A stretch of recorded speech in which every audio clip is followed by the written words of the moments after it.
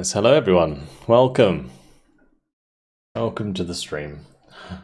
We're going to be continuing as Venice today on the Iron Man save.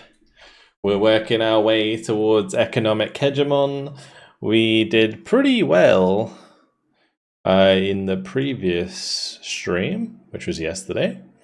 Yeah, we made a lot of progress. So, here we are. As you can see, quite a lot of progress since, in what was it, like 4 or 5 hours? It's 1412.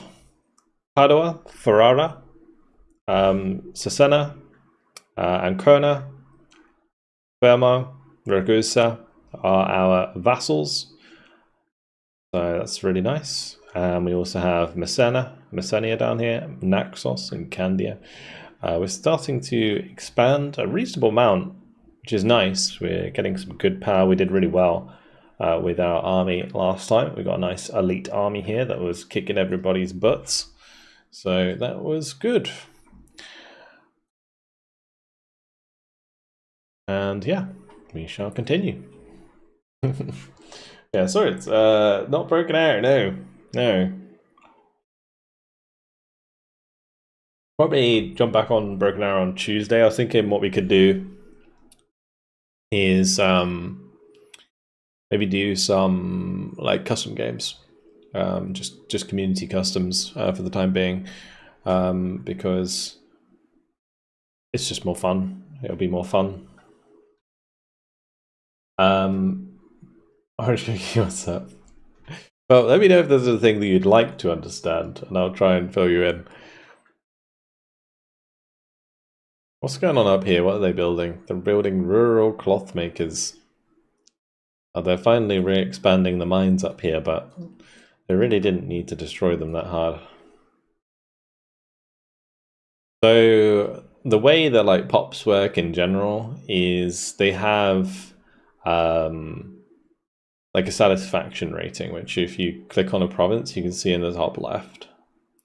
And if it's not 100%, it's usually for a reason. In this case, we can hover over and see what is causing it. If there's any negatives caused by something like lack of food or lack of needs or whatever, right? So prices for the needs you can have a look at. And by fulfilling these needs, you can push their satisfaction up. So you can see that we're currently getting minus from sturdy grains, wild game, legumes, and the fruit. So what we can do is basically expand any RGOs that we have with these in them, or find other ways to fulfill their needs in order to make people happy again. And you can also see it up here as well, like sturdy grains. So unfortunately, we don't have any sturdy grains provinces, I don't believe, but I think you can make buildings. I'm not sure if fiber crops. No, they're doing like the fiber crops.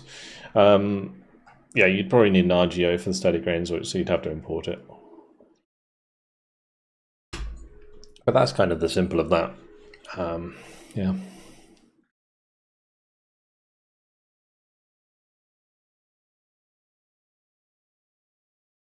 What's up, dude? Must have won that game last week, where if you won, there was a 3-1 payout in the Broken Arrow Bowl.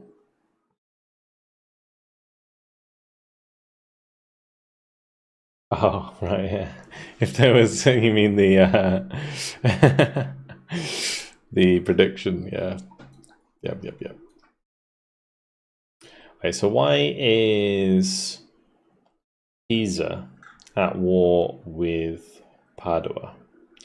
Because Padua is my vassal. Oh, I know why. Because of the Hussite Wars. Right. Maybe I should side with the Papal States. Although is Austria... Who's on what side of that war?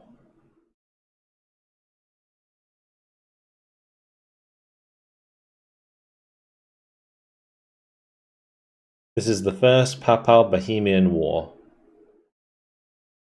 So They have Luxembourg, Brandenburg. Yeah, Austria is on their side. And Hungary then? Or is Hungary on the Papal States side? Anyone see Hungary? So many countries. What the fuck? Maybe Hungary's not involved. No, they're not. Okay. We could join.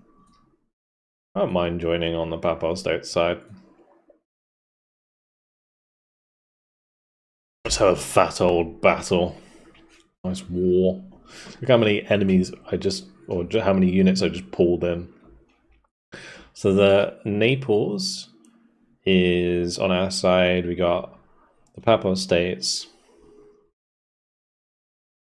I guess I could just come over here and start sieging Pisa. That would be helpful, I suppose. What is it? Superiority? Yeah, show superiority. So we just got to win battles.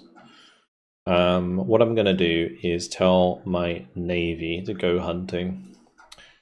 Hunt navies in the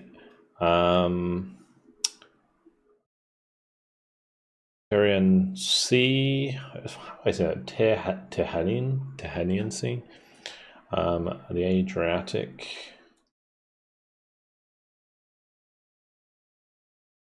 Adriatic and Ionian.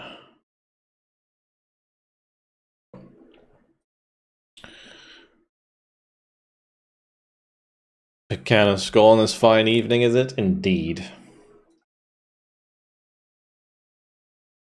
Let's take our hoof niece and we'll go and throw them.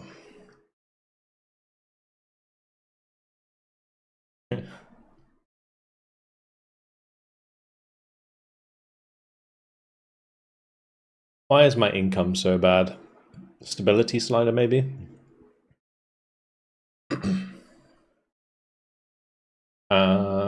Citadani tax is fine. How's that doing right now? Yeah, their power has dropped a lot. Or Pisa getting absolutely toasted. Pizzas don't like being toasted.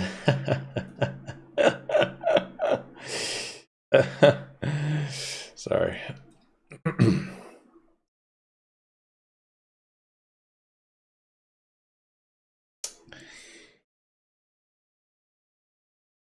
Anything else that's going to cause me issues here?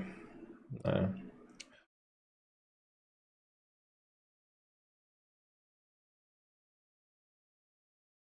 It's quite a big coalition potential. You might want to wait for that antagonism to drop a little.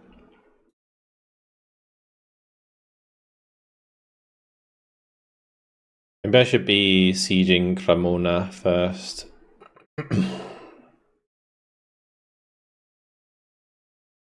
If we participate well in this war, then I could get something from it. That would be nice. But I don't think so.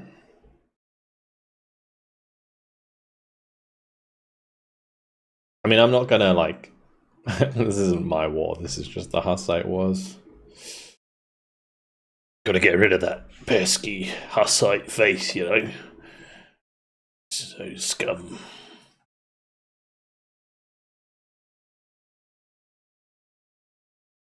Is that like an elite army of Genoa? I'm glad that we're on the side of Genoa, because yeah, I'm pretty sure they have a very elite army as well. That would be kind of a pain to fight. Holy loan, 204 ducats.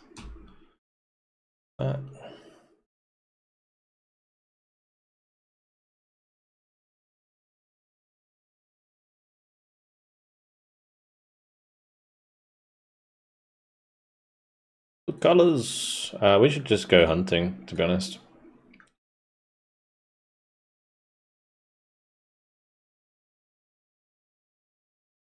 Where even is that army? I don't know.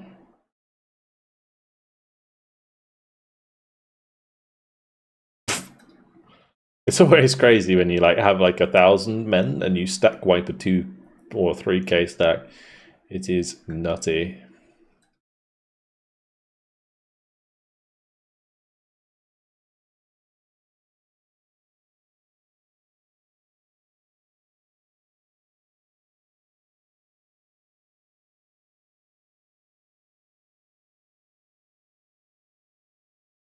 I mean, ideally, I'll take Mantova, actually, because then we can just give the land to Ferrara or Padova. Padua. Sorry, not Padova. Owned by Padua. I don't know how they ended up with all this land up here, though. Like, beyond Verona. Which will soon be my Verona. I'm full of them today.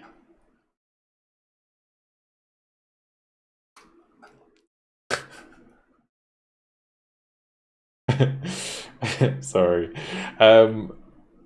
Yeah.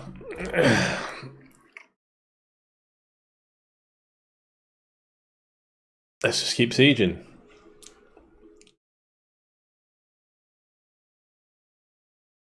I imagine all of our like war reparations just like disappeared or something.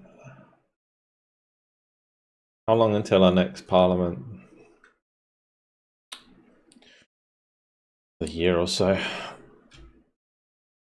Parliament's important because we want to balance the budget like every single time.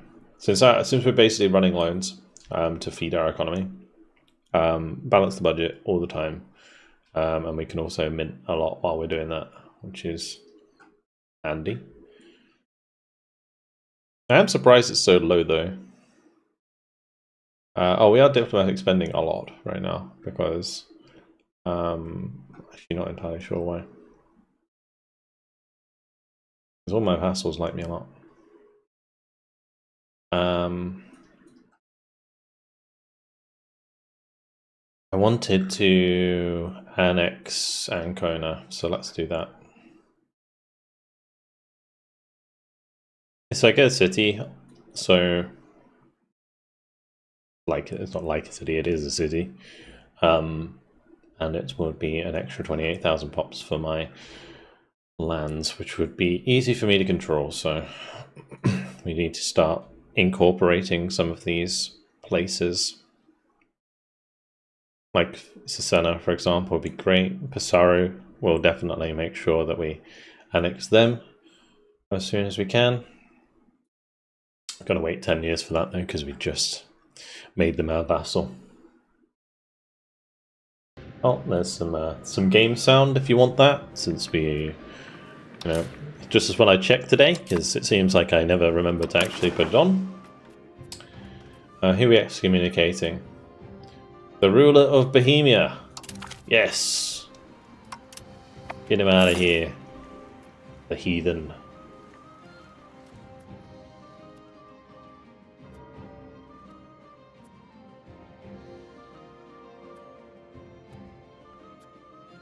Antagonism received, minus 20%. Probably should have had that before we declared war. Ooh, maritime presence, plus 25% could be pretty handy.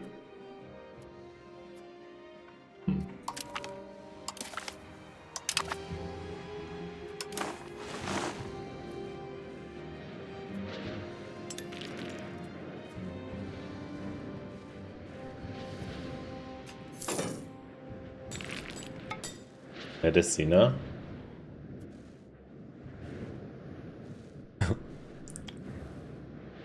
Oh, that's quite a large Bohemian army. Oh, did they just leave? I think they just left. Are they coming for my booty? Maybe they're coming for my booty. A bit worried about that. Or are they going for the Naples booty? Like they're going for the Naples booty. The general of the Naples army is kind of shit though. Oh, they're still retreating. Okay, never mind. How are we losing this so hard? Minus 21.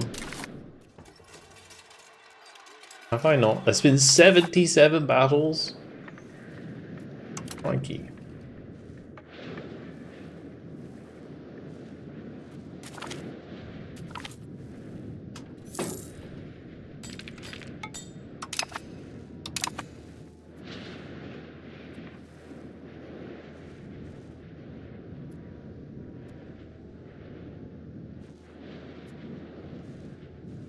Yes, Padua.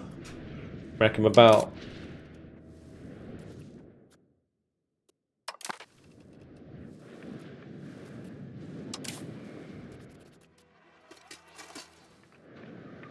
Apparently we took some attrition there and it cucked my artillery bonus, which is a pain.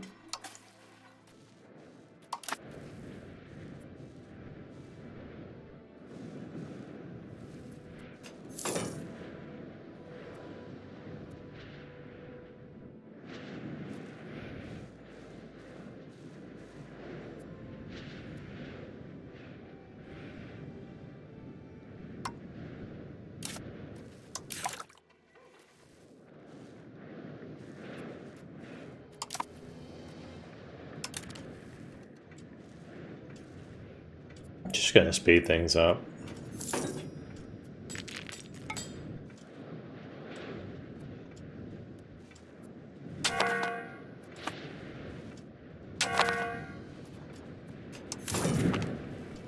Where the fuck are they going?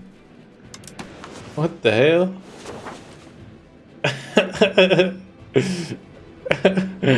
Where are you going?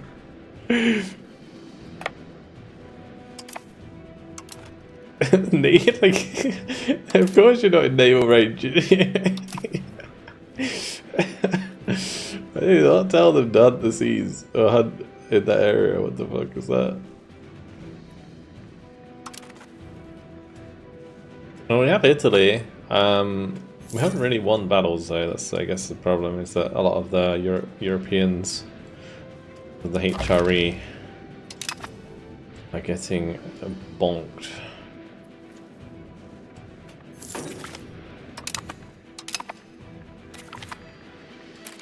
Oh, Cremona.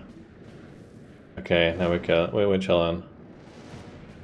Alright, cool. We've annulled GTs with thingamajiggy. With Verona. That's really good for us. Execute someone.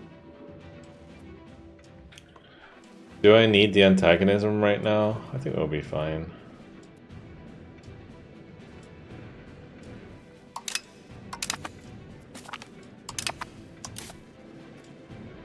Oh, didn't give me any land.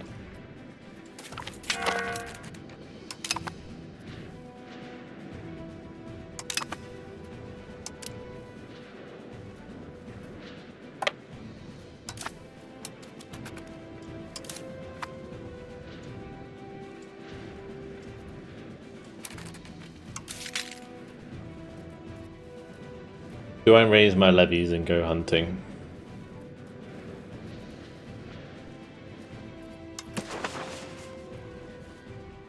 Not really my concern. It's not going to be profitable for me to do so, and I am Venice.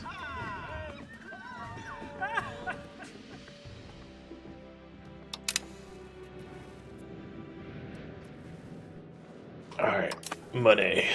Making money again because stability is back to 100. Hell yeah.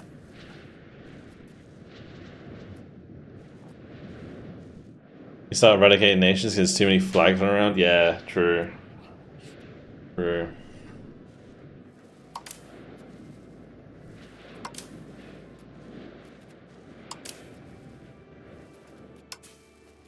Another bar.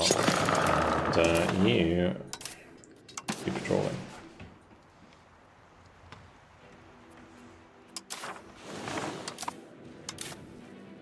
You could be patrolling.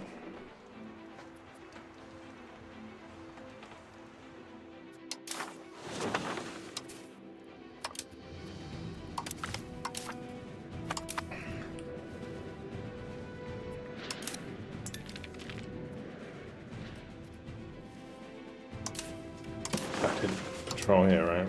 Patrol.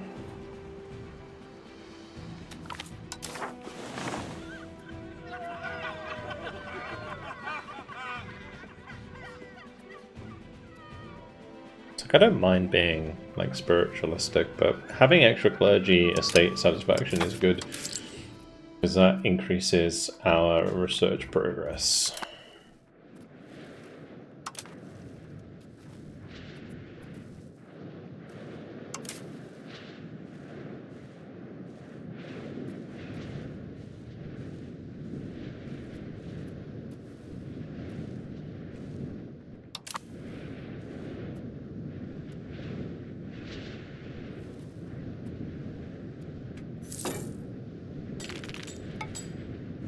I'm wondering if I can kill that army. Apparently I'd have to run through the Austrian army, which does have some professional regiments in it, so that's probably not a good idea. I'll just wait. I mean, once the Papal States has pieced out Pisa, they'll go and destroy.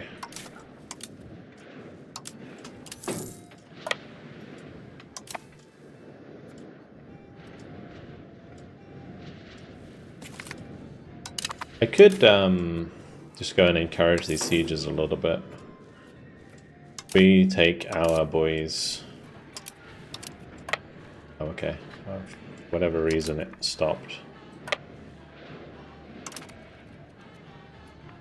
We would have been good reinforcements there.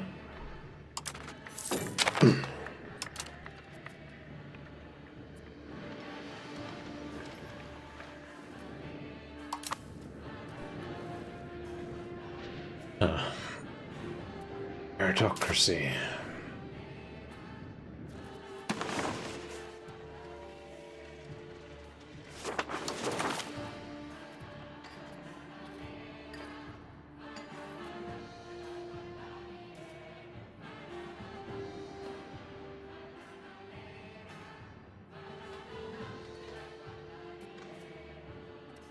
The state enrichment.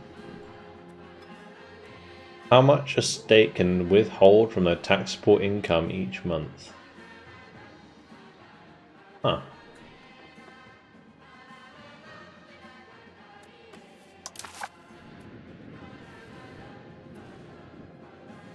Don't know how people like you do so well in these tiny countries. It just comes to like understanding the game. I think Venice is an interesting one because they're not inherently weak. They sort of can leverage their money to become strong. That being said, I think managing wars against like Hungary and Naples for a while takes practice, you know, it takes understanding what you're doing.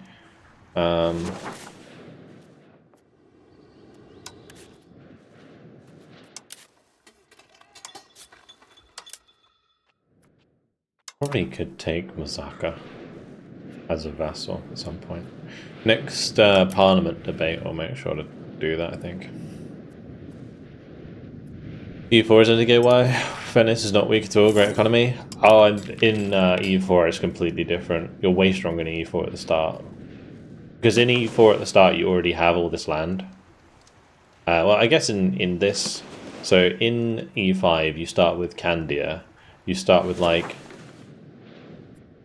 Andros. You start with... Mathoni and Kaithera over here. You start with this one, and you don't start with any of the Croatia or anything like that. I think Ragusa is like just one settlement at the start. So you're way, way weaker. Also, the reason that Venice is so strong in E4 is because of end nodes. Like the way that trade works in E4 is so different. If you control an end node, you're just infinitely rich in EU4. You can buy like mercenaries and whatever. I guess it's a bit different now. I haven't played EU4 since they changed the mercenaries, so I don't really know how nations with a lot of money would work in that regard now, because it's like mercenary limits and stuff.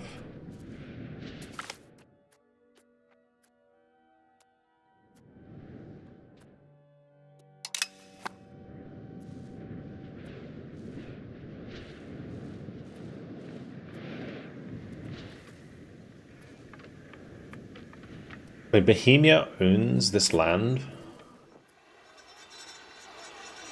The hell? I thought this belonged to Pisa.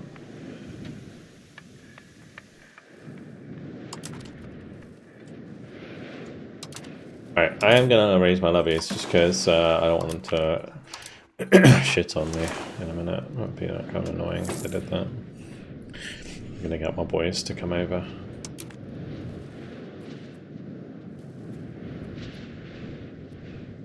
No CB Byzantium at the start, cuck the Ottomans.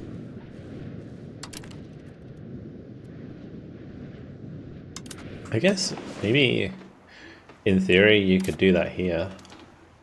But the difficulty you have with engaging or like to even just taking land over here is you have no control, right? So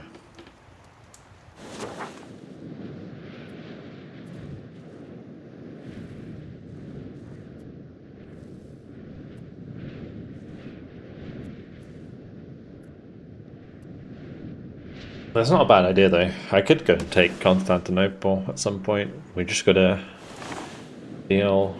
Well, I've got to wait on the antagonism, and I've also got to. Well, I'll probably take these guys at some point. Although I'm not sure how useful they are. Wool, fiber crops, and wheat.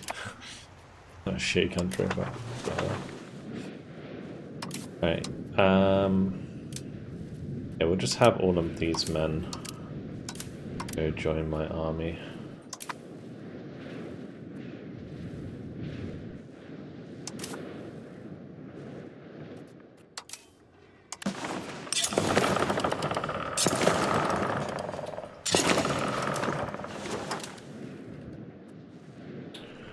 Some more shippies.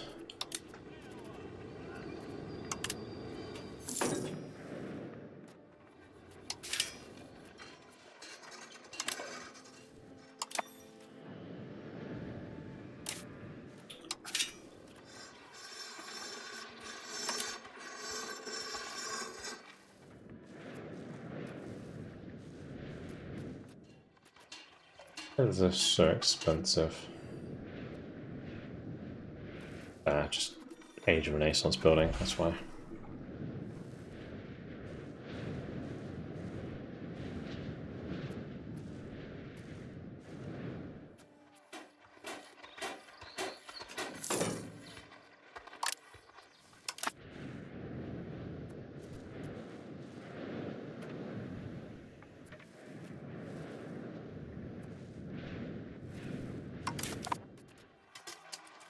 My general's kind of bad, don't I? I used to have a really good general.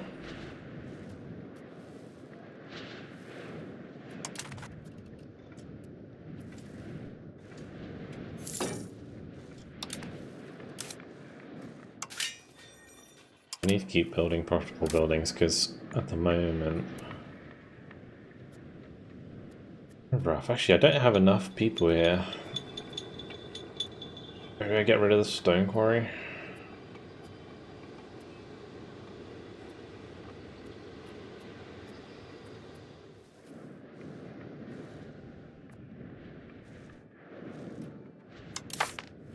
I could also just encourage migration there, I guess. Go to my cabinet. What are we doing? We are stabilizing the country. That is pointless. Encourage migration.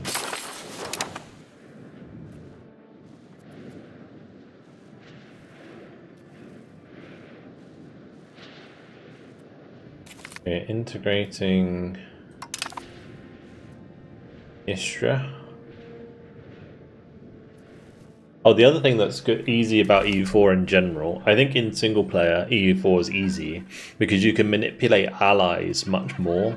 So like, if you play as a small nation in EU4 and you just improve opinion with like Austria or like France, then like you're basically safe in that game. Whereas whilst you can kind of do that in this game, it's much more difficult to become like allies with a big nation if you're not big enough yourself.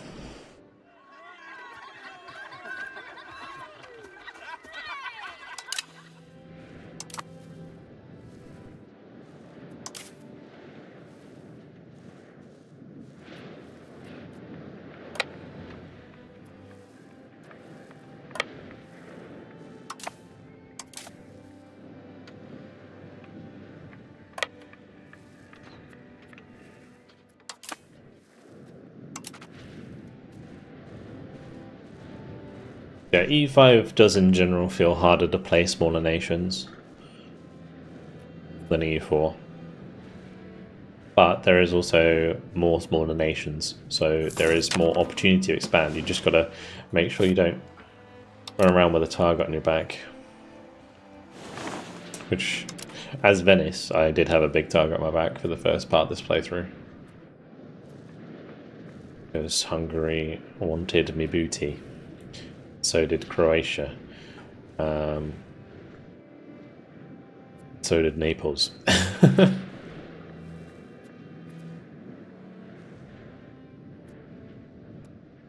I'm running into an issue when my allies break my alliance, but are willing to accept a new alliance. So they break it and then you can re-ally with them? Interesting.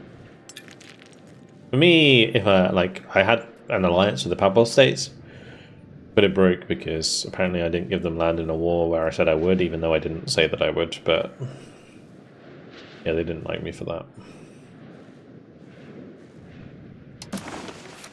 I tell you what, this game is so different to my England game. I don't know if it's because I'm playing like Iron Man, that everything's just like a clusterfuck in Europe, but in my England, it's like I'm like 1470 or something, and it's like I am England, I own most of France, and I have a union with Castile, and everyone else hates me. It's like a massive like coalition in Europe, but no one's like fighting each other.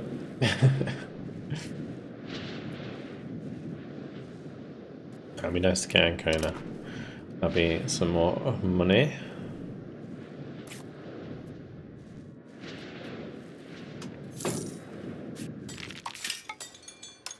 And these places where I have like excess burgies, I should make sure that I'm doing stuff there.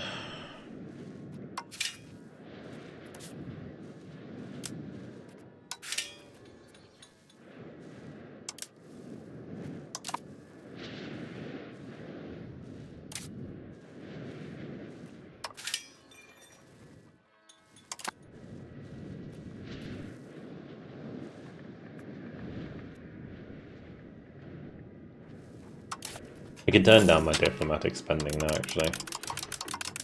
We're kind of wasting that. Balance the budget. Yes. Nice. Money.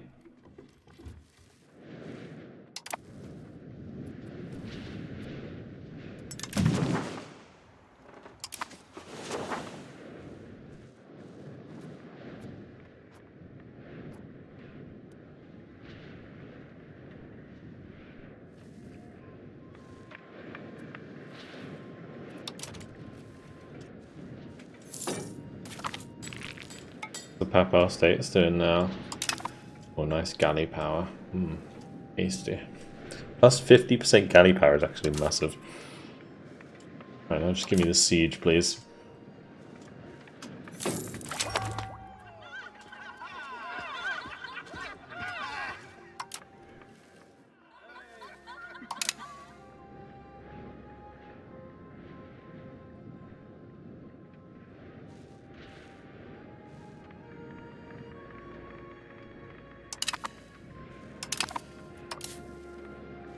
Okay, well, Ancona is ours, that's nice. I don't know how they got control of this. Like, I'm pretty sure I sieged up. Anyway, we're gonna lose this war, but I don't really care. I'm just gonna go hang out at Ancona.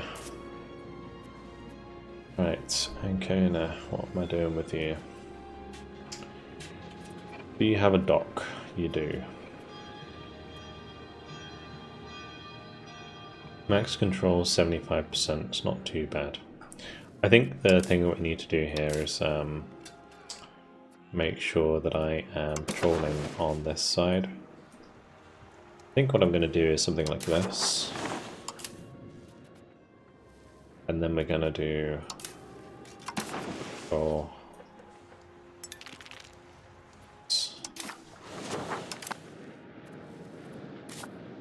Anyway, we'll have at least 75 control here, which would be good. That's another one where we can build. Probably put an armory here as well.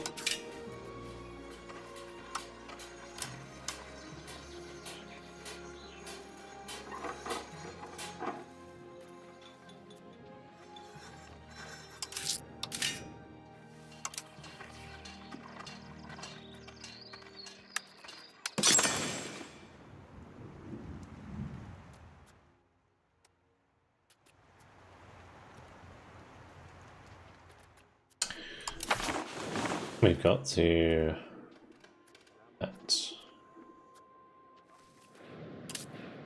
How's migration going here, actually?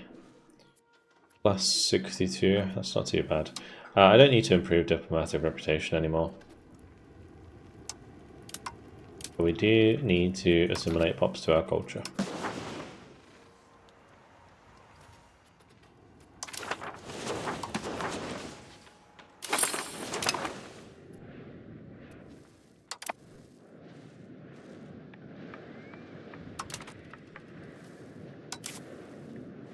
Hopefully the Papal States, now they're not stuck in Italy, will actually go and defeat some armies, but I think Bohemia's armies are pretty scary.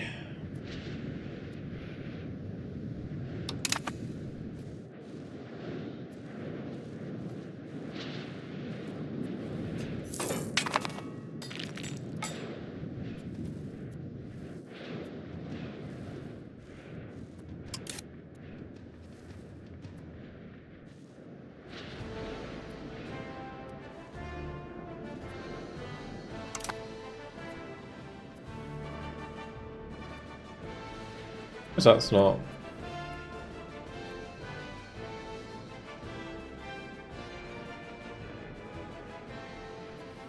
Not changed anything on the tack, on the tick.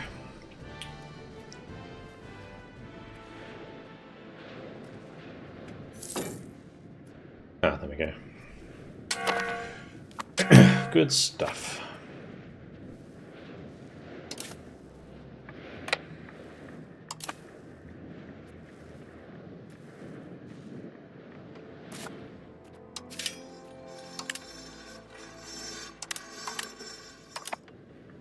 Do a bunch of buildings there. Still waiting on the peasants over here. Yeah, the migration's actually really handy.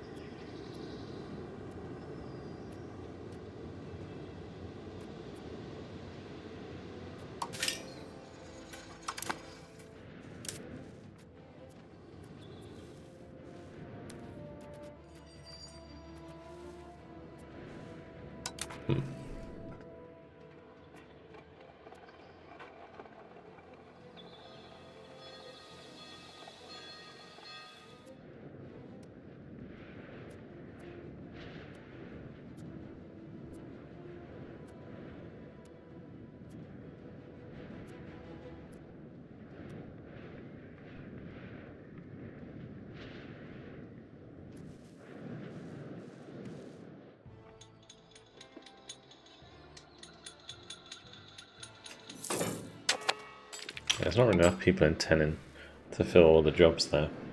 Let's stop the migration attraction in Trieste, as I think we have enough people there. Let's do encourage migration to 10.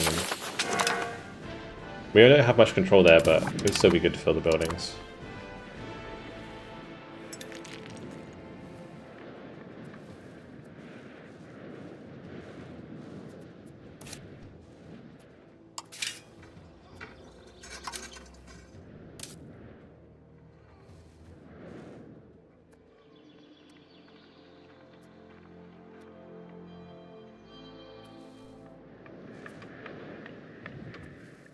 Let's build the road to Kasich. That way the proximity will go through Kasich and it will go to Venice through the sea rather than across land. I think at the moment it's going like a Dodger to Trieste and then it's going across to Venice from there, which is weird. 52, what's up, dude?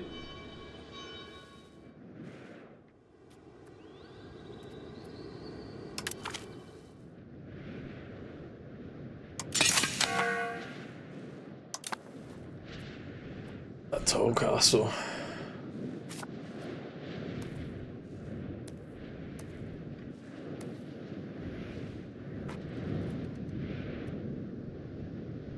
Excuse me. Hey, what's up? Play High 4. Never got into High 4, personally. Oh, I shouldn't be minting so much now.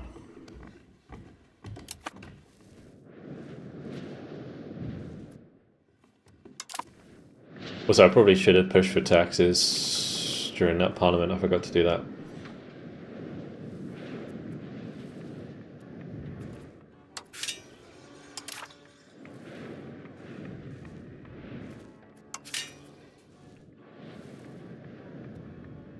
I don't know how we're fitting fiber crop farms, smelter, sandpit, clay pit, fruit orchard, mason onto Venice, but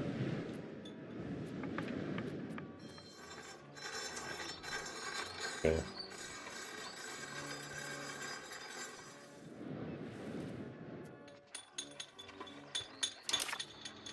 Why are fiber crop farms worth so much?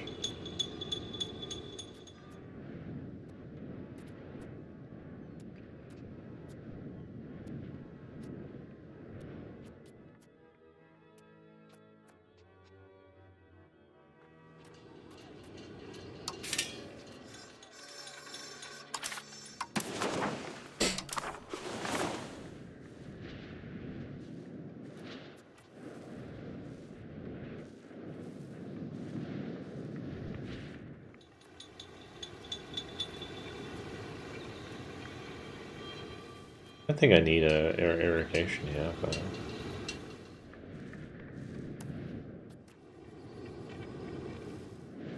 we're gonna wait for those pops to promote.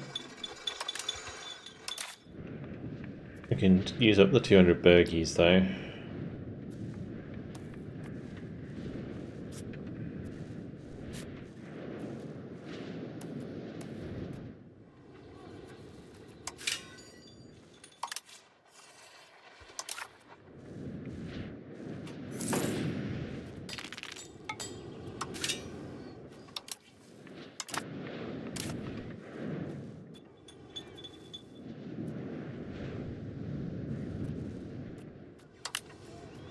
Gonna queue the marketplace there as well.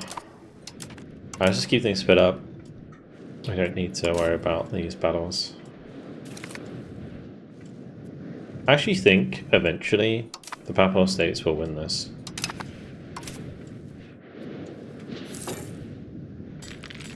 Like now that they haven't won in battles, but they are gonna win by, they might siege Bohemia. Because it seems like the vassals are just running around one by one, sieging all of the countries out of the war. A lot of dudes in this war, though. Oh, actually, a lot of those are the Bohemian vassals. So a lot of those are, like, over here. Mob.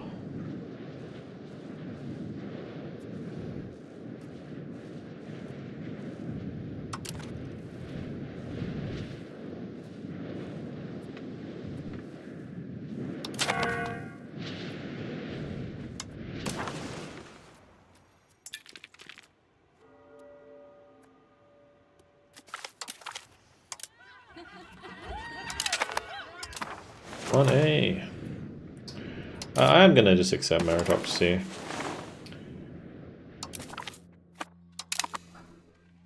I'll add a bunch of that to the queue because it's pretty useful.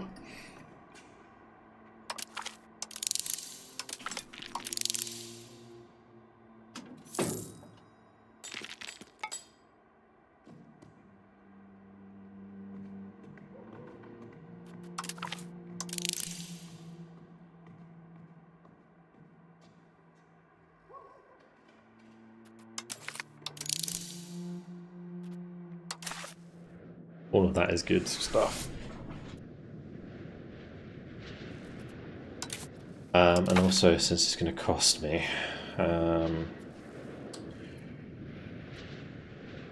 September this year we integrate, which is good.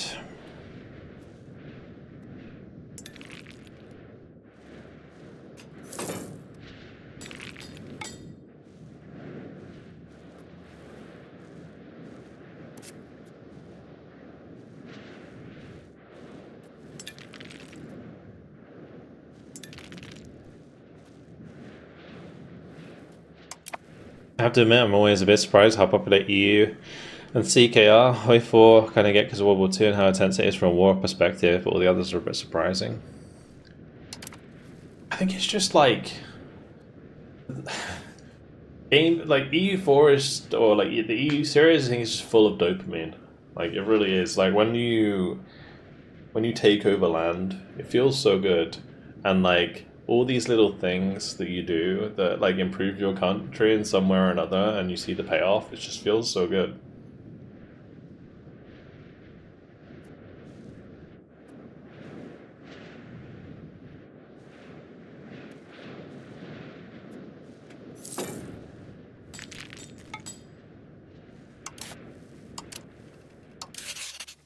It stimulates the brain as well. Always something to think about. There's never nothing to do. And if there is nothing to do, you just set it to 5 speed. I think that's the other thing about it.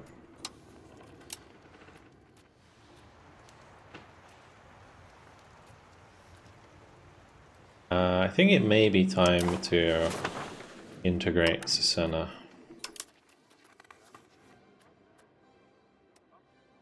It's going to take us 4 years. I think it'd be worth it though. What are we looking at for RGOs there? Wine.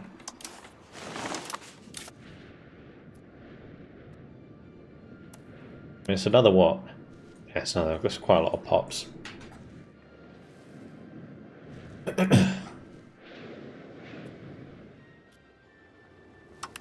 Yeah.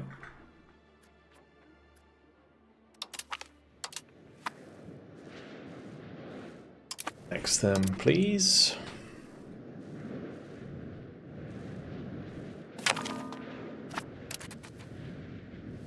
Ooh, Papal States. Look at this. So, Papal States annulled treaties with Castile, Hungary, Aragon, and Naples. Zittau. So basically this lad here, I think, went to Bohemia. Interesting. Bohemia won. The Hussite Rebellion. I can probably be allies with them now, right? Papal States desires land that belongs. Okay, that's kind of annoying. What about Naples? Maybe I can be friends with Naples now? Maybe. I should be friends with one of the two if I can.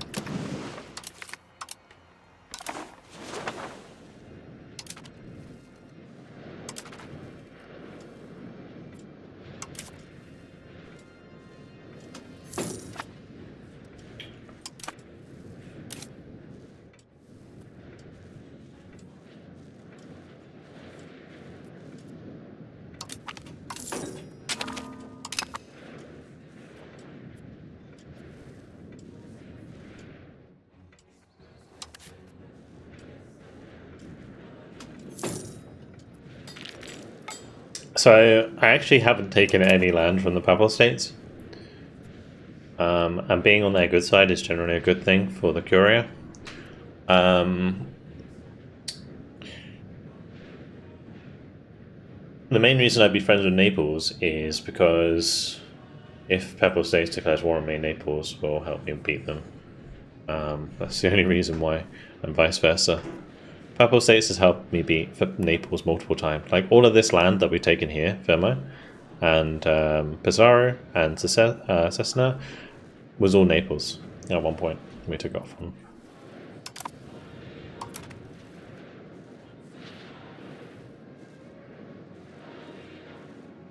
What's stopping Hungary from giving me deep digging? Not much, to be honest, other than our friendship. I've been keeping my relationship quite tight with them. I should probably improve it again because it is low. Now you mention it. It was like 180 or something for a long time. But yeah, it's not so high anymore. What am I doing with my diplomats that's other than the annexation? Padua, Pesaro.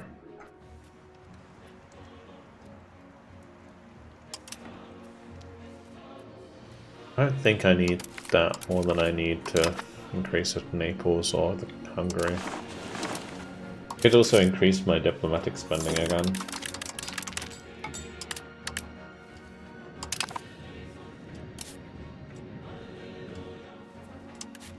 Yeah, actually, pushing friendly relations with Hungary is more of a priority right now. Ooh, perfect. The cost of annexing has gone down, which means we'll get them now in 1421. It took shaved off a year.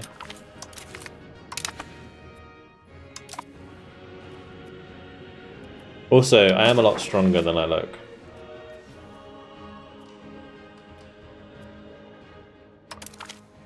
Because of my vassals. So, like, to the enemies, whilst my vassals will be kind of useless for the most part if there was actually a war, to the enemies, it makes me look strong.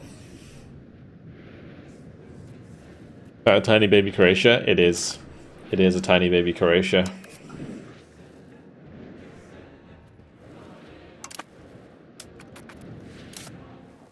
They are a subject of Hungary, which is why they're not dead.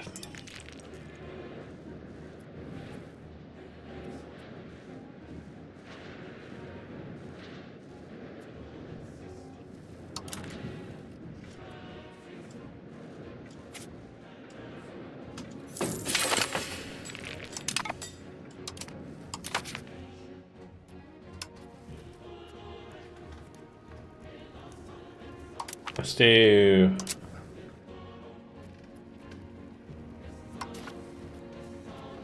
I can assimilate more.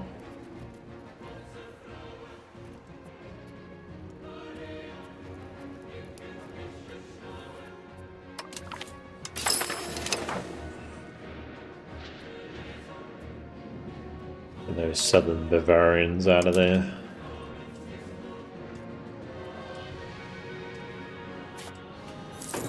Yeah, little Croatia was causing problems. So the funny thing about Croatia is they were, I think they declared war on me, but because they're a dominion, it didn't call in Hungary at one point because I think Hungary was in a truce with me at the same time or something like that. I can't quite remember. But I managed to eat Croatia for free, basically. I didn't destroy them completely because of antagonism and war score. So that's why they're just like a tiny little province there.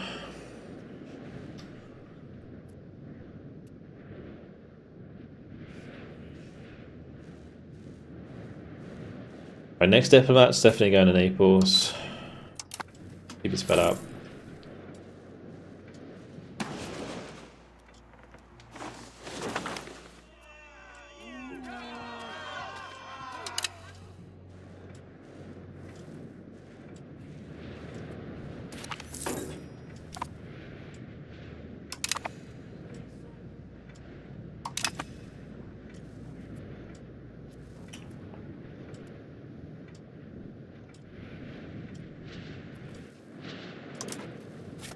Who's Verona allied with now?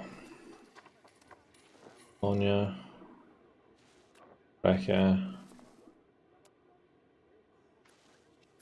Erfurt. Where the hell's that? Lower Bavaria? I love the way that Lower Bavaria is higher than Upper Bavaria. That doesn't really make sense. Classic EU4 things. Oh, EU5 things. There's upper, there's lower. I guess upper is also up there.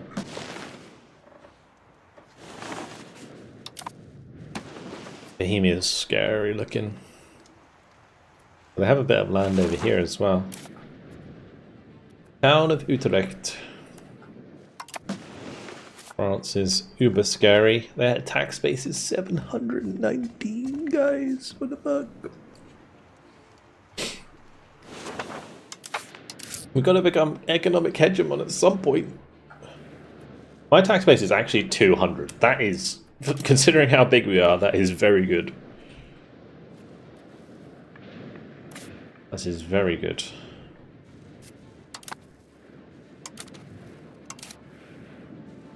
Not making much moolah though. My expenses are damn high because of stability.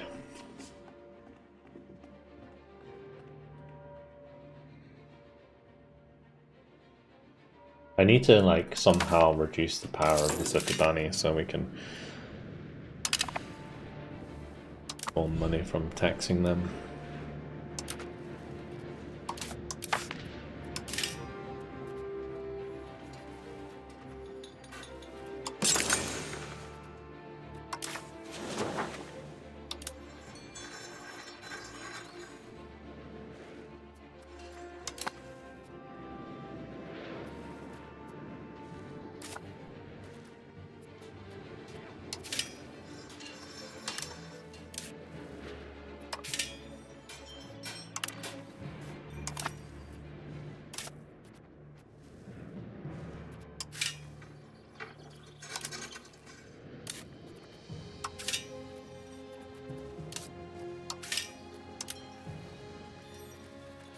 Actually, let's go Venice first.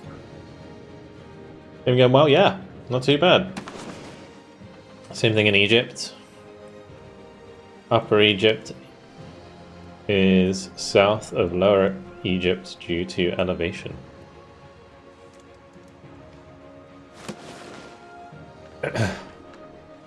It's funny how the Ottomans really didn't do very well this game. They did manage to consolidate, but because the Mamluks kind of ruined them, the Byzantine Empire survived for now.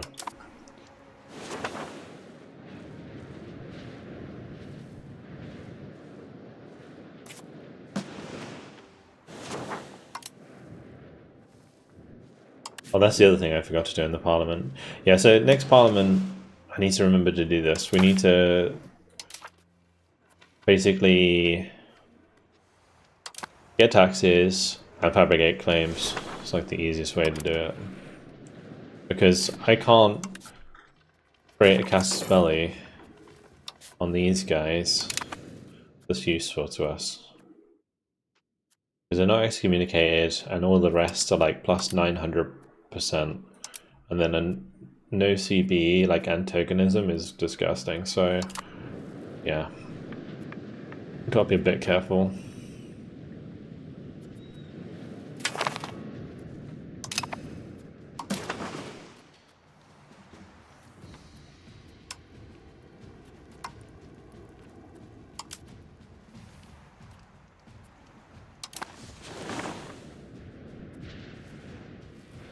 CBs are really important in this, but I think in Europa Universalis, the way it works is generally over time, CBs become easier. I don't know if that's the case in EU4 or in EU5, but in EU4, there was like casus bellis you get late game, like imperialism, and it just allowed you to declare war on whoever the fuck you wanted, really, at that point in the game. The only difficulty you might have is like what was aggressive expansion, which is now antagonism. You start learning what these are.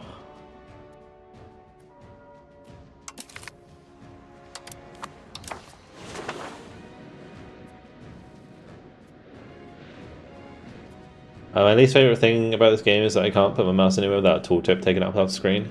You can turn it off.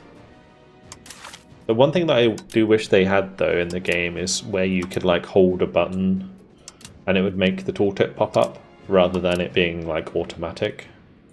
But there is... where is it? Interface.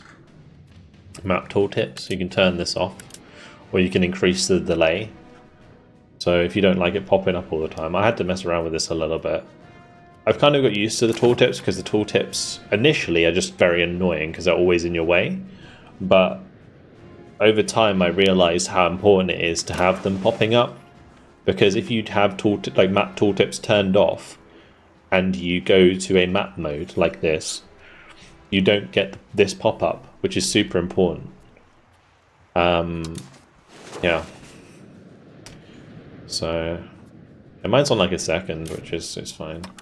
Now that I'm more familiar with the game and I'm moving around my mouse more, it's fine.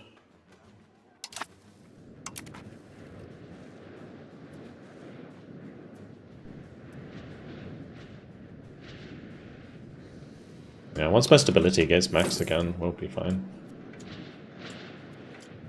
So send an insult is good because it... I don't know if it actually gives you anything.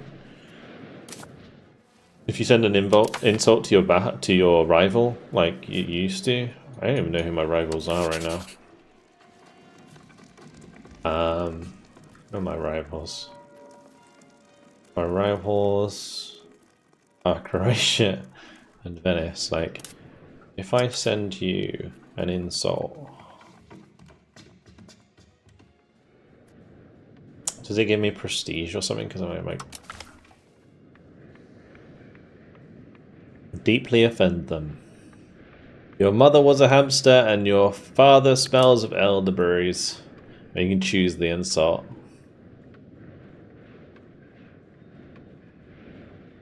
Classic Monty Python line there.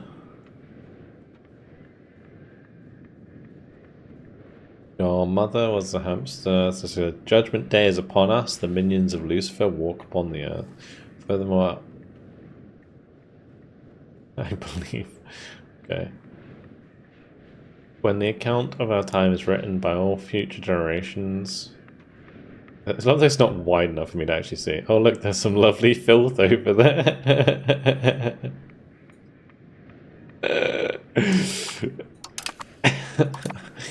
I don't think it does anything. There used to be a mechanic in Europa Universalis 4 called power projection that you could increase by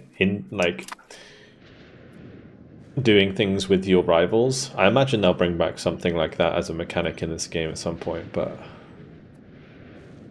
yeah, you could like insult your vassals to increase your power projection. And obviously beating them in wars and stuff as well would increase your power projection, and then power projection would like buff your armies and give you more prestige and stuff like that.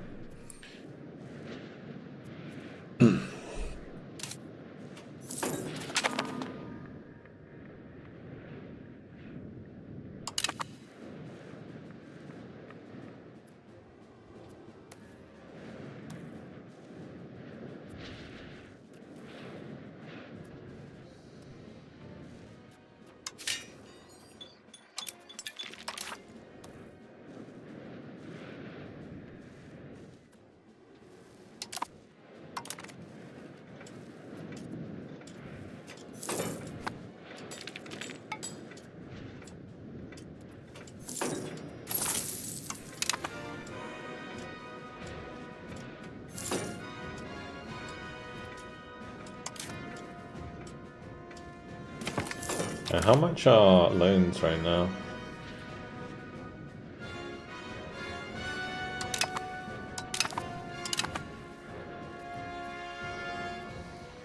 Yearly interest is 3.26%.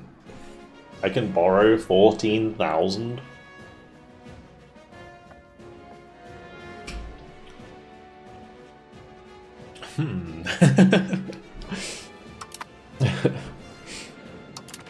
Tempting.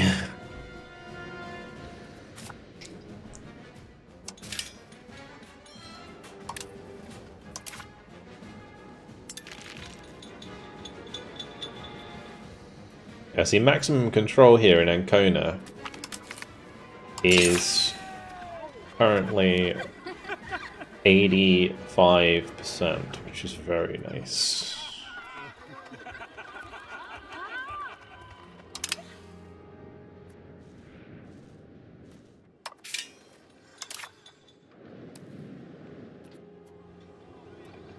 So what I can do here, pretty sure I can build Venetian palaces.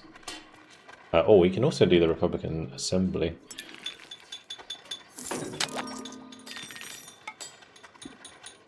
We should do that. Have I not got that? Building. Yeah, we should get Venetian palaces up, because local crown power is like huge. We should be working on that for sure. I think what I'll do, I would actually be worth me taking loans to build those.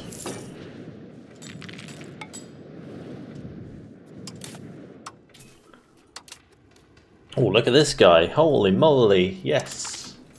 We got some good generals finally. Oh, here come the Ottomans. Wait, what? Who are the Ottomans at war with? What?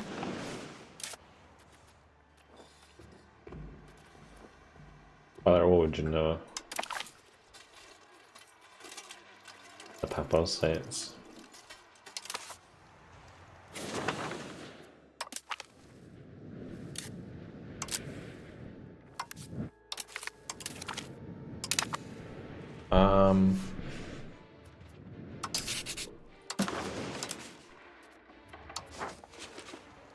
Who would be my ally?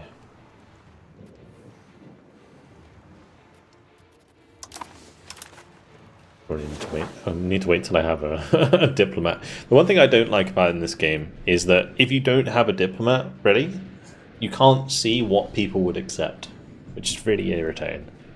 I wish it would just say, oh yes, they would accept this, but you can't send it because you don't have a diplomat. But instead it says they won't accept because you don't have a diplomat, which is really dumb.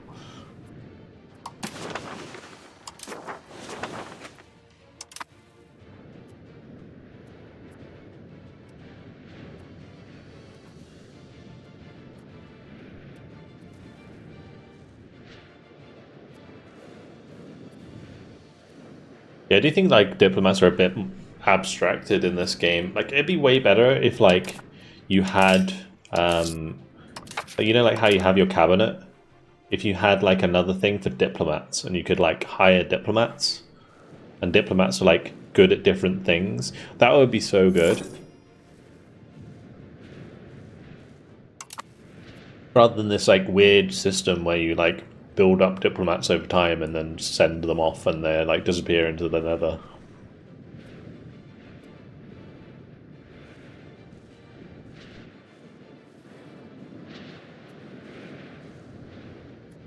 Like if it worked a lot more like your cabinet, I think it would be nicer. You unlock more diplomats over time and stuff. One thing I was thinking about though with this game, because it's such like a complex game, I'm kind of worried that like over time they're gonna be adjusting so many like different things. Oh, they're doing a burger mansion here? What the fuck?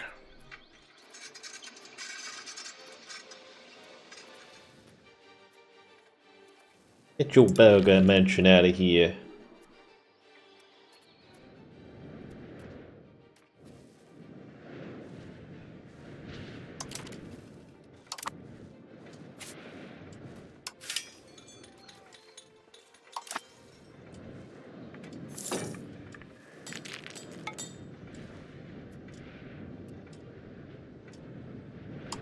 We can turn back down diplomatic spending again.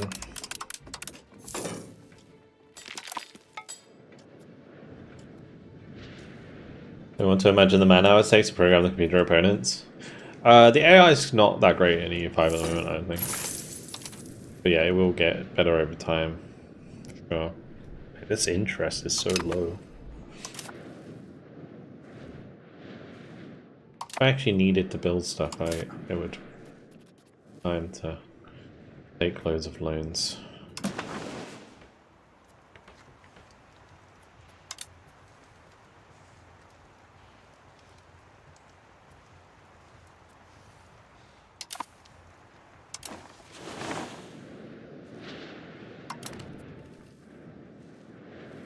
Like, I'm somewhat tempted to build a bunch more ships. More barks would be good.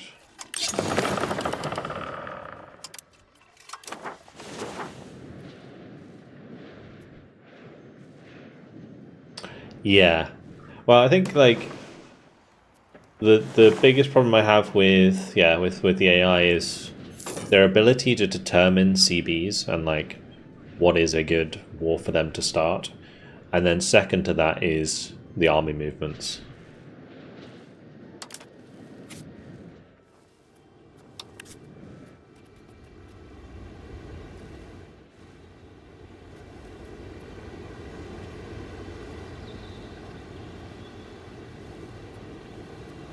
I feel like if I could somehow get a CB against Bologna, I'd be able to attack basically everybody I hate.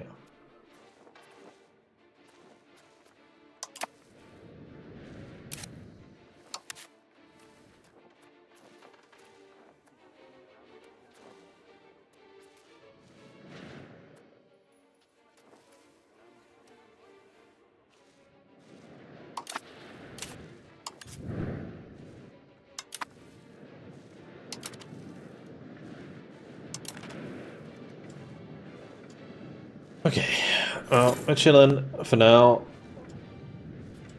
I'm literally just waiting for my stability to go back up there.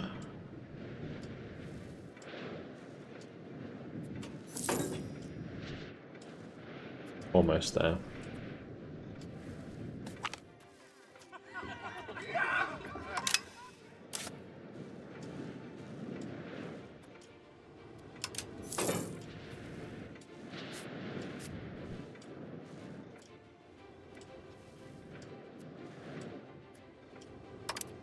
I'm going to expand the RGO so we employ more people.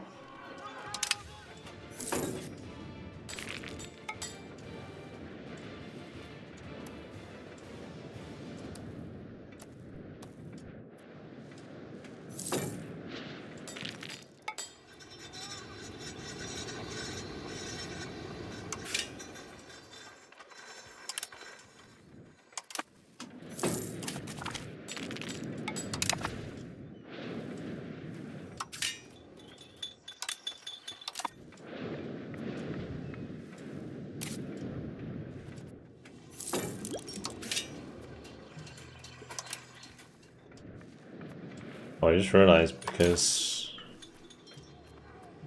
that will increase the number of nobles, but ultimately increases crown power. Well, let's actually build pretty fast. Oh no, never mind, that's not, it's not building nice at the moment.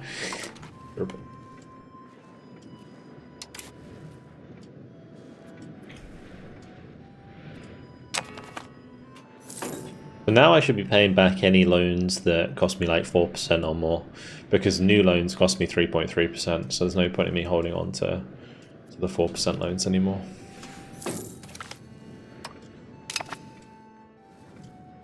Also, since we have a diplomat, let's see who we can befriend.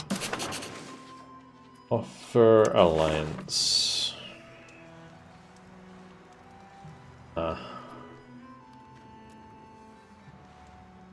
Russia could be good.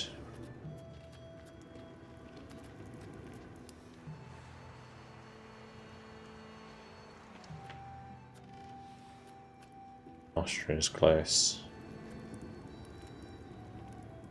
Their reasons are minus 0.19.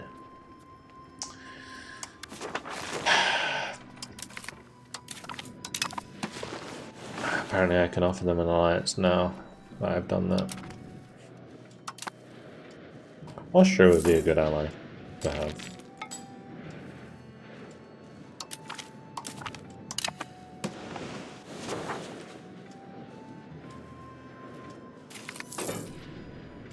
Pay the loan.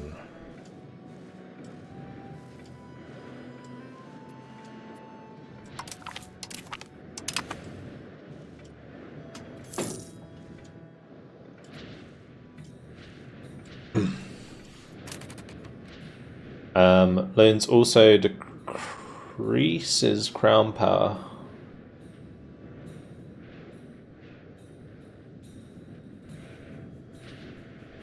I think loans only decrease crown power if the loan is owned by your estate. Which it always is initially. But it can be taken by banks. One thing that's so annoying is that my vassals keep piecing out of rebellions within a month of the rebellion starting. Most of the time when my vassal has a rebellion, they don't even call me in. I can't do anything about it. It's so annoying. Can't help but feel Bohemia Hungary or dogpile Austria? Nah. I mean, they're allied. So we're chilling. Austria's allied with Bohemia. We got a HRE blob. Fine. Austria would be a good ally right now. Give me a lot of power. Apparently I'm balanced in power. We are perfectly balanced. They have so many more pops than me, but we're so much richer. That is called a little thing called control.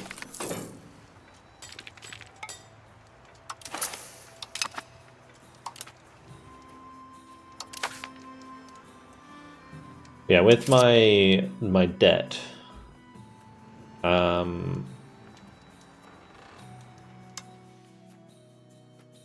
don't think they are lowering my estate loans there, but the ones that are belonging to the Bank of Peruzzi don't affect my crown power, I'm pretty sure. I didn't know that like estate loans affected crown power in the first place, but I can't imagine the ones owned by the bank do.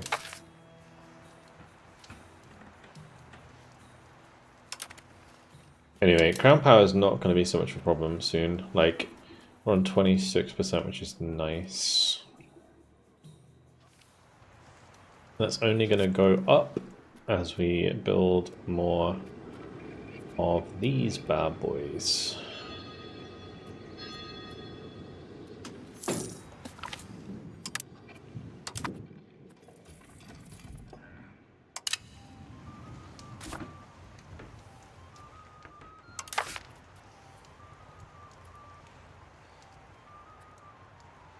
Sea trade? It's not even sea trade, really. Our trade income's only 31.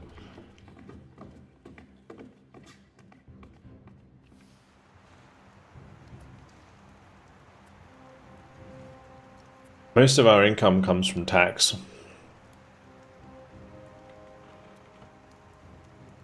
And diplomacy. Yeah, my vassals are paying me money. Lots of money.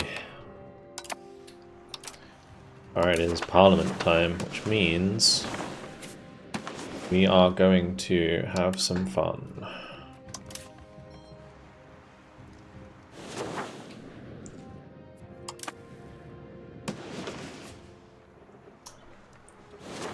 Maybe it's time to go take Constantinople.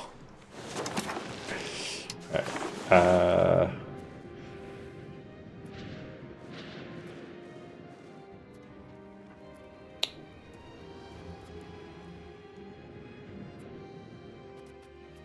I think market regulations is the way to go. Then we can fabricate claim. So I can fabricate casus belli on Byzantion.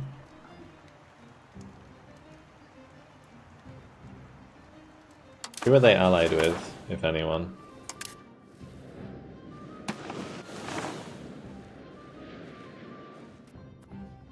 They're allied with Bulgaria. How strong is Bulgaria? Because I need to be careful here. My armies are only so big. Bulgaria is kind of scary. If I'm going to do like a naval invasion, that is.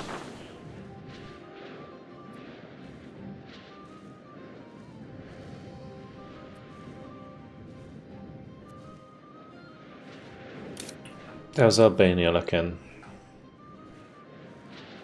I think we just take Muzaka. I think that's just a smart thing to do for now.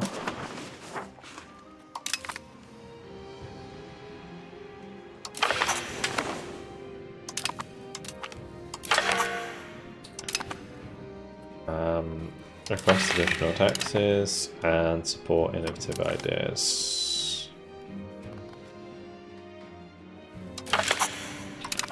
Boom. Alright. My war. Implement improved claims. Very much. Where's my army at? We'll use my levies.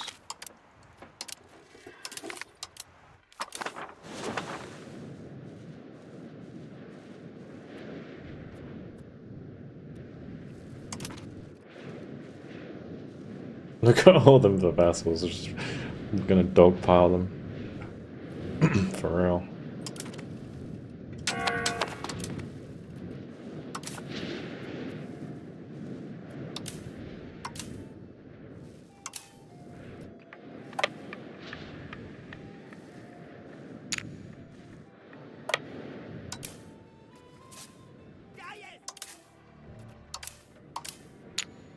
Meet up at Trieste.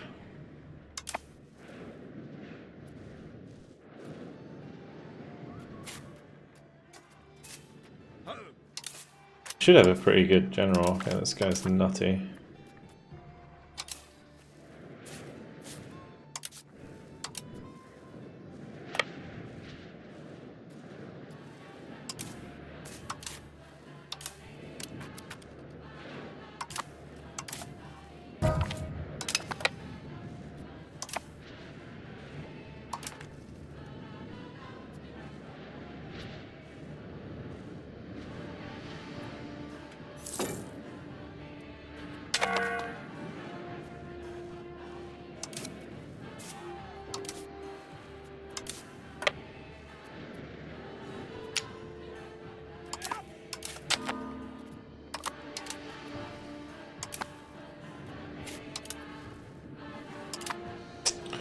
Want to make sure that they are distributing food.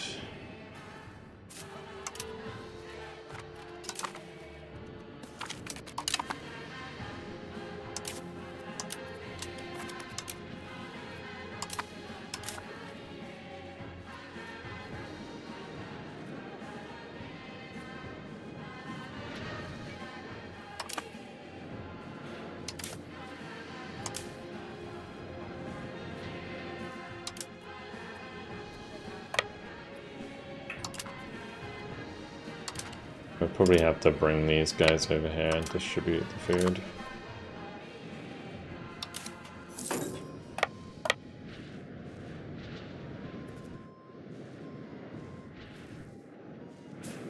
That's going to be a right pain.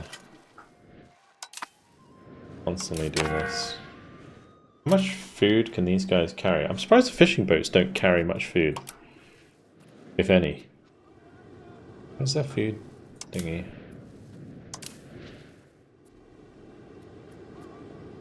Yeah, food. They can't carry any food.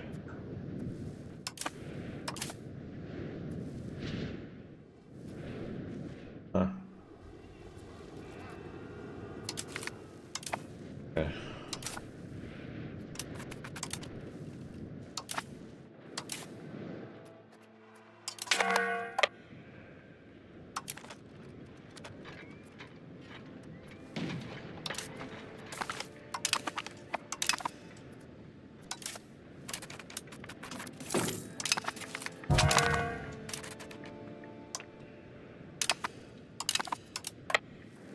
My cabinet member is dead.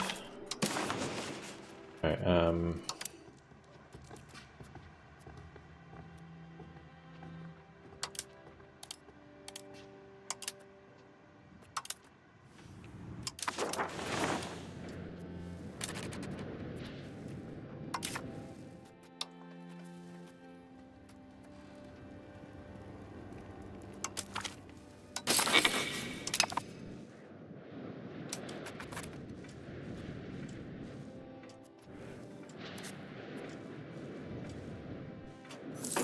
Alright, tenon's looking good now. We don't need to keep migrating.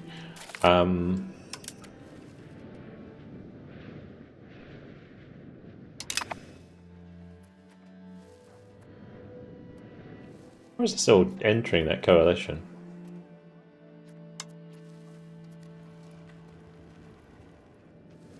So societal change.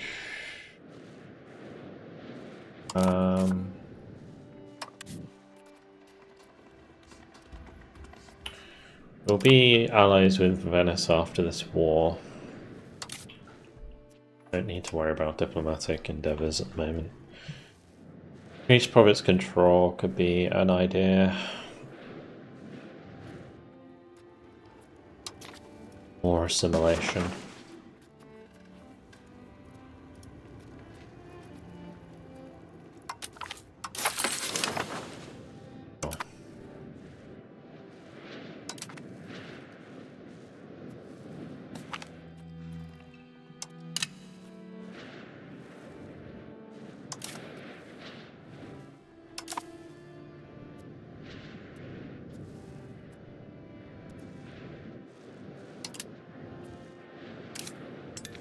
I must have spoke wrong.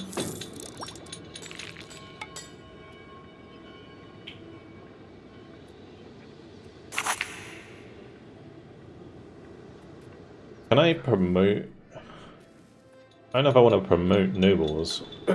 Seems like a bad idea.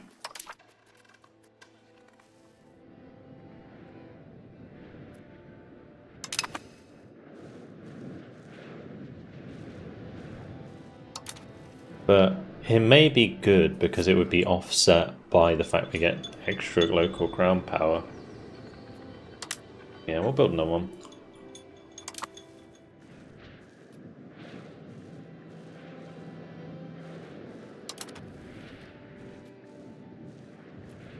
Maxing out the Venice, maxing those out is actually probably good for us.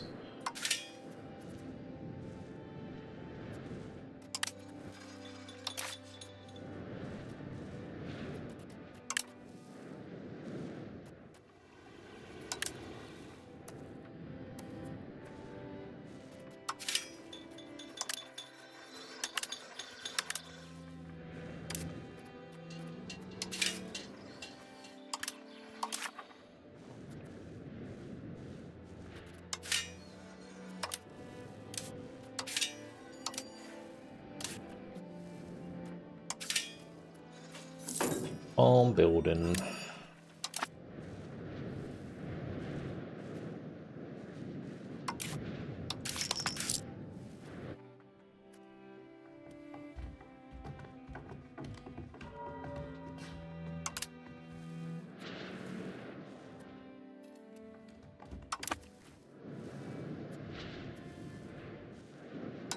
We're nearly there with the siege.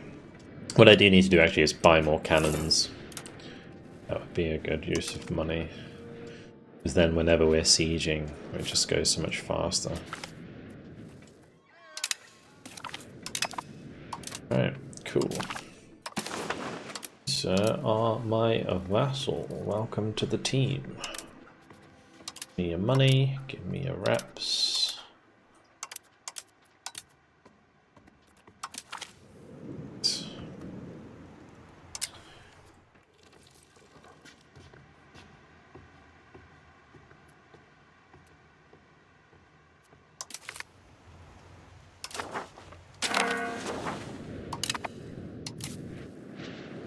Right. My levies. Get them back on the boats. Just too big. The pain.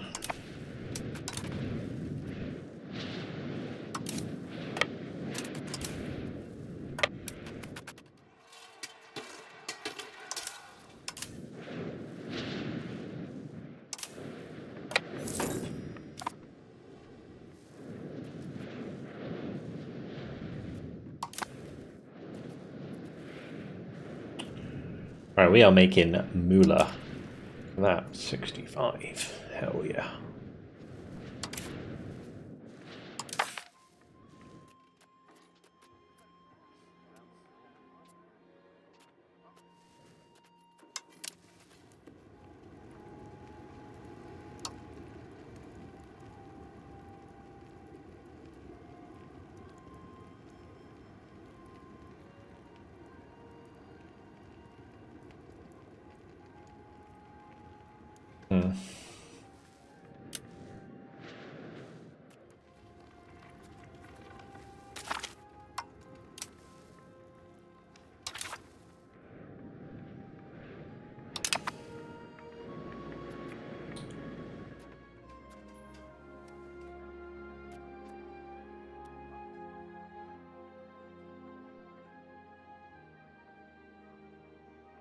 Interesting privilege.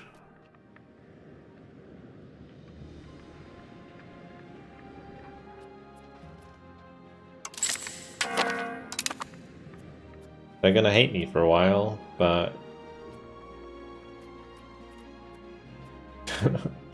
that's a very interesting privilege.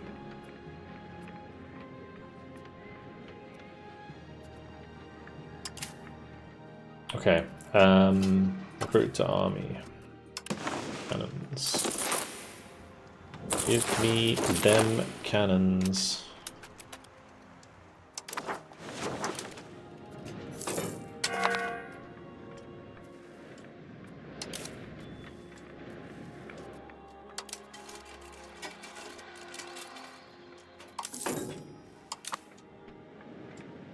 We're probably going to have a noble rebellion, but they're tiny. We should be fine.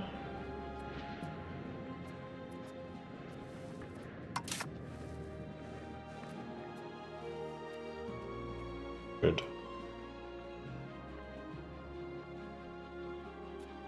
I could give them another one that's like...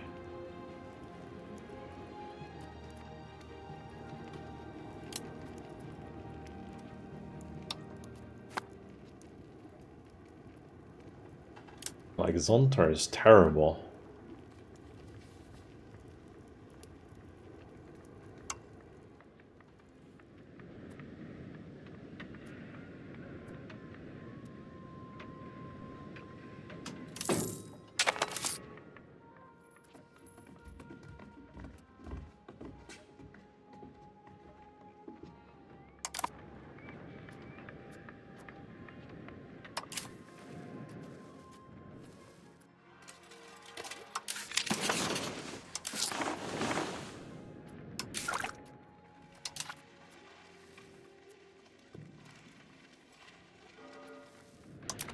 Get some handgunners soon.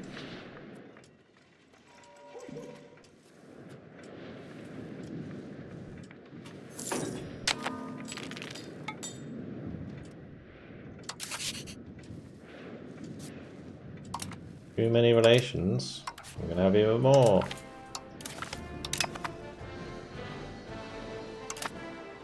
The only thing that being allied with Austria might do is like bring us into wars.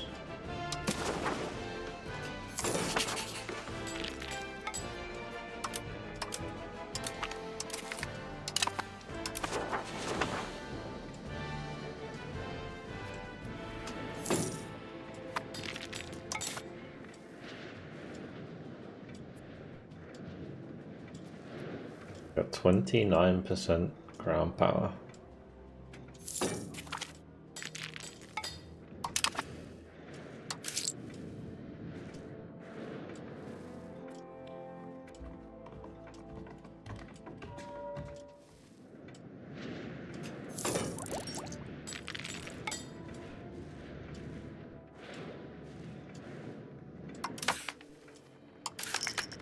I'm gonna get one of my cabinet members to stop assimilating. Help us with the stabilization.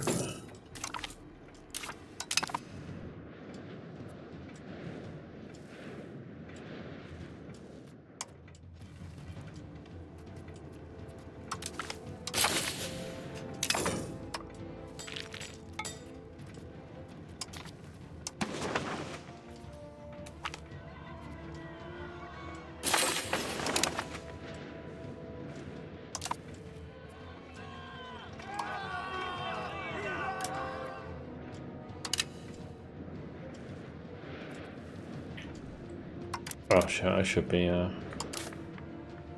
mistake.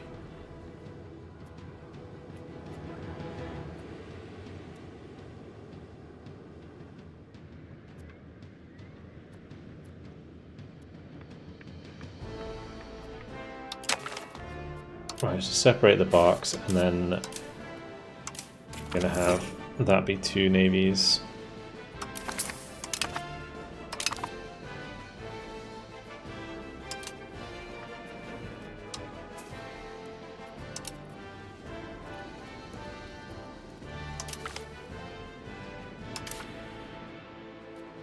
Minus naval maintenance is nice. Right, your job is going to be patrolling this side.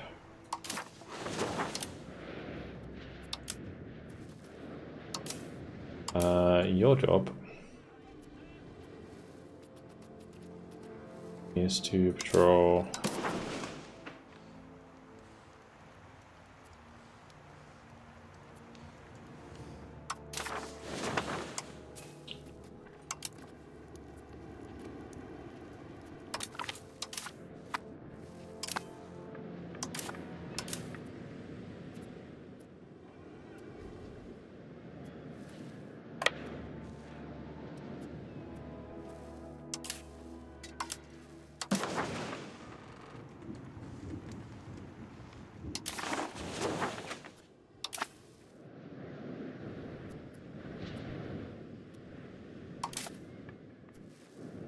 I don't really understand like what they're doing sometimes.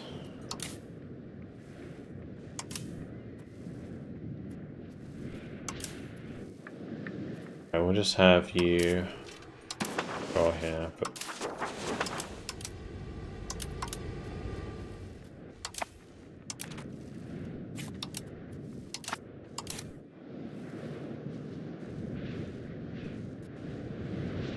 there's no way that that's all 100%. Oh, maybe it is. Huh. Okay. Well, let's go like this then.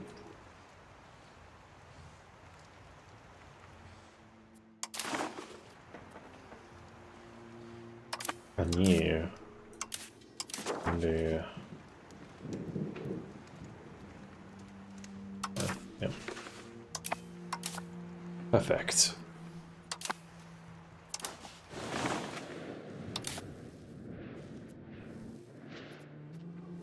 Once our stability is back up and we're making money again, I'm probably going to top up these navies so they have more barks.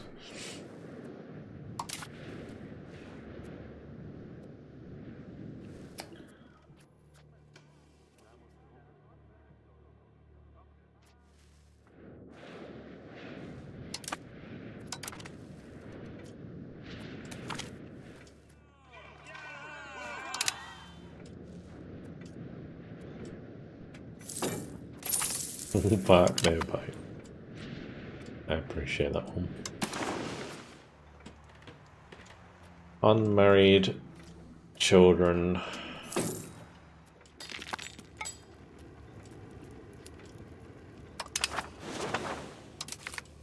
long as you're making babies.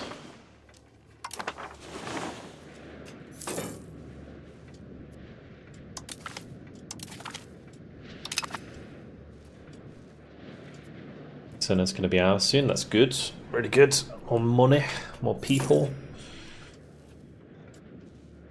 More assimilation too.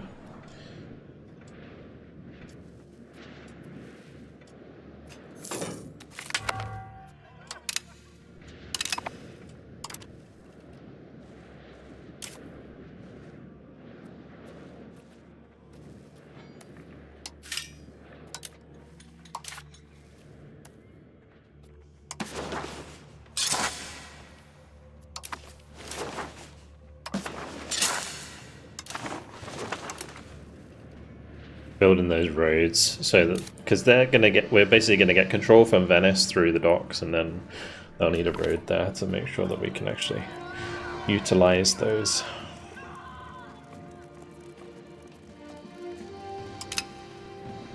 I'm only losing money for a little bit.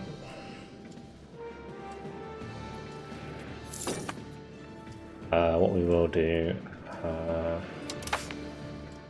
bit of assimilating Istra.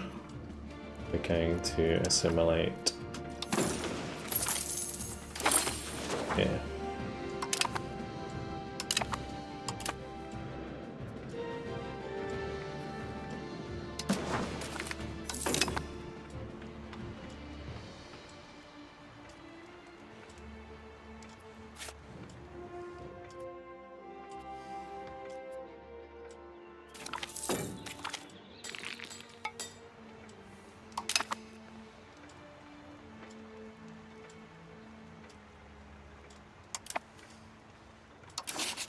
can repay that loan. Oh, I didn't let me repay the loan. If I could have repaid that loan, that would have been nice.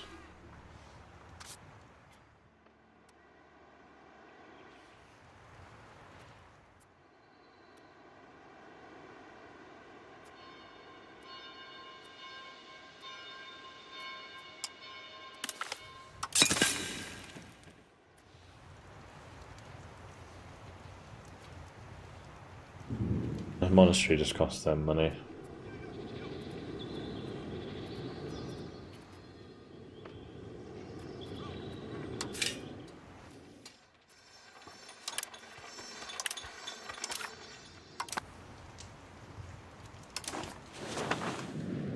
The thing I should do actually while we're chilling is turn down fort maintenance.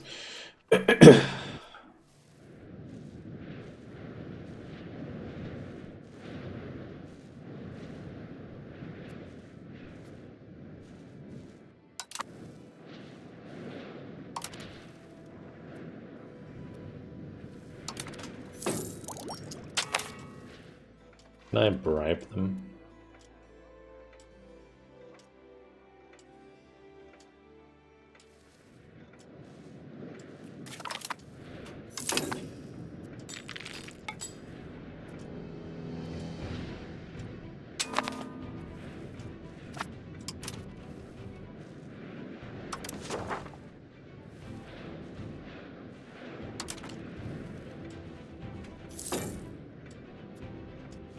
Once our Republican tradition gets back up to max, we'll be fine.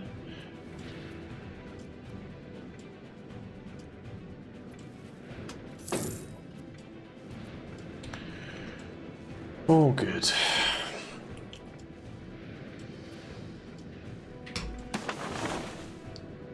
We're even making money with our stability slider max, which is kind of crazy.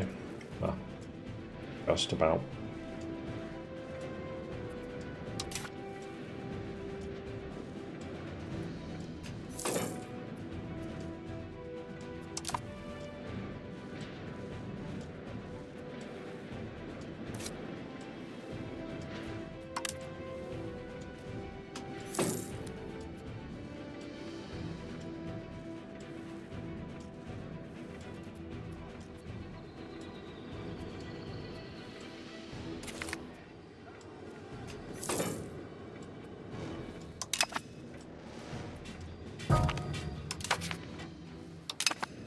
There's a lot more nobles than there used to be.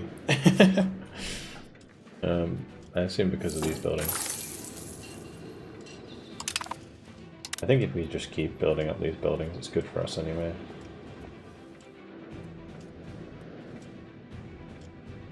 And once the nobles, or like once we're taxing the nobles again,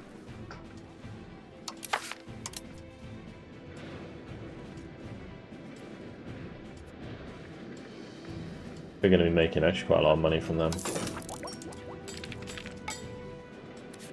Because their power is lower, but there are more of them, so yeah, that'll be really good.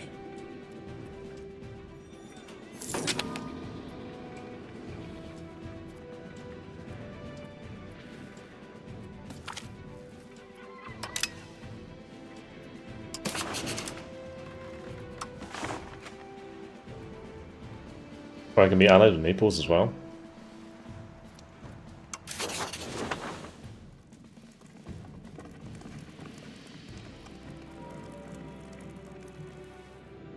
That'd be a good idea.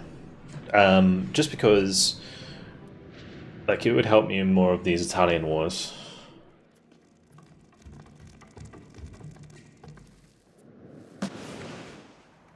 Wait, Serbia is destroying the Byzantine Empire. How strong are they right now? 6,000? There's no way, dude. If Serbia wins that war, they might annul treaties with Bulgaria, which would be really good.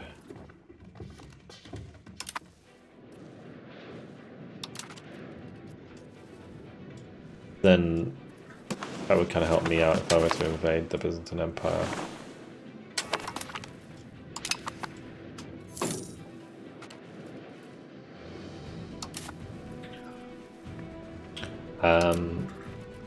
These will be upgraded to hand gunners.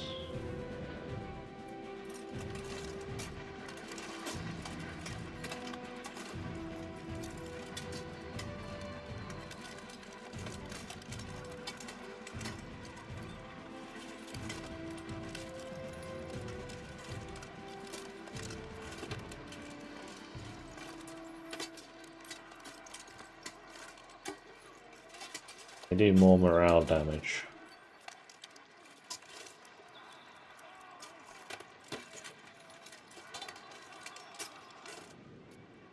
I think I should do all of them. I'll do some of them.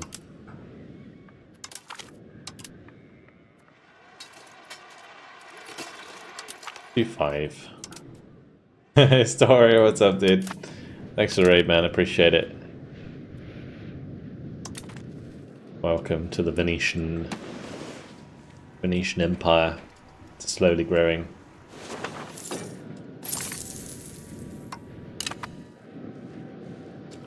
How long till I can?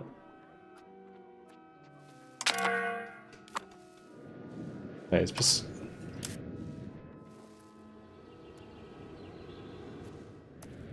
Oh, they're the vassal of Ferrara still.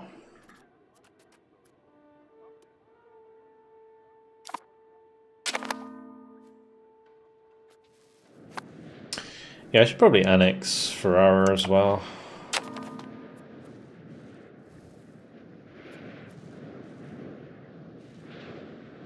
Or maybe I should do Fermo first.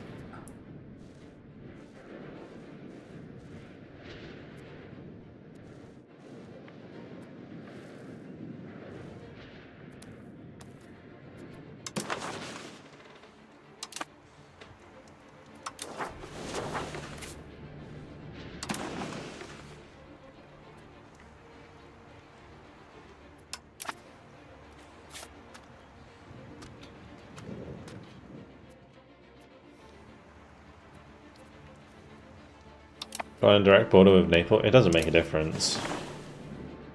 Like, if Naples declared war on Fermo, we would get called in regardless.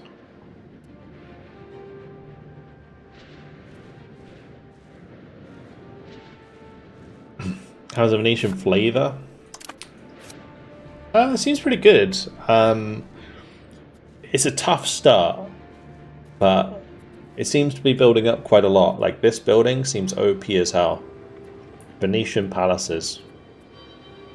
This gives you plus 10% local crown power in Venice.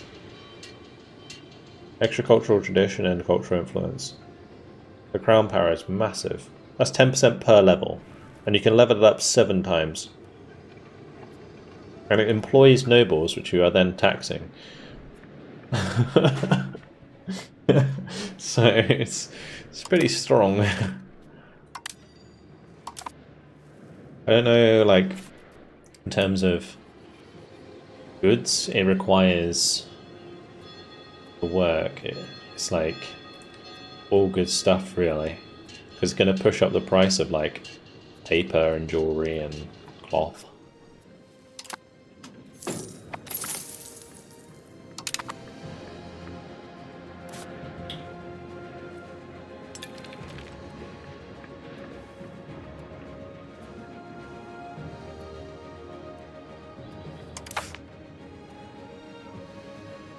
Unfortunately, the nobles aren't paying me any money at the moment because they don't like me. I revoked... the government type also is very good, I will say, for Venice. So there's a event that happens that gives you the Signoria of Venice. And this is like plus 20% crown power and a free government reform. So we have 4 government reforms in 1420, which is really good.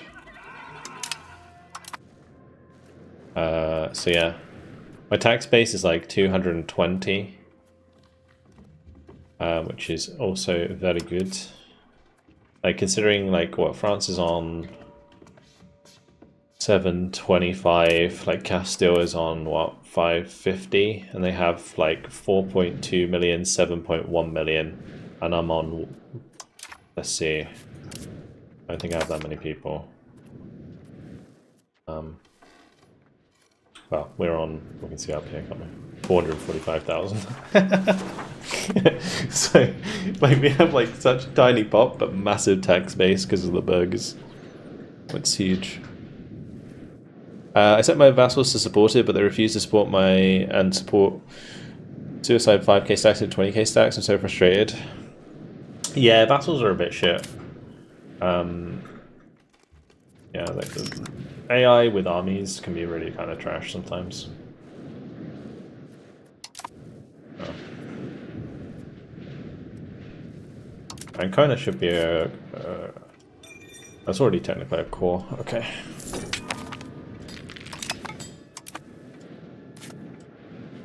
I guess Piscina wasn't because we conquered it.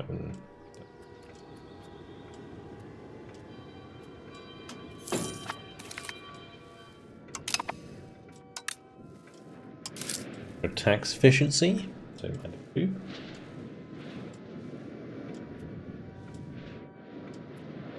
I can't wait to get the tech that reduces my stability cost, because my stability investment cost is very high at the moment.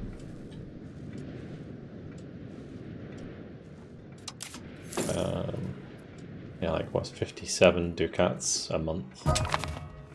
Maybe I don't even need to do it that much. I could probably lower it, so like 40 or something like that, and at least we make some money.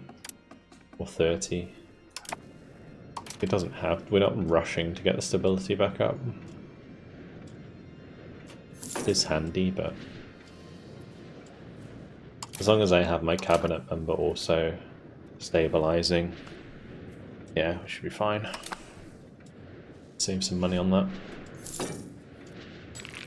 Stop taking loans.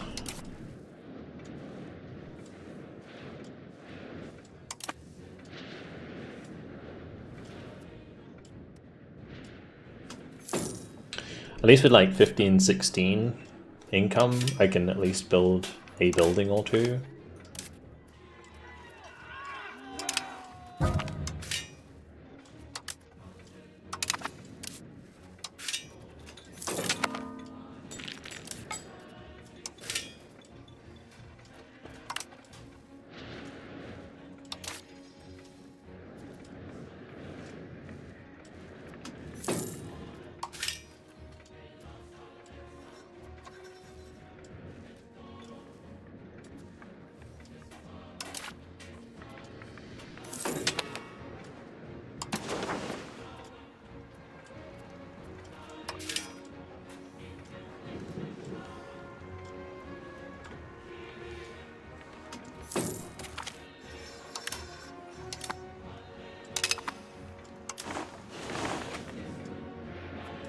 Last time you ever buy a Barox game release? I think this game's fantastic for release, honestly. Sponsor a university where? Ancona? Be good. Mercantile capital. Ooh, nice as well. Efficiency of our cabinet plus 20% for the duration. Oh, university is good though as well.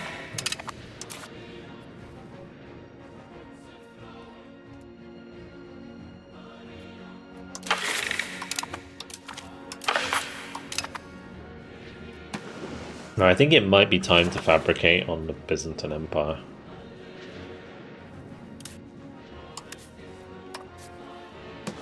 Because Bulgaria is not going to join.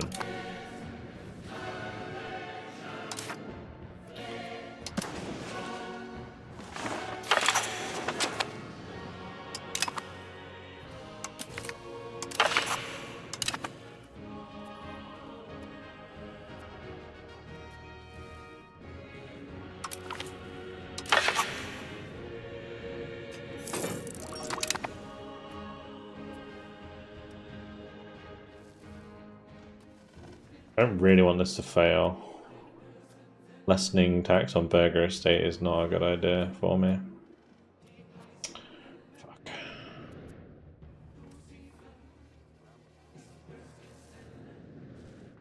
Well, let's hope for some nice events.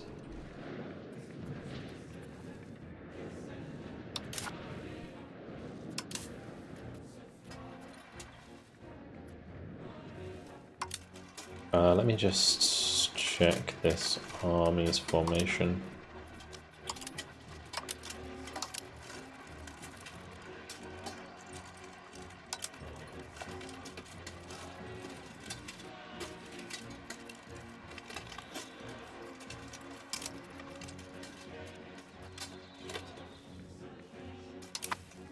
Oh, you're good.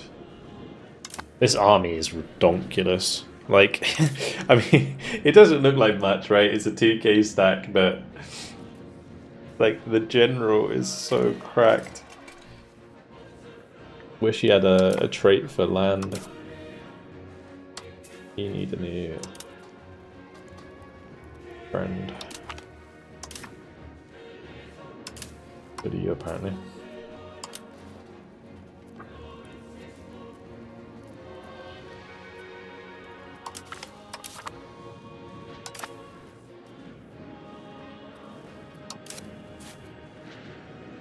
Okay, let's go say hi to the Byzantine Empire.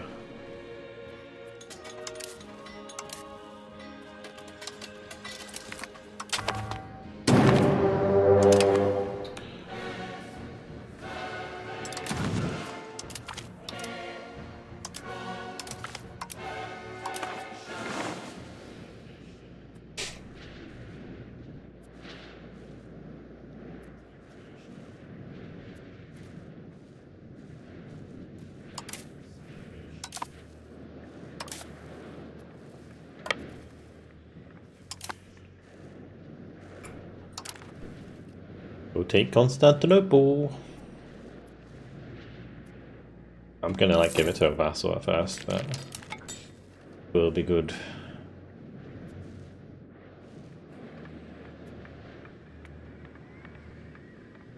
Bit worried about food, now I think about it. Could be awkward.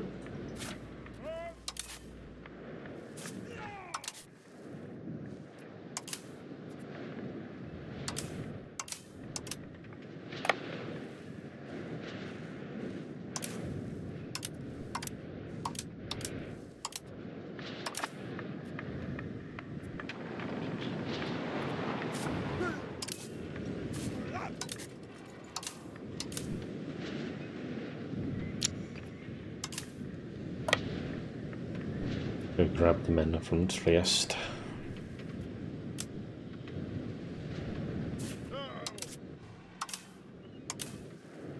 And from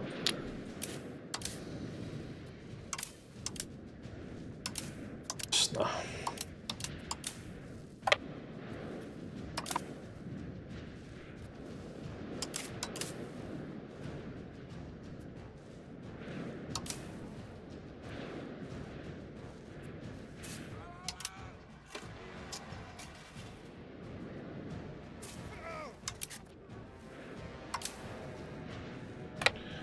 From Ancona.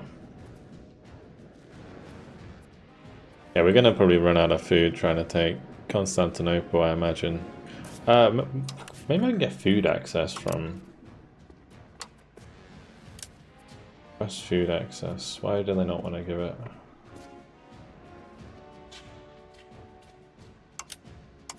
Prove opinion with...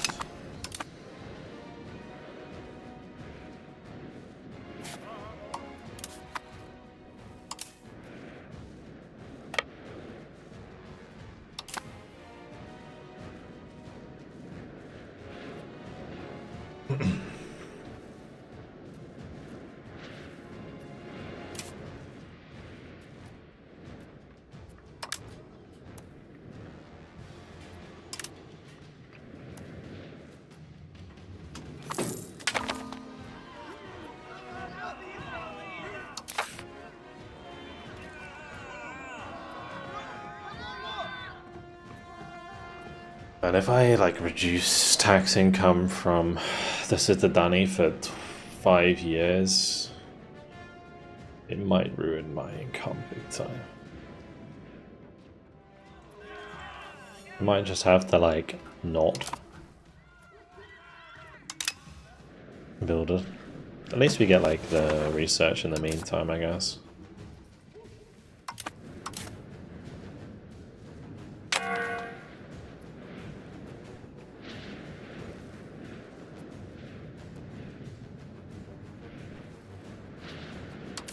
We'll stop in Messina so we have food. Bang on! Hey, Protos. What's up, dude? You still streaming the finals? Thanks very much for the raid, do appreciate it.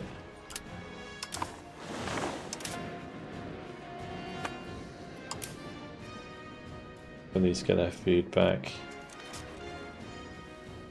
We go again.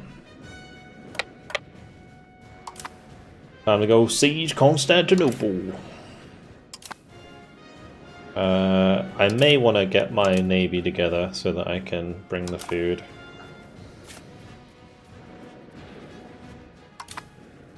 Because we're going to need a lot of food for this siege.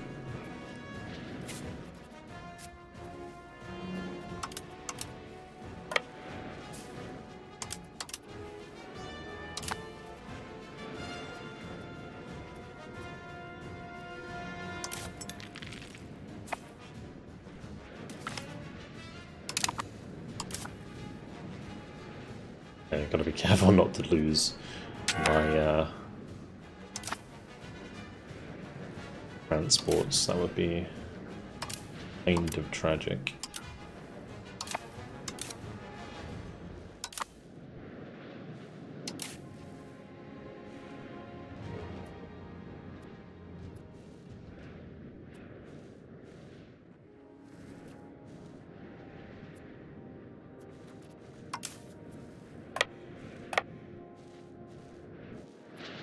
I wonder if it'd be better for me to land on Silemirva.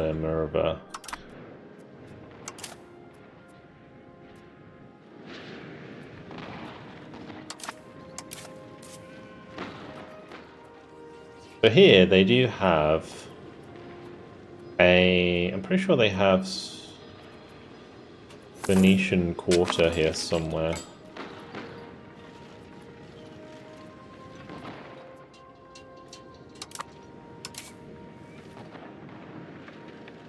Anyway, we'll take this land. Hopefully that will be some food.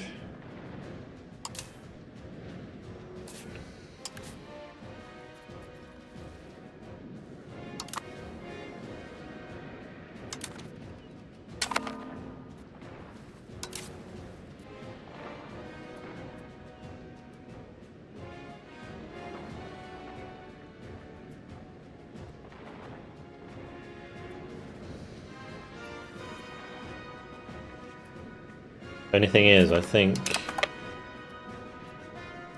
that won't give me food for long, right? Maybe it'll be fine.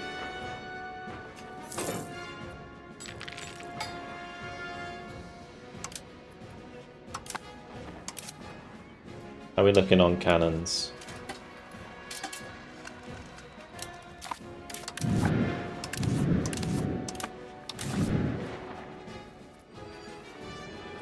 We don't have artillery impact on this.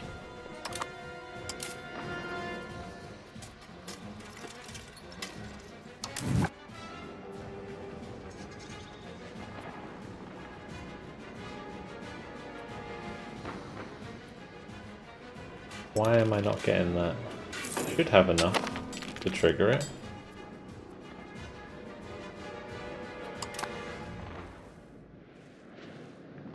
Oh. Gonna run out of food soon. Build a couple more cannons and we'll go grab them.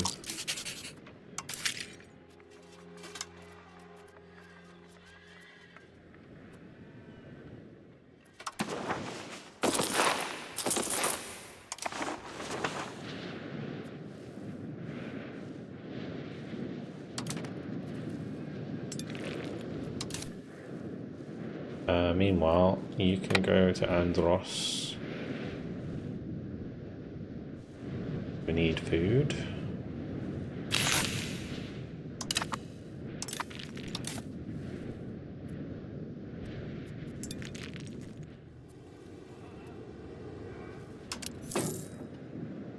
Okay, maybe Candia will have food.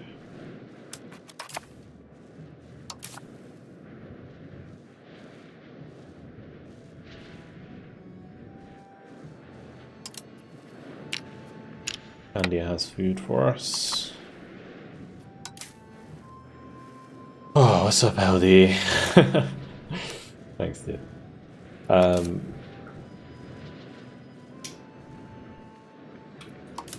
Wait, hopefully I can get there before the end of the month. Good, good.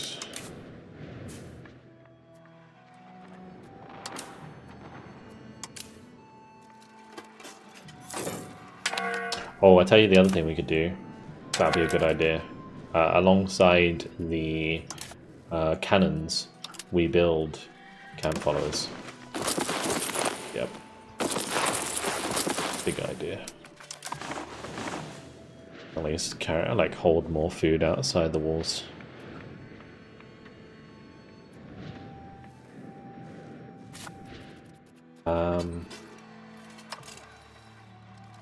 Let me...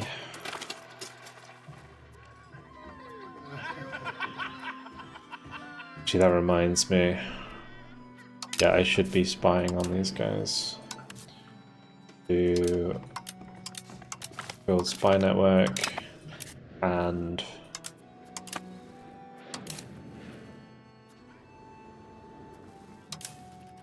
maybe I should consolidate.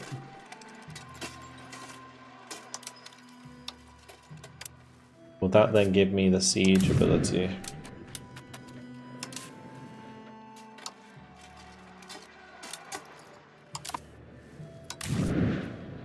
More cannons.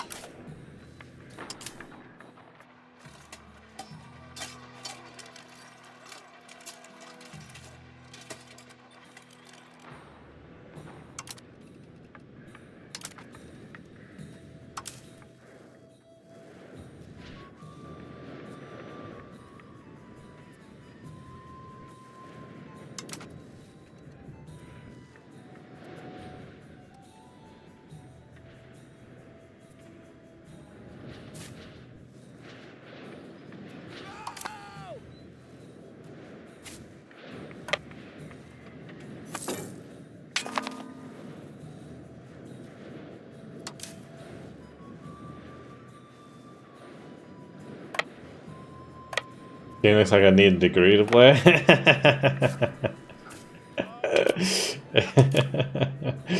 Catch that, Audi.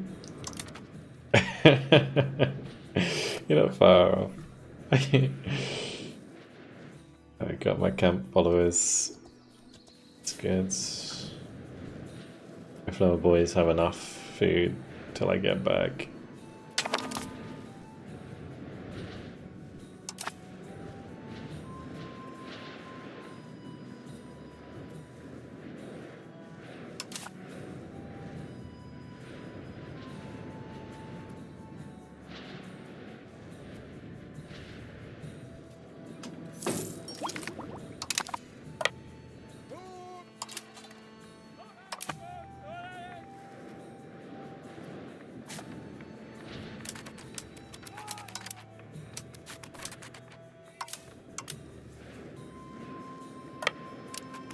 Bollocks.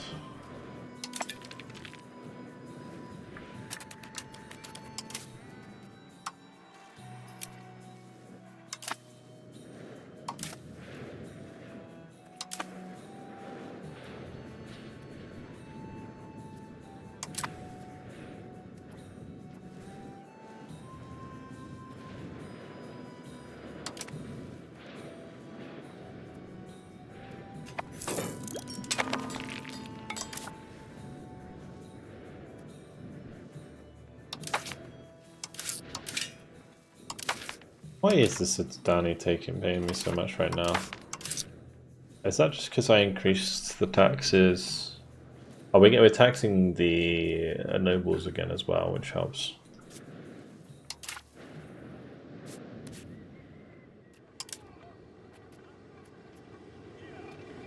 Yeah, we can keep building those buildings.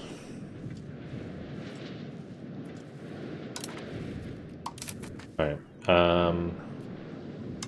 get those off there. That should give me a bunch of food to work with. Perfecto. And it should... Really? We're not getting any siege impact still from the amount of cannons that I brought? Maybe that's just a Byzantium thing. Look.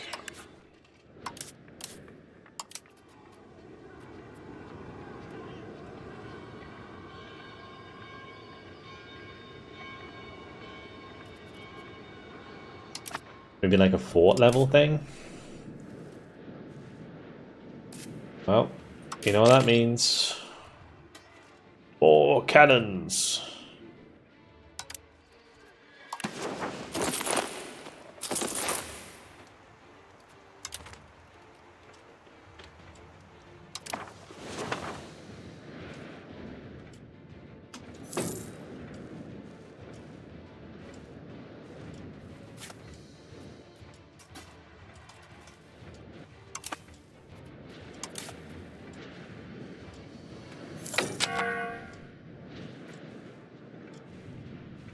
I'm gonna head back to Candia for some more food.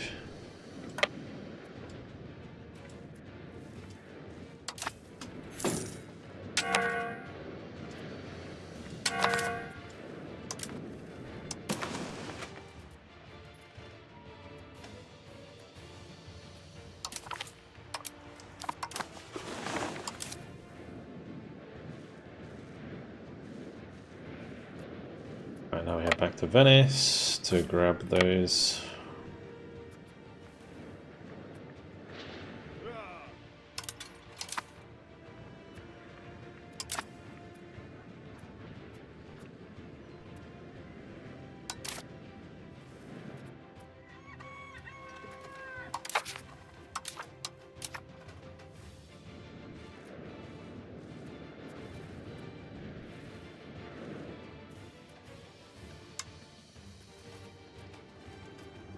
Can I do rebel crackdown reduction on the noble rebels? I don't know if that's worth me doing.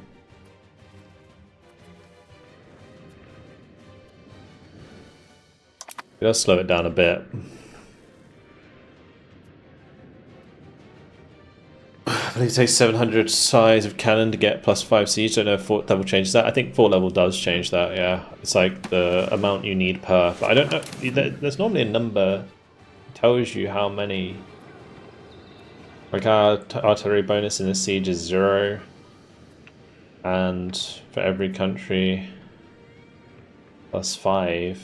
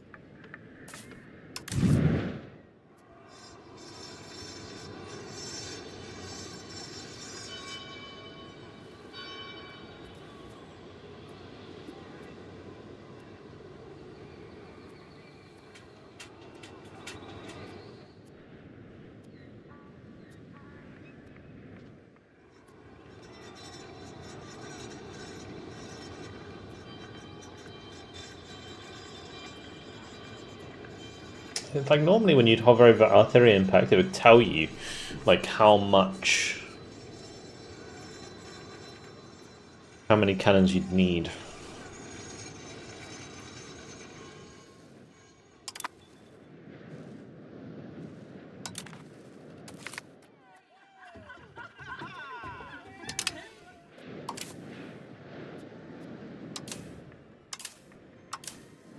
Just bring 100 more and see if that gives us at least a +1. Because I'm not going to build many more than that. I'll just keep adding like 50 or 100 until it gives us enough.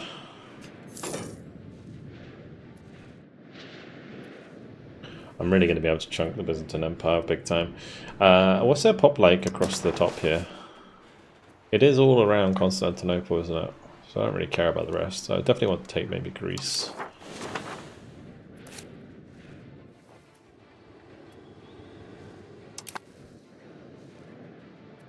Athens belongs to Sicily?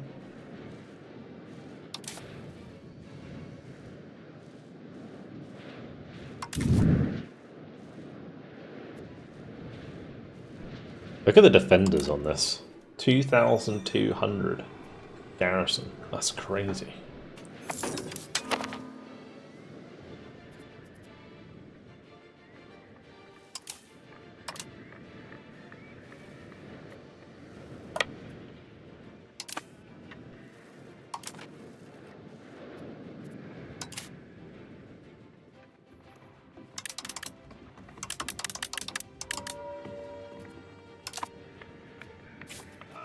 Alright, that definitely dipped it. Are we getting the +1 now? Oh.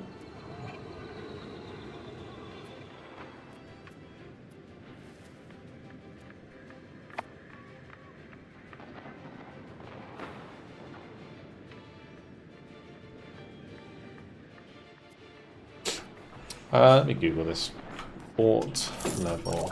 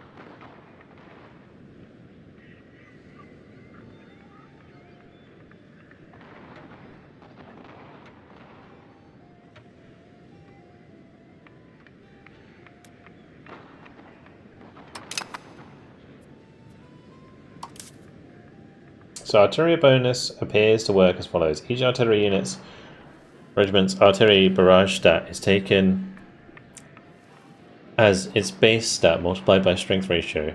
With this barrage stat of 30, we'll have barrage stat of 2.4. Each of these barrage stats subtracted it then. Right. So if we have, so therefore it is level 4.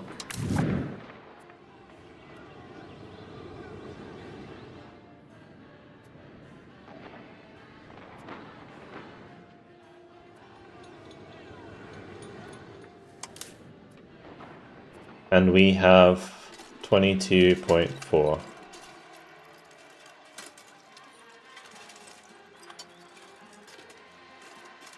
Total.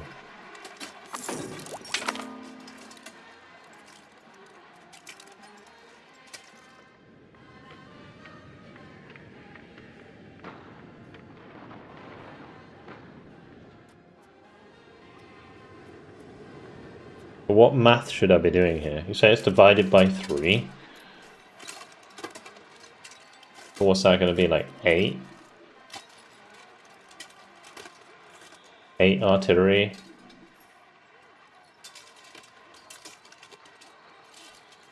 Is it divided by the fort level?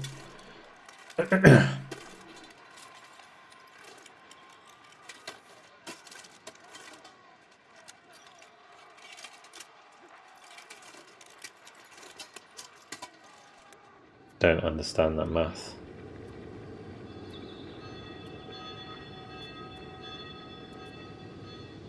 Noble Francesco Foscari is a powerful patrician of our republic and has begun constructing a magnificent new palace, Sa Foscari. on the banks of the Grand Canal, intended as a symbol of Foscari's family wealth and enduring influence. The project is rapidly gaining attention. Some advisors suggest a contribution from the state could help secure the loyalty of the Foscari family.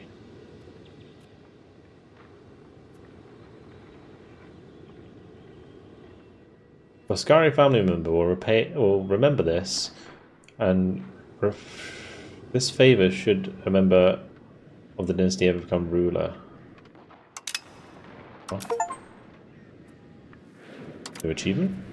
Gain a new work of art.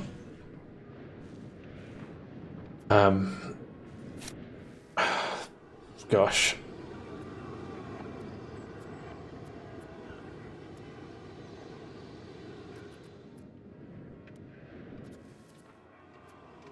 I feel like I'm looking in the wrong place.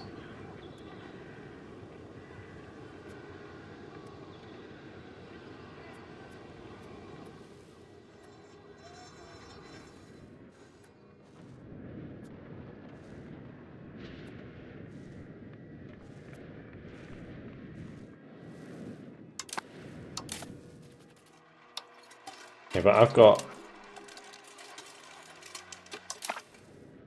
650 out of 50s. We got 9.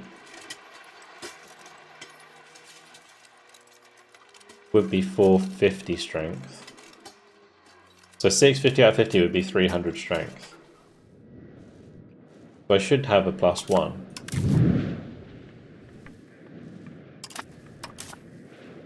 Unless I need 400 to get a 1 from a 4, which is level 4. It is still, I don't really understand.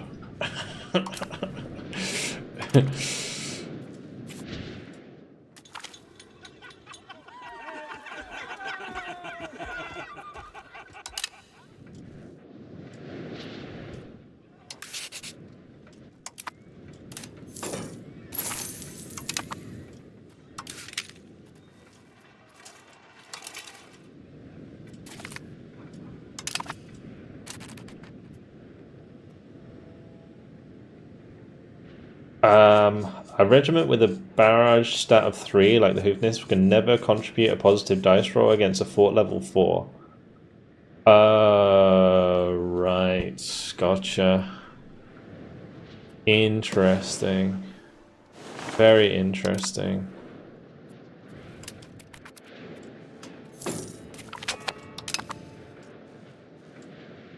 I'm wasting loads of money. That's what's happening. Let me just consolidate again then, because I don't really care if we lose a regiment or two. No, we're getting there. It's just I don't want to peace out. We're killing all my armies over and over and over again, so we're losing war score.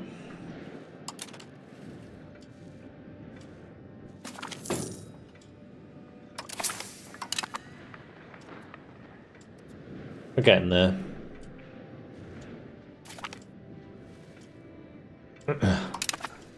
Yeah, my artillery is just too bad. Do we get any better artillery at some point? Age of Discovery, I guess we get better artillery. I don't think we get any now. Age of Discovery, let's have a look. Halberds, Falconet is there. So the Falconet has 4, so yeah.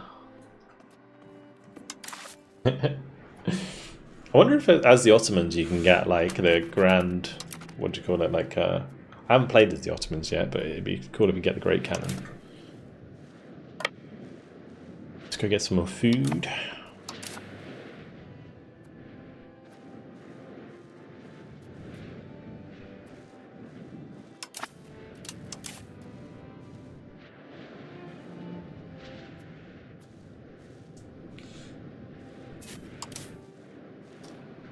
Oh, the Falconet wouldn't work because it's like -1 before the total sum. So, because it would be 3. Oh, it doesn't matter. We're just gonna be the blockade's kind of helping here. Like I said, I just really wish that we will complete this before they piece us out.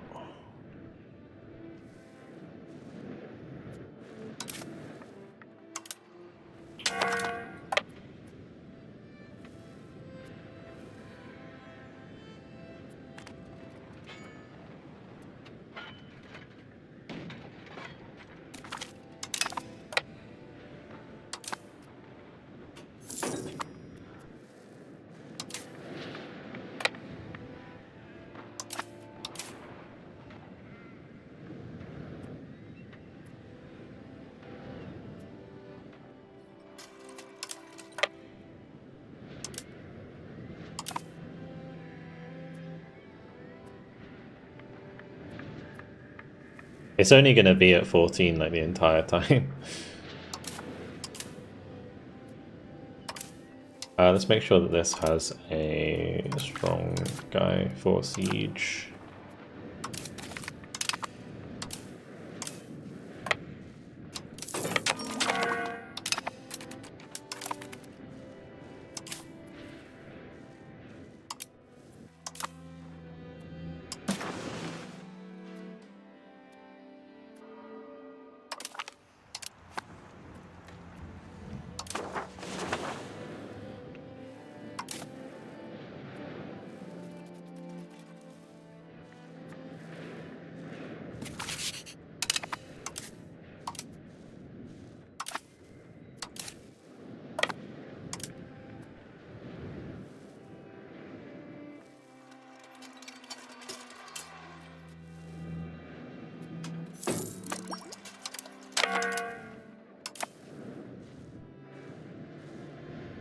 We just got to pray to RNGesus, really.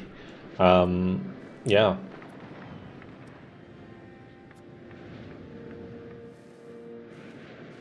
And the Byzantines are almost entirely...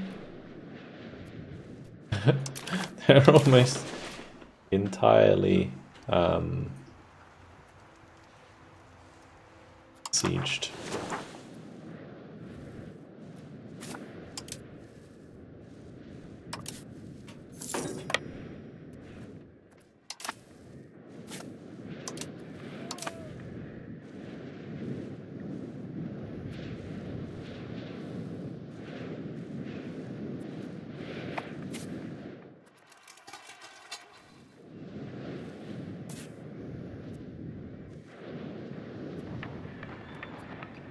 We're never ever going to be able to assault. Ever. So we just gotta wait. Wait, we got 100% war score? Why did we get 100% war score?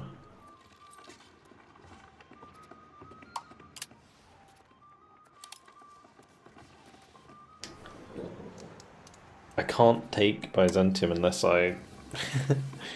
unless I, yeah,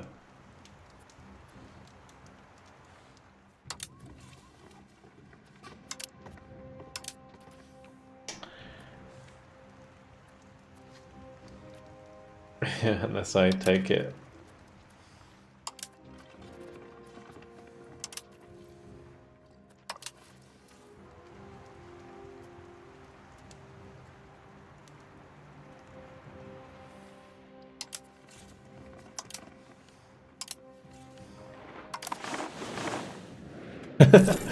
Well, I guess we're just kind of chilling until we take it.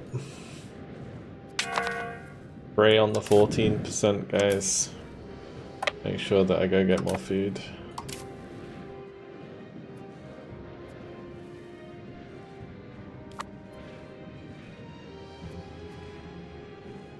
I wish the fishing boats generated food for your fleet.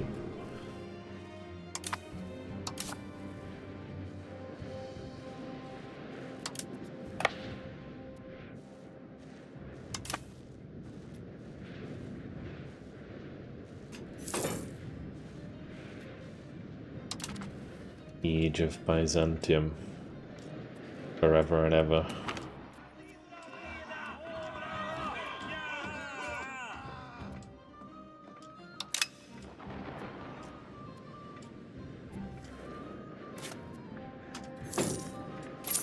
Maybe we'll get to the point where enough defenders desert that we can actually assault it, but I doubt it. Even if they had like 50 men in there, we're still going to get absolutely carved.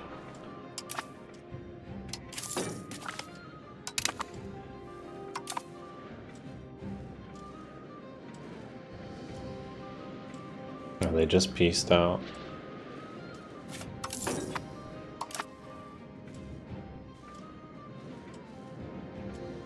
The fall of the Byzantine Empire.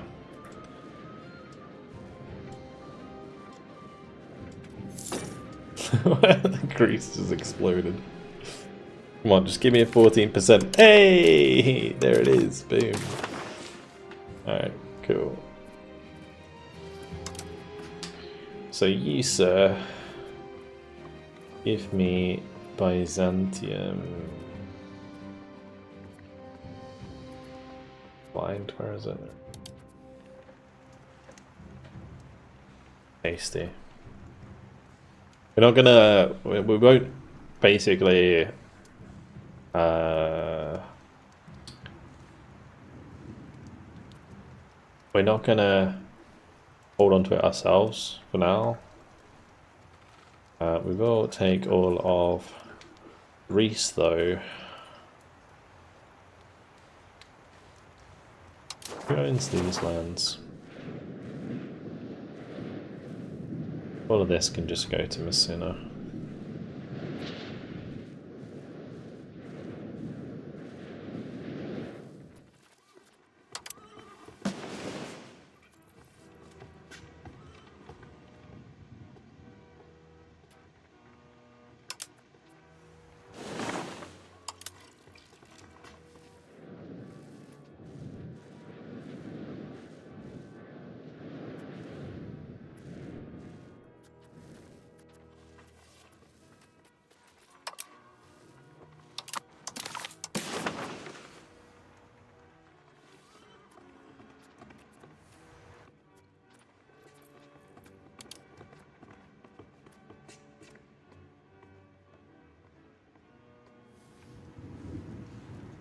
Do I take it down?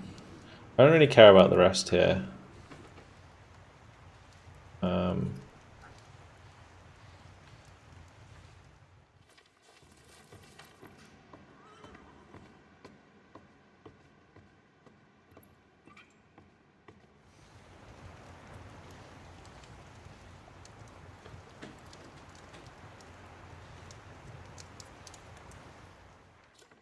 Yeah, that'll do.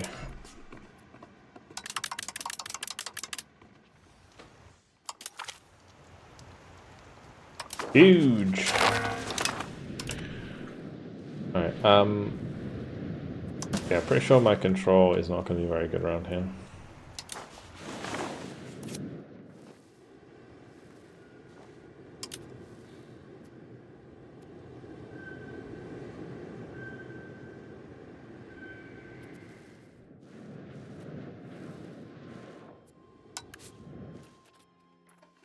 Alright, Seed Province, Acadia. Can I sell them a province? Do they have some money?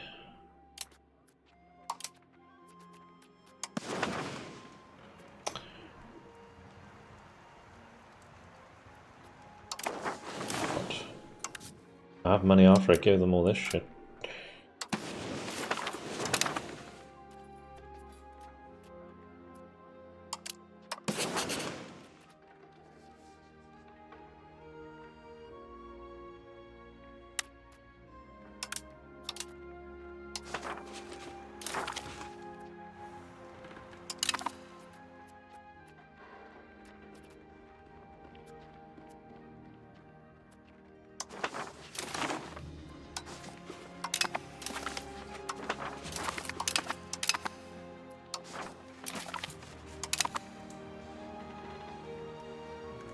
Okay, good.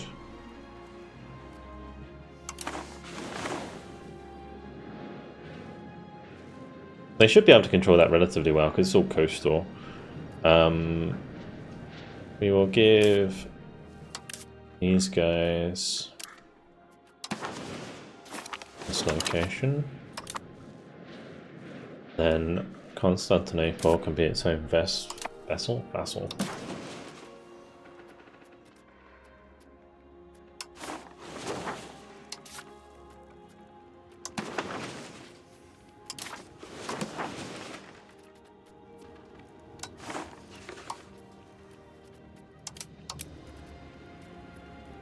Doesn't really matter who leads it.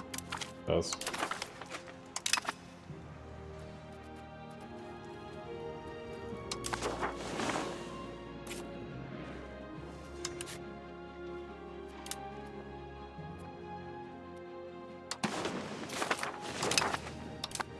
Yeah, because basically it's too far away from Venice right now for us to get any actual control over the land.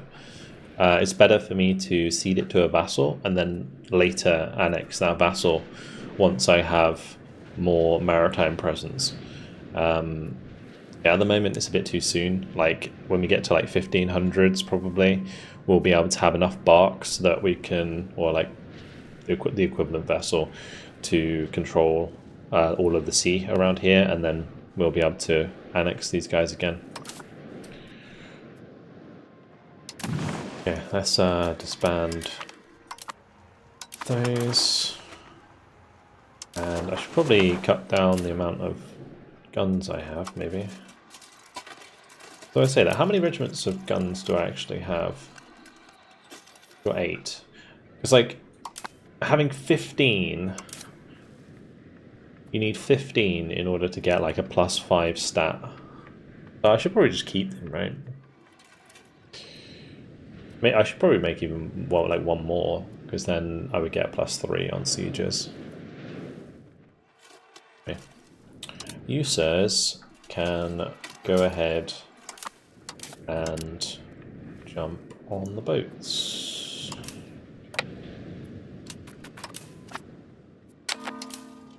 Coming home.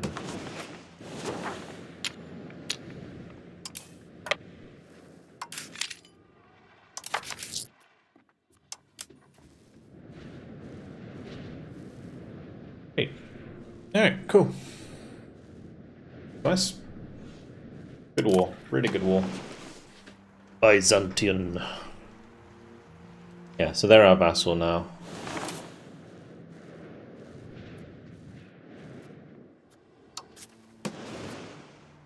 I guess at some point the Ottomans took the market. I think it's the market start at Constantinople. Now it's at Bursa for whatever reason.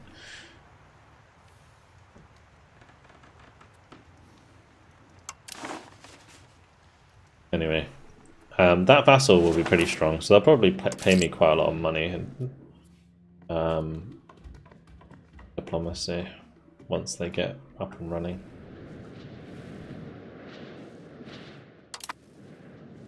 Sinia might explode the vassals, but we'll see. Alsacia.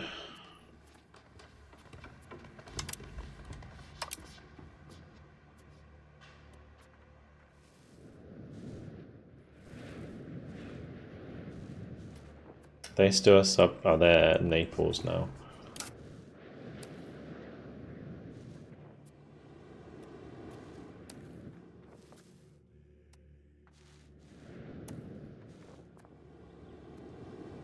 Negroponte.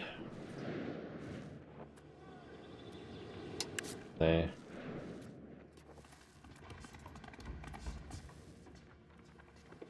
That would be a good target at some point.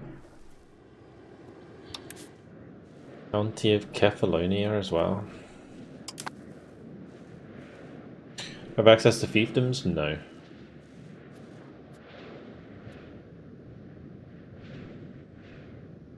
I think that's got to do with me being a merchant republic. I don't know. I don't think I can have fiefdoms. In order to have fiefdoms, you have to be a monarchy, I think.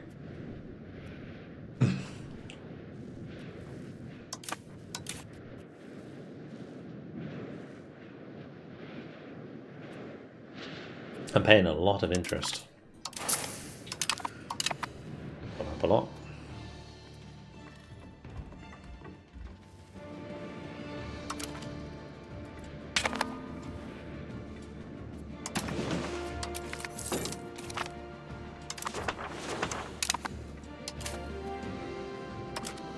We will make more money once my control goes back out, because my control was like absolutely tanked because I had no barks out and about. So let me just split this again.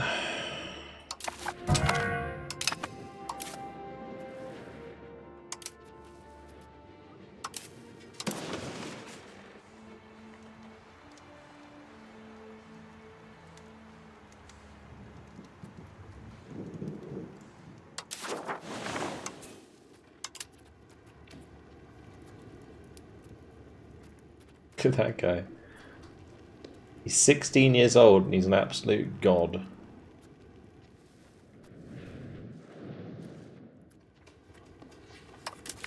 I feel like I should put in my cabinet rather than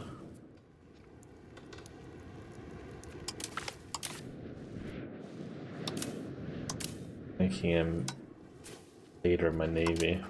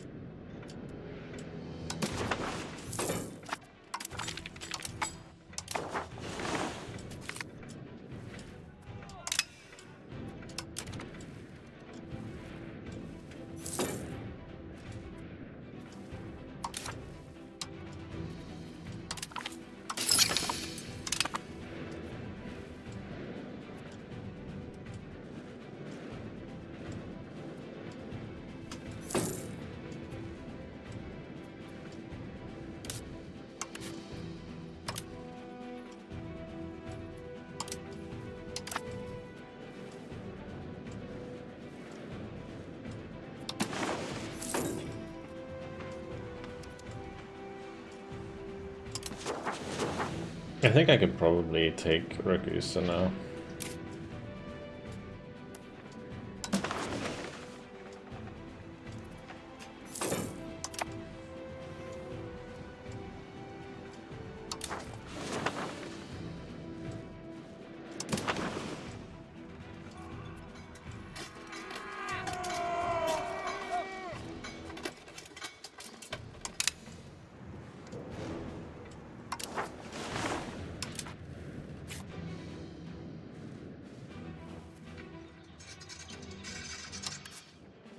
No, we should definitely get Padua first. Yeah. Because they are Venetian. That would be easy money.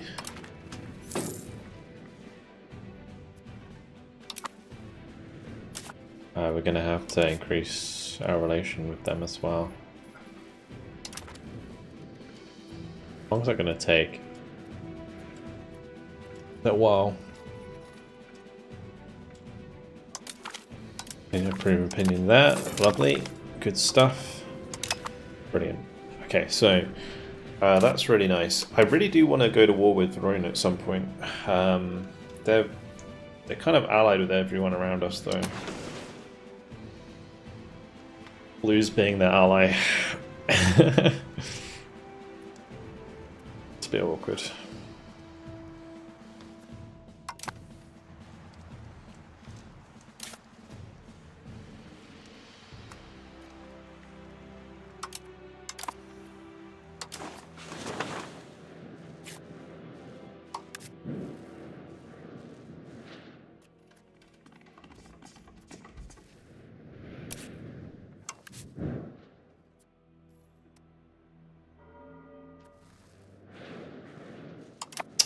Really got to be worried about this Papal States Naples. I think we should just ally Naples.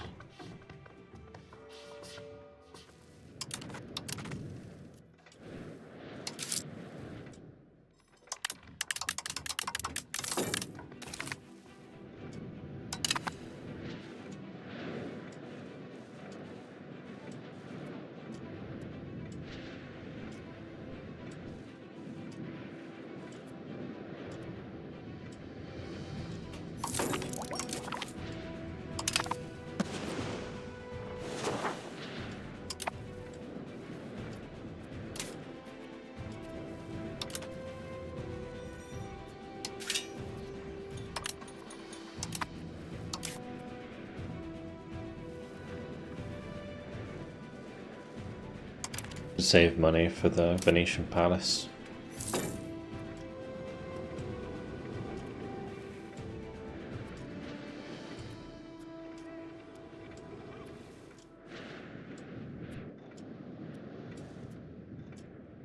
What the fuck's going on there? I don't know.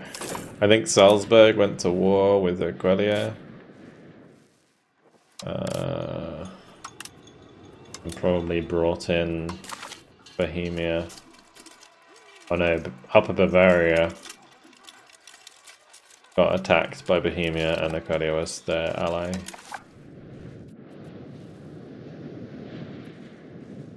It's Bohemia that's killing them, not Austria. Although Austria's allied with Bohemia, so they are, yeah. Yesterday I bought one on sale, so now I can also play one on Wednesday. Yeah, awesome. That's what it's all about. Now you get Still Division, get Warno, get Broken Arrow, and then you just come along and join in every time. That's what it's all about. We're going to be single-handedly carrying Still Division and Warno on our backs.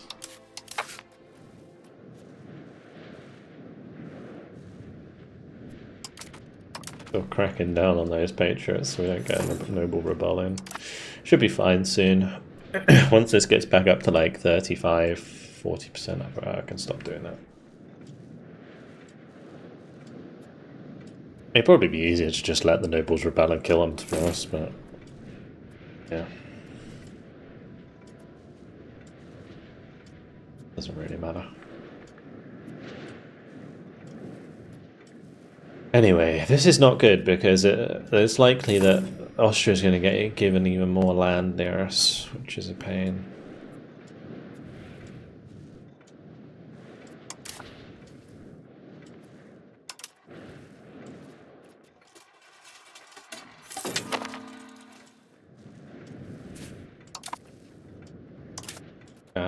The other thing I can probably do actually, let's turn down my army maintenance while we're not doing anything with them, because I'm not going to drill them. We'll just get the money.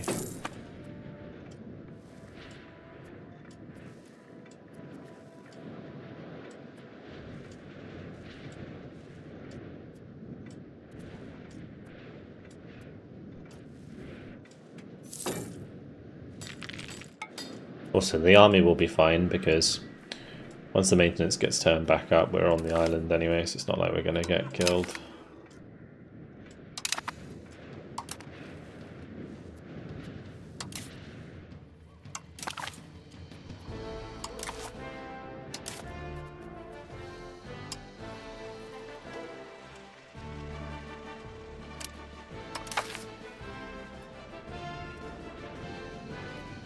State power from cabinet position. How much do they actually get from that? Estate power. Plus 8.3%. That's actually quite a lot. So this tech is going to reduce that by 10%.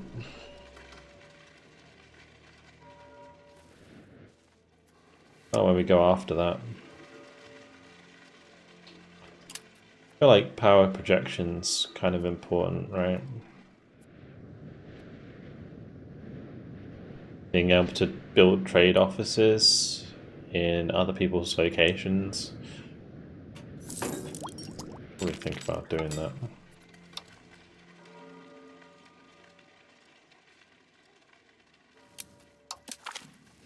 Get that as well. I don't think I care about crossbowmen.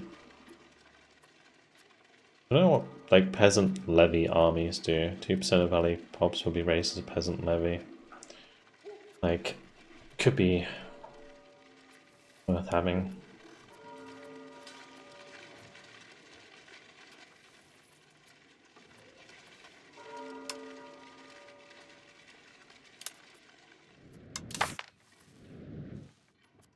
You talk about like if you have somebody in your cabinet who is from the crown. Yeah, it is nice, but I think having people who are just good is 100%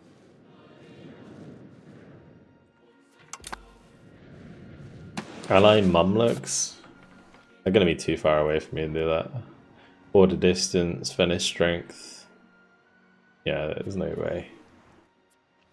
It's not like an EU4 where you could just like ally the people opposite the people you were fighting against. I think allying Naples is a good idea, if I can, at some point. I think we are. Are we still improving? No, we're not.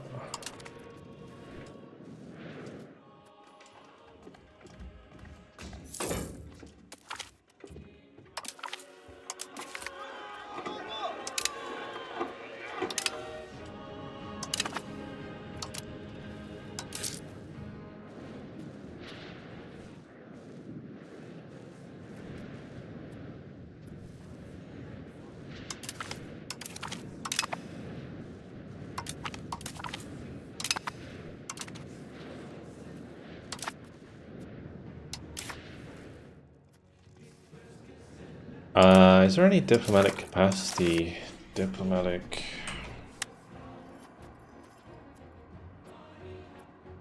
capacity.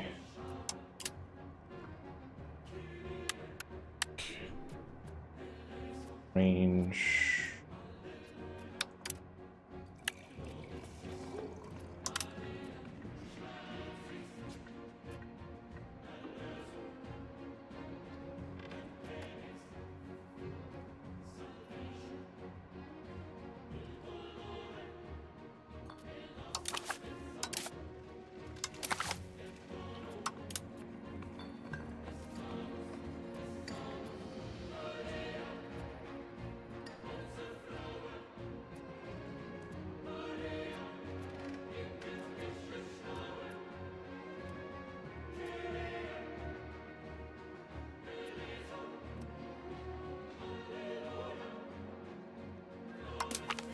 That is a good building.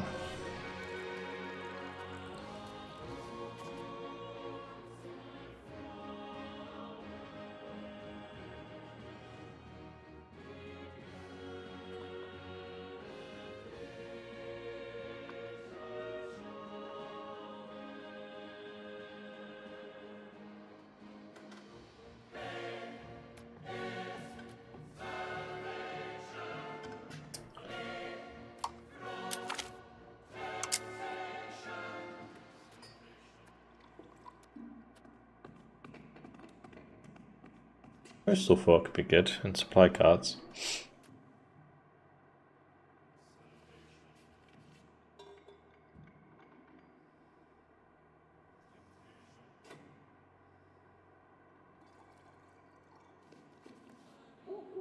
I should definitely get the Mediterranean galley.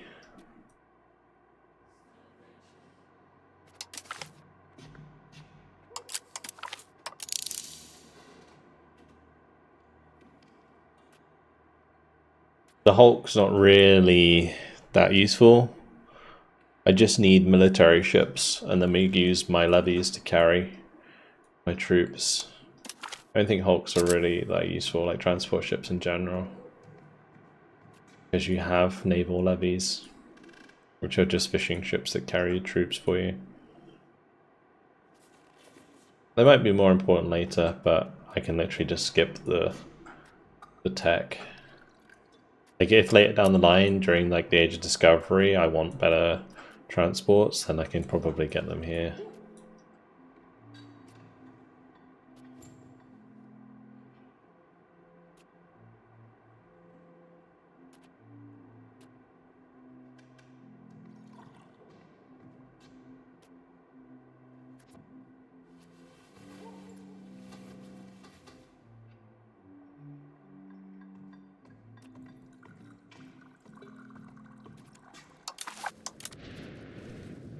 Okay, let's carry on.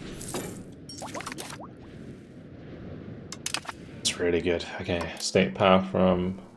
That means the estate power is going to go down even more for the Cittadini. It's really nice. Money! Give me money!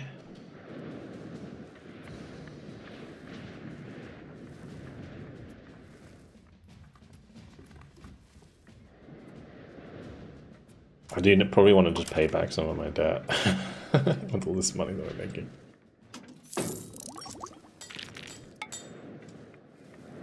We'll wait until the thing passes before we do it.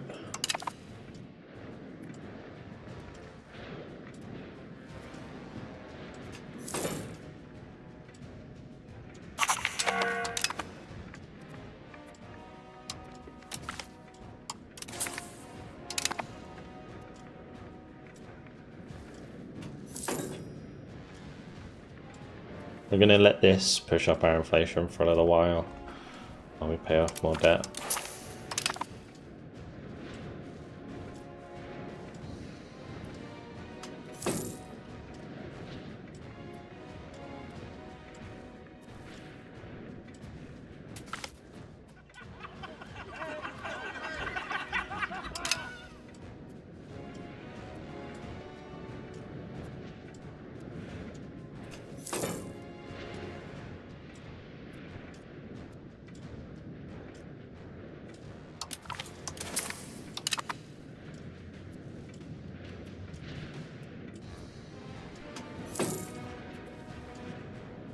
Speed this, to be honest.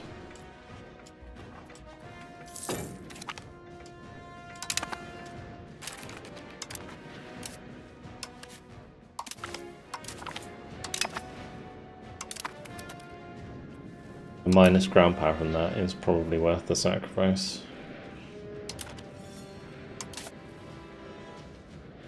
Okay. And once we get to like 3%, oh.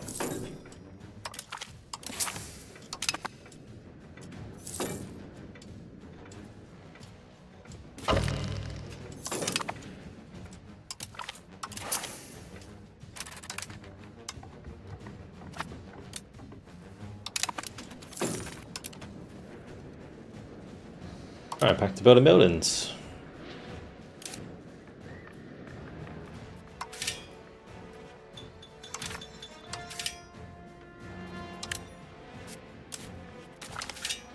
Lumber's almost worth more to me than building like burger buildings.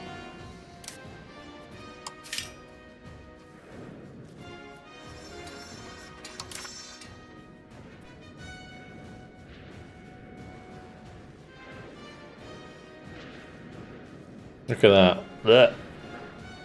Were they always that close to me? I was really hoping that these guys would get like a null treaties, but they really didn't. Oh. Bad.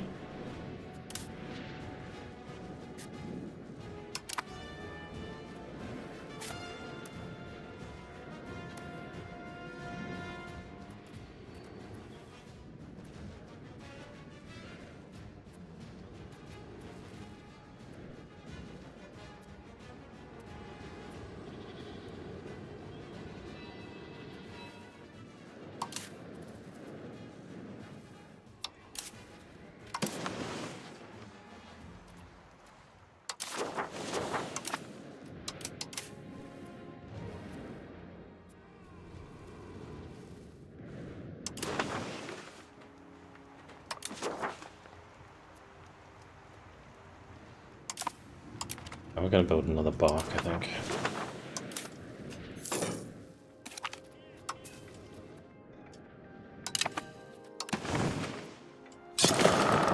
And the coalition against me got disbanded, that's good.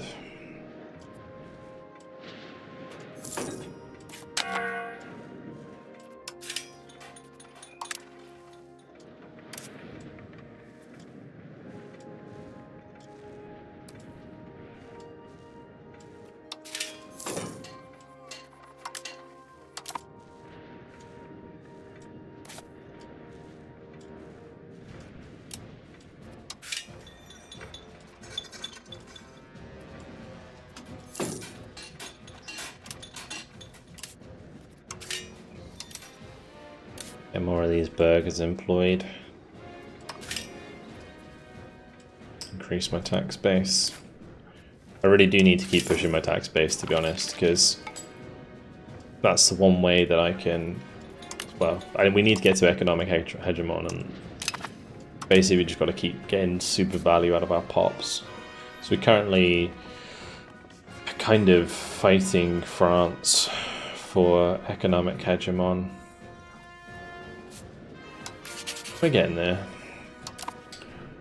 Like a third of the way there. Being friends with Naples I think is really good for us, actually. And I think instead of taking money in the next parliament, we're gonna just try and expand our influence, like take some more land, like we did with Osaka.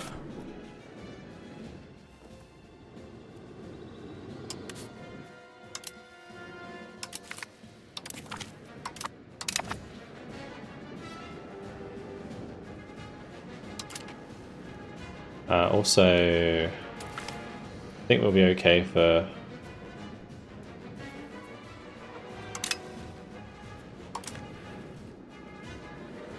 stopping the anti-rebel support now. Get rid of that crackdown. Maybe I could just increase control at Lika for a little while. Over here.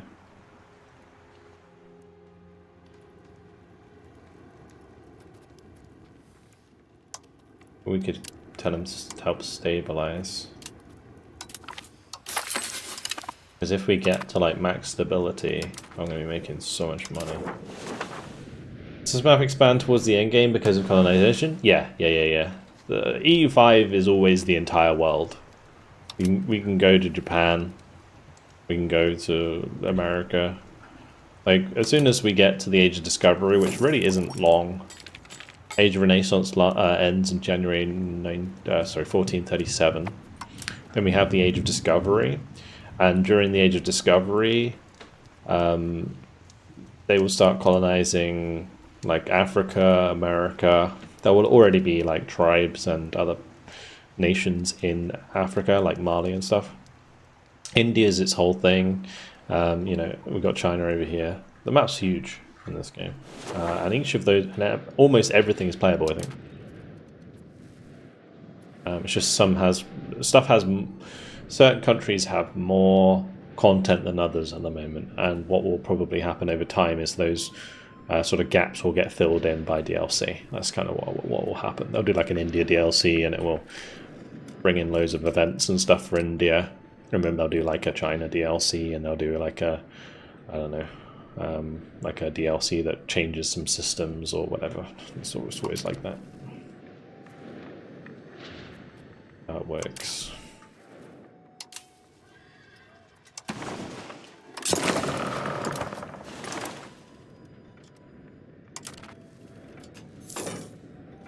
Because we basically played like the first 100 years, and there's like another 400 to go. Yeah. Long way to go.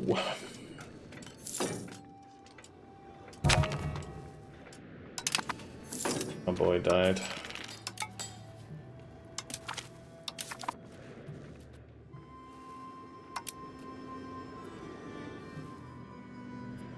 Well, we went to 1918. Doesn't get that far. It goes to 1800s. I think it's like 1818 or something like that. It's technically right. You have EU4 time frame, and then you have like Victoria time frame, but they kind of overlap. And then you got Hoi 4.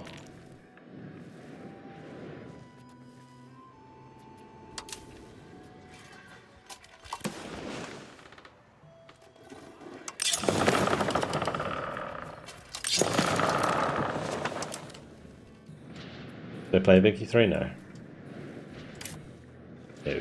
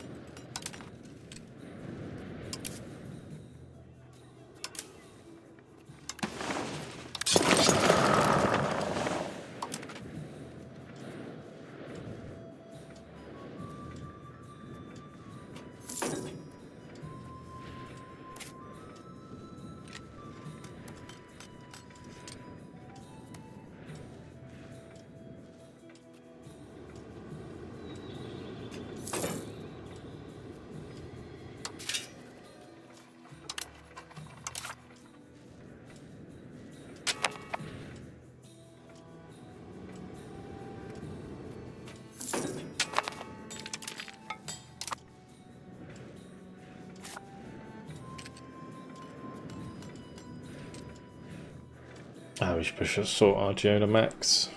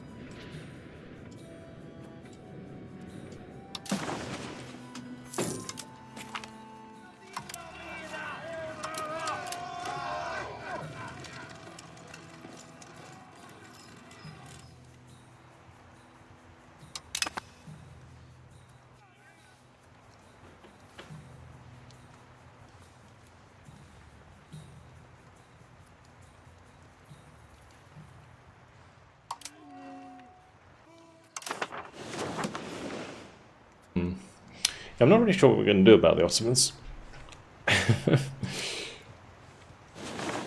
If I could ever become allies with Bulgaria.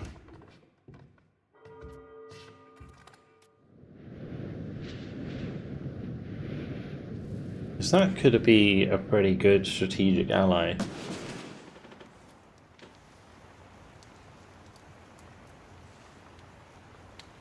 They're close enough. I'm gonna start improving with them. They're close enough that it could be useful. Especially if, like, the Ottomans attack me, right? They will help repel them from this side of the Dardanelles. Is that the name of it? I can't remember. But yeah.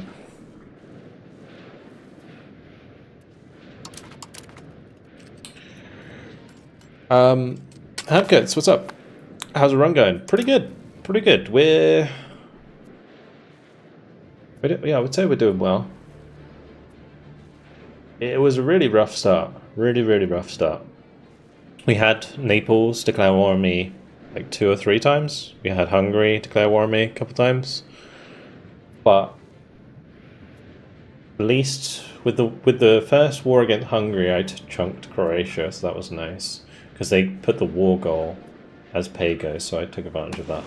And then the wars against Naples, I was allied with the Papal States, and I managed to work with the Papal States to defeat them, and kind of chewed up all this land. So Fermo is our vassal.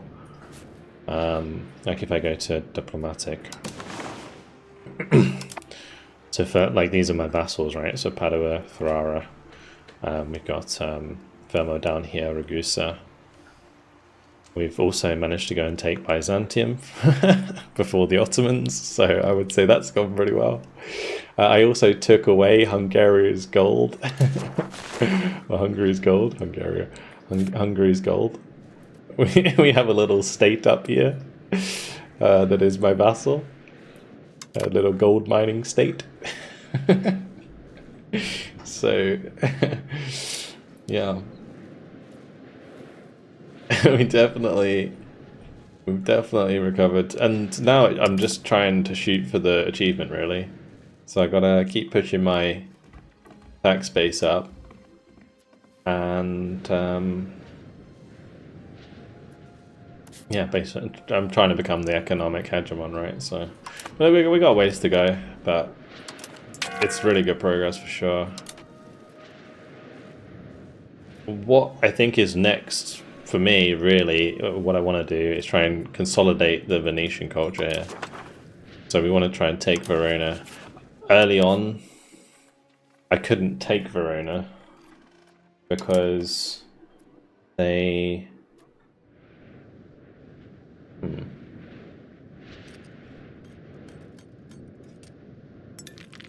Well, let's ask that to become their vassal. I was like, why is that so close? Yeah, anyway.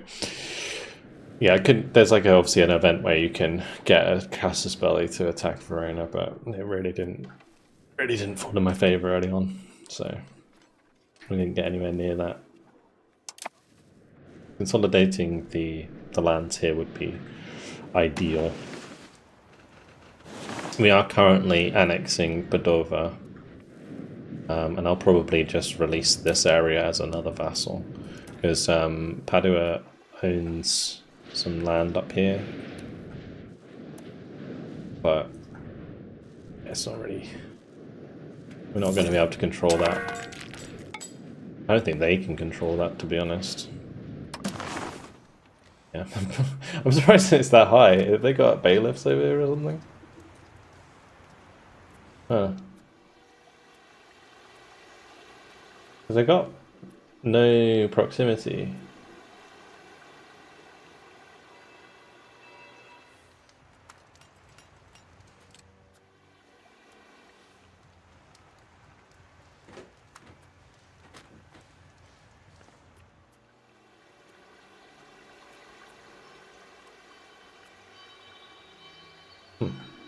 Weird.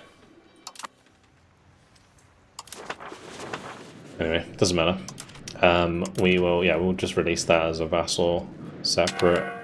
I just want their city here, because this is another 70,000 Venetians. It's like 100,000 Venetians, 130,000 Venetians.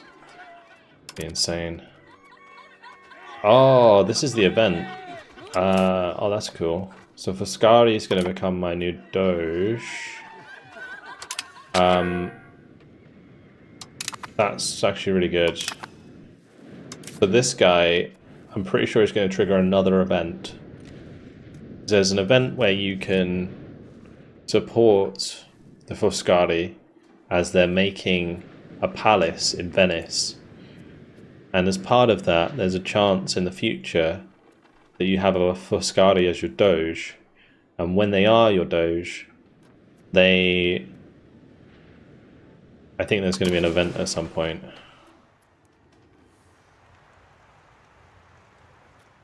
Where's Perugia?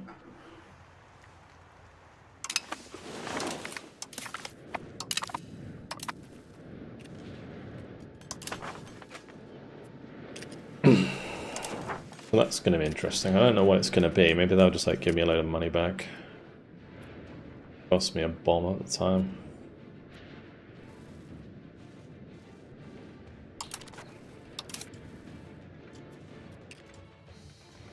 My diplomatic spending is so high. I remember it turning it up that much. I wonder I'm not making any money.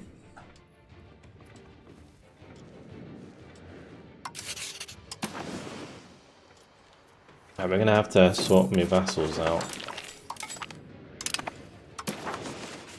There's a couple of them that are low.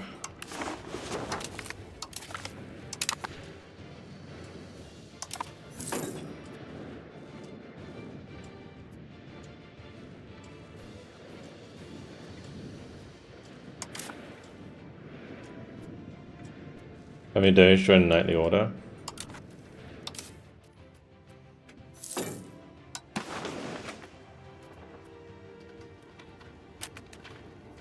Of the dragon. Of the swan. Oh, interesting. Thanks. I didn't know that benefited us so much. Swan, dragon, dragon, dragon, swan, swan, swan, dragon, dragon. So dragon is morale, prestige, administrative ability.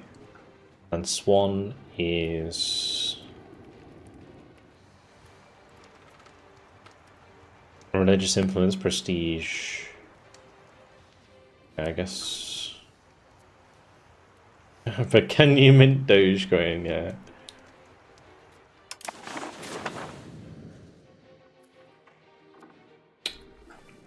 Just gotta work out who I want to be friends with.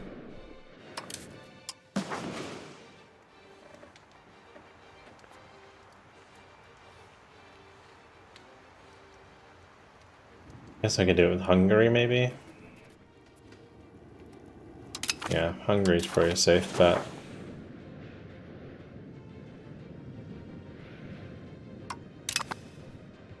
That's really nice, thank you. Well, that's going to push up the crown power a lot. Ooh.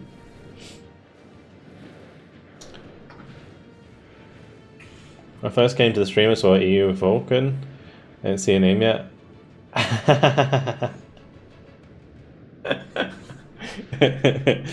Yeah, I'm Vulcan. Mainly YouTuber first, if you're new to the channel. I'm a YouTuber first. And then I stream on YouTube in 2K as well. So, I mean, if you want better quality stream, you can watch it there. But yeah, I usually make YouTube videos, but I also stream as a side hustle, I suppose, and because I enjoy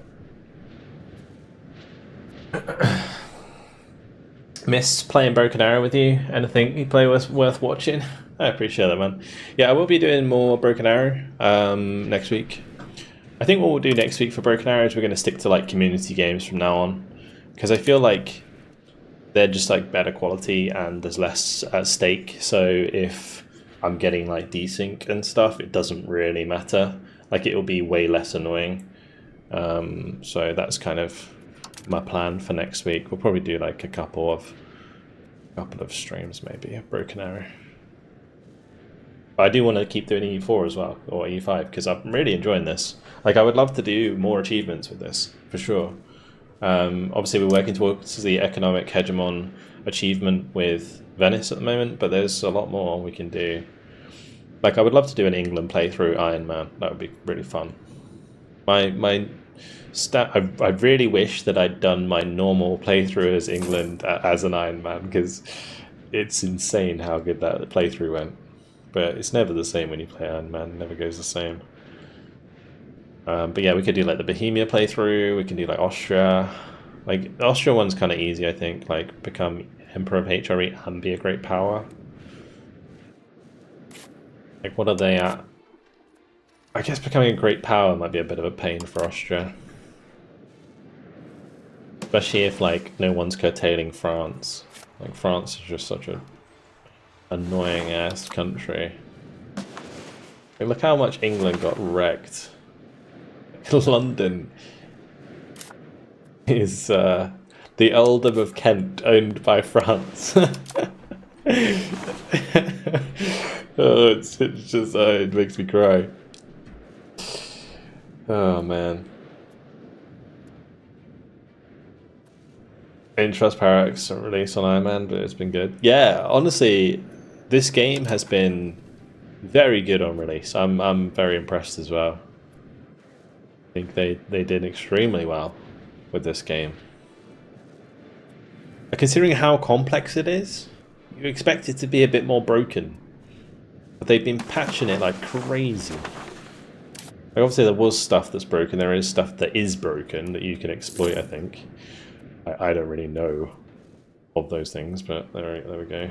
I feel like we should probably push this wine RGO up.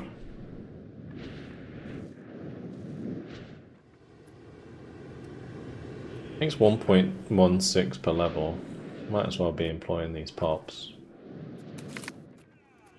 We can dump a forest village and push that RGO up.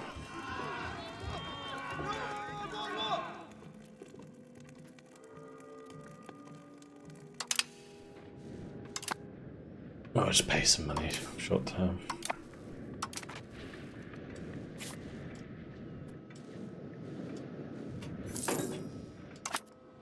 The other thing I should do actually is build more arsenals so I can increase my army.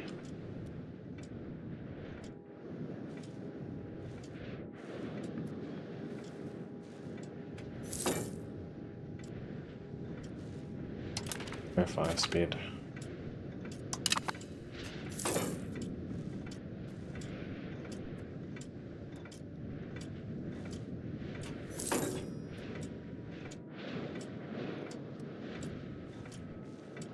I hate this like ticking sound.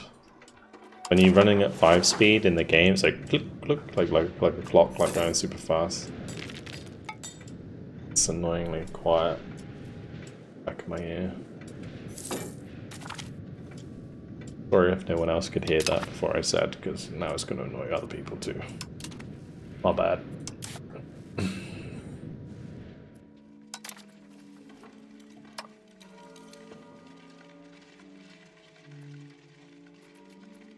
National Assembly's being done, would be nice.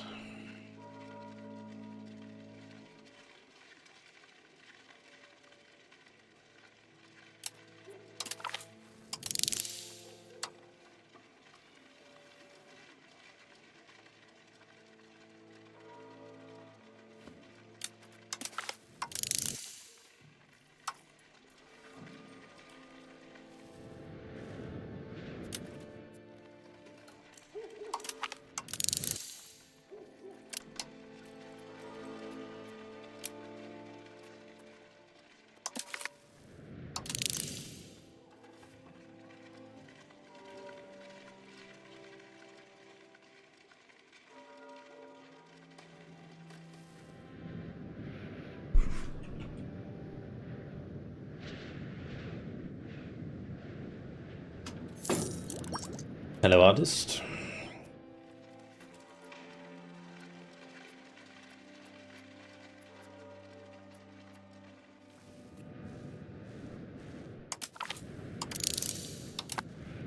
Religious war casus belli. That could be pretty handy as we move into the sort of age of It's like the age of Reformation still a thing. It is.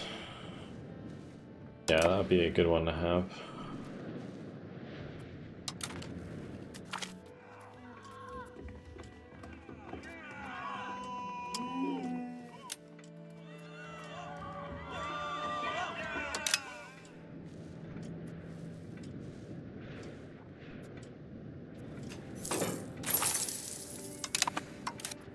Money.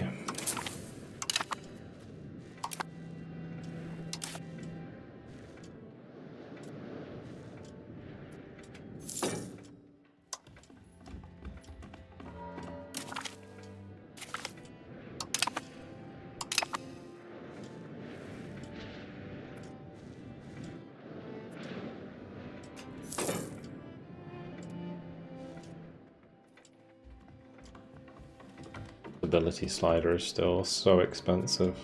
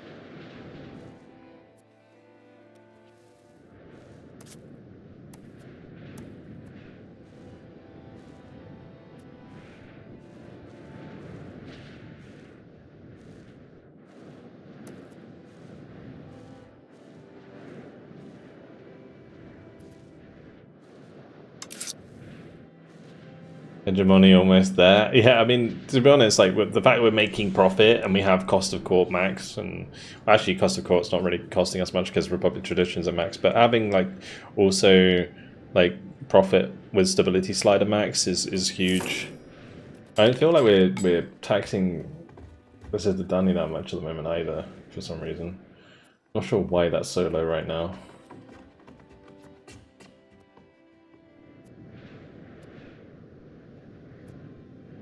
Is that... Oh, actually, no, I know why. Yeah, it was like 80 before when I was I was doing the Parliament thing. That's why. Yeah, I was doing the request additional taxes. That's why.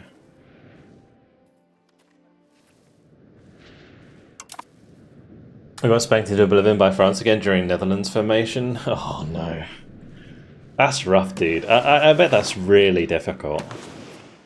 Maybe the better way to do it would be to play as Flanders. Although, can you do much as a vassal? You play as Flanders and expand under the wings of France. And then create the Netherlands.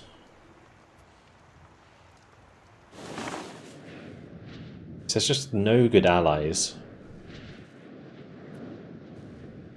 Can attack other non-vassals, maybe. But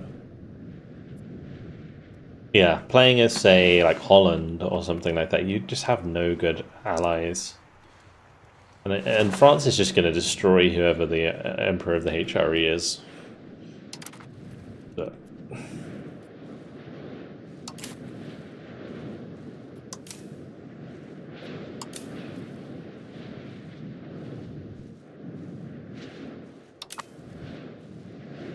how's our maritime looking? Pretty good. Pretty good.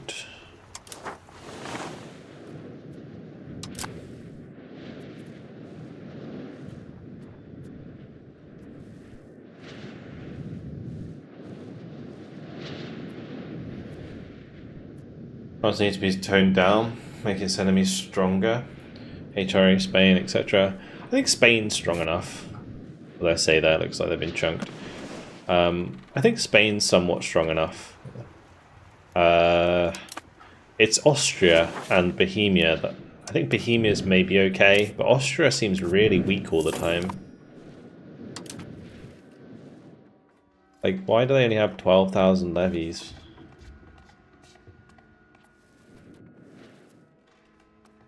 It's less than that, it's like 10,000. I feel like Austria could be way stronger. Bohemia's insanely strong. But Austria's always like... Tell you what it probably is. You know how all this is mountains? I think that's a big problem. Because a lot of this is mountains, the proximity cost is really high. I think they could probably tone that down a lot. It would make a lot of these sort of HRE countries much better. Proximity costs. Like, look at this. That's horrible. Helfenstein's fine, but again, there's no like mountains here. But if you click on anywhere that has mountains, you get no control.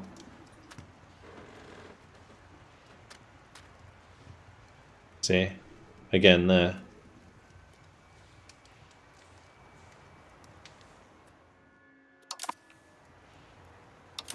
I feel like they need to tone that down.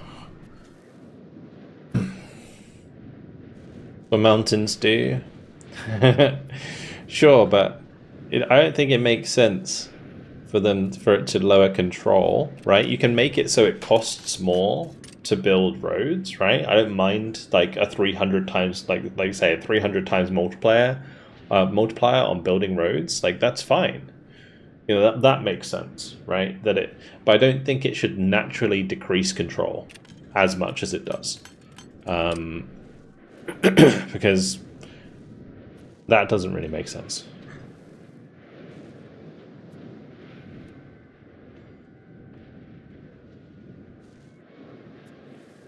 Also, half the reason why independence so from the HRE, yes, but it's more of a defensive thing than a control thing, right?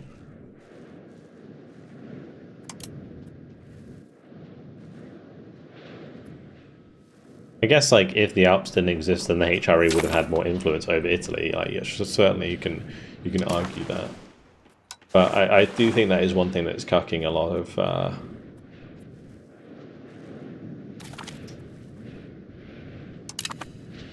of these countries at the moment, at least under the AI.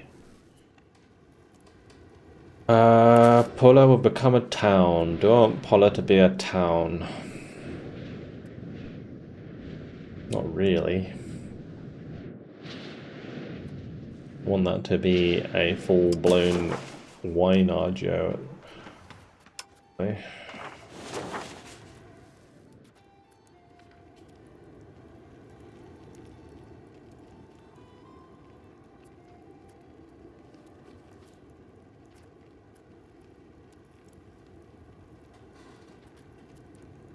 I wish this guy wasn't so old. 61 years old, he's just gonna die anytime soon. Increasing ties to subjects would be nice.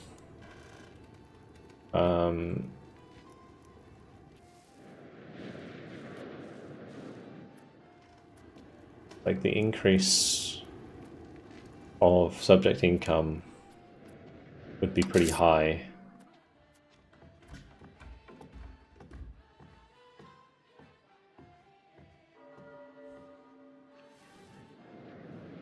Get like an extra 10 ducats a month from that whilst Parliament's in session.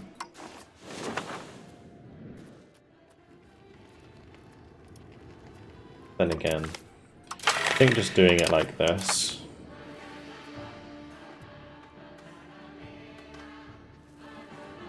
and just requesting the taxes is the way to go.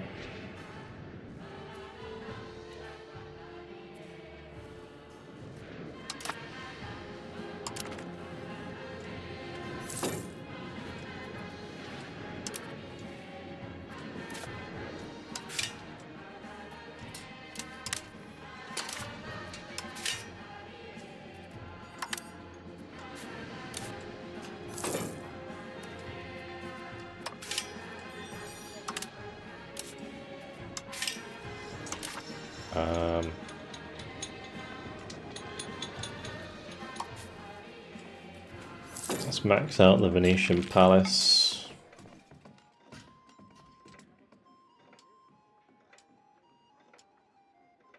I love being 2 ducats short.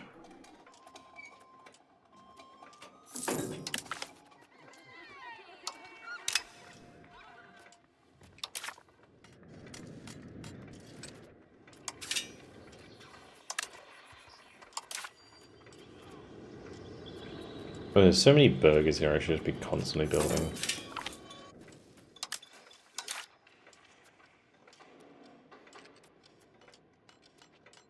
A renowned sculptor and architect, Bartholomew Bono, has offered his exceptional skills.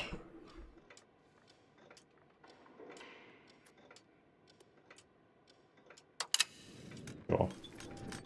Welcome aboard, good sir.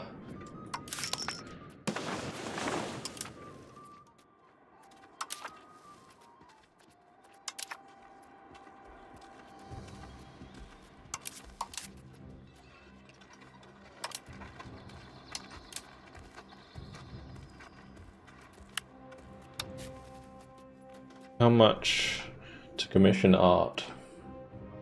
1,206. Is it ever worth it?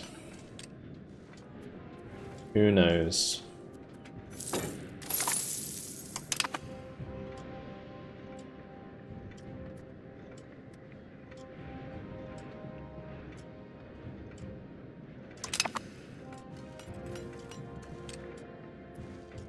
I thought that National Assemblies was a building, but it's not, it's a reform.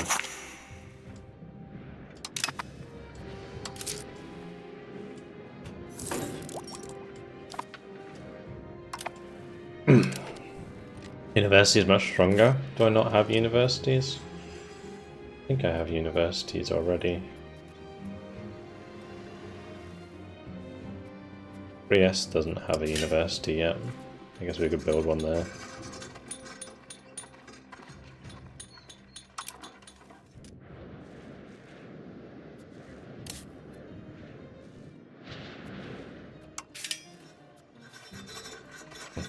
It's a really good show, actually. Completely forgot about them. Making 109 ducats a month. Hell yeah.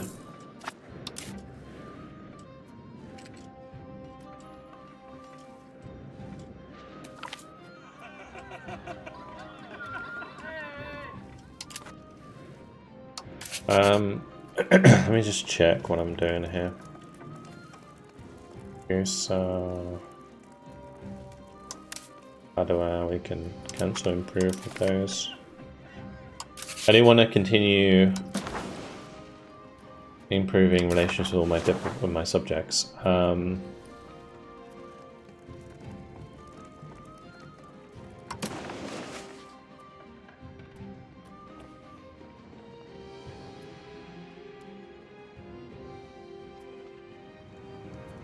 I think neighbouring states bonus is probably better for now.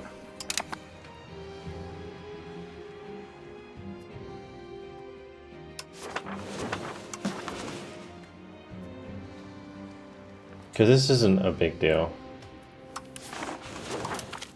Candia.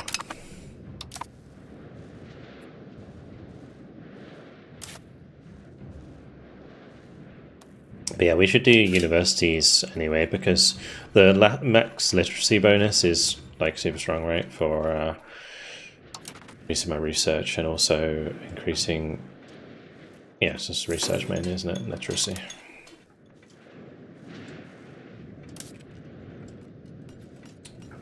We should have done that in the high pop area first, although I think they're all roughly the same.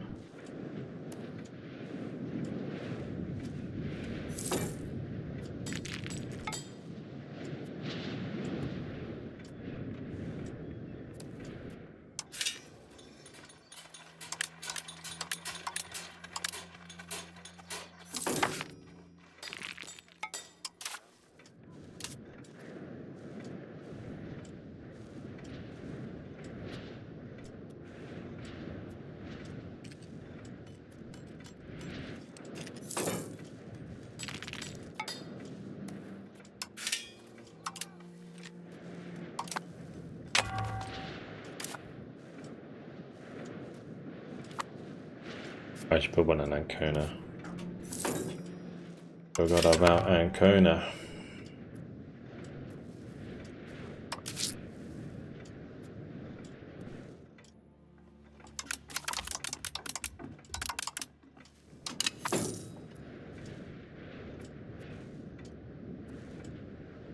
Also considered lowering my debt a bit.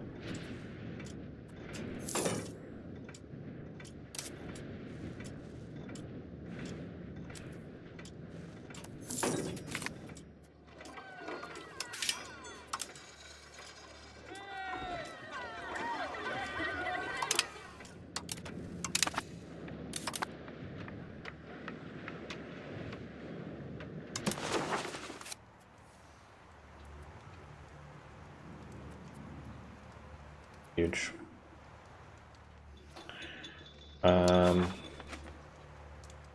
Already got roads there. I don't know if it would be better to build a road to Gioga or Mestra. Gioga's better.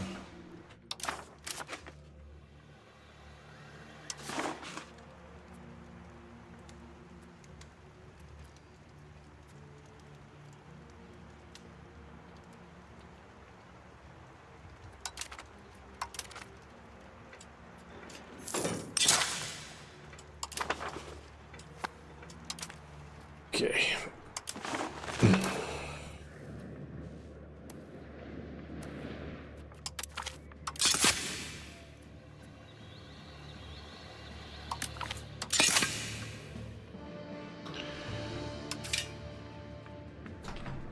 This is a good one, actually.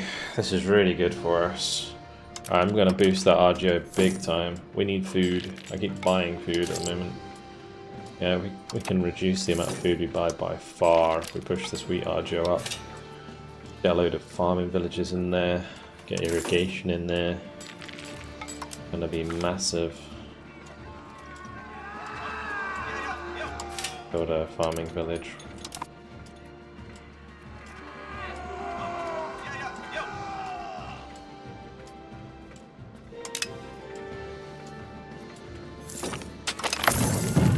Oh, Asia Discovery. There it is. Alright. What to do? Dynamic core. Let's have a look at this. Prop conversion. Buildings. Creation.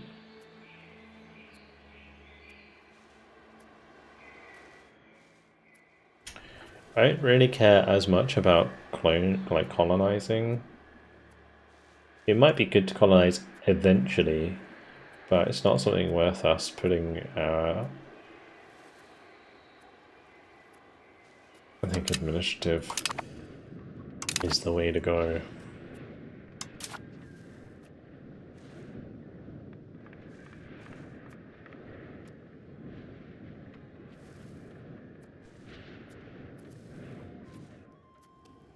Like, proximity cost is really nice, but decentralization is terrible.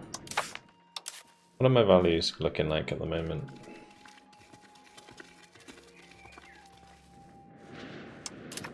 Like, that's so, like, counteractive. It's weird.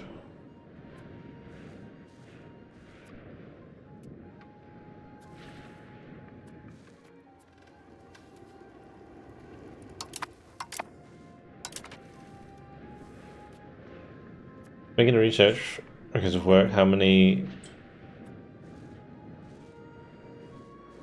black people would get into Prague around that time period? Roughly 1 per year? What the fuck? Such a... Wait, what? What research were you doing for that? I should also build counting houses everywhere now I think about it. There's just a couple of things I've been missing out on.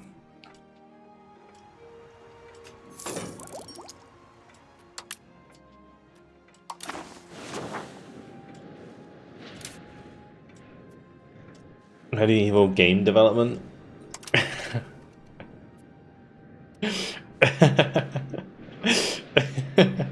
Well, so you could, if you made a medieval game, you could correctly portray that there's like 1 black man a year coming into Prague. Oh, fuck. You should tell that to the guy who makes Manor Lords. Just like every year, this is like 1 black dude turns up.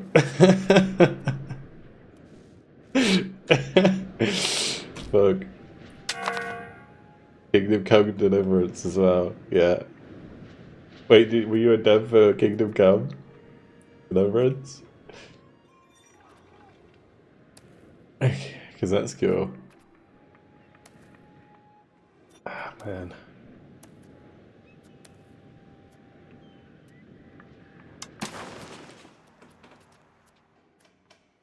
Let's see. That's fine, good stuff.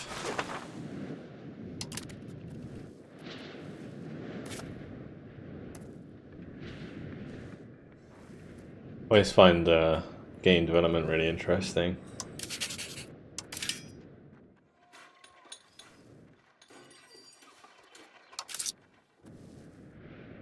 I can't say that when I was studying game development that I was doing anything as exciting as that.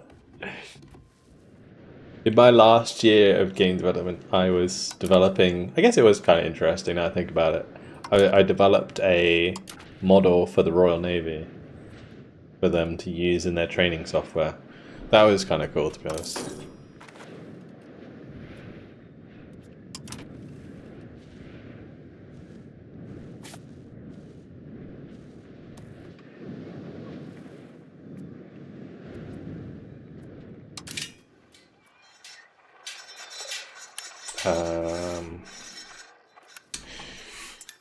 What am I thinking? University, that's what I was thinking.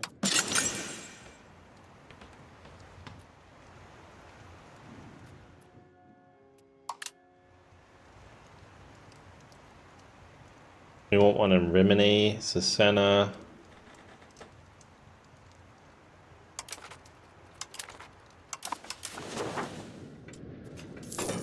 Building maintenance is going to carve me up a little bit. So I do feel like I should mint a little bit just to pay off some debt.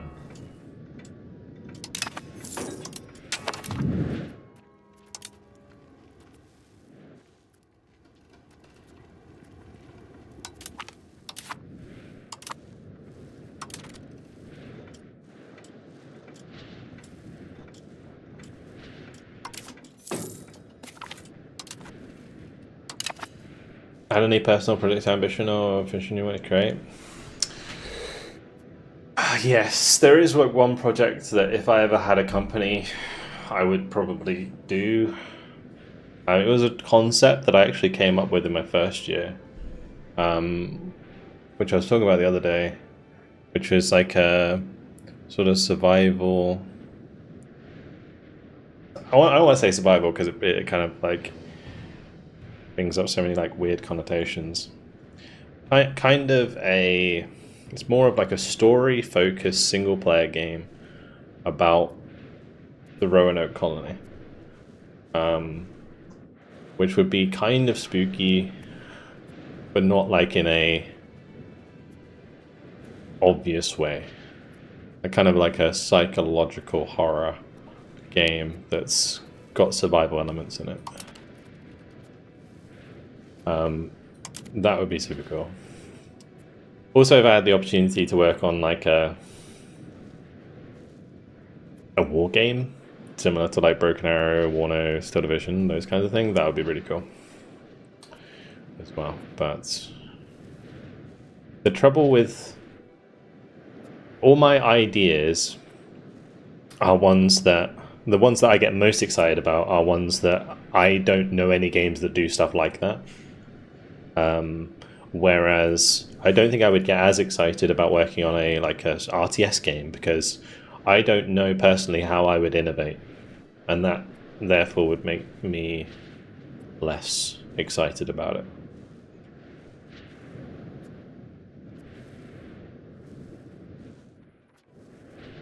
On his ideas from giant toxic.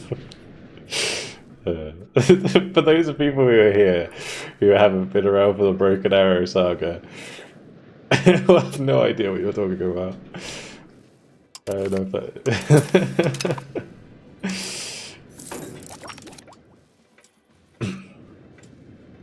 Institution appears in Padova.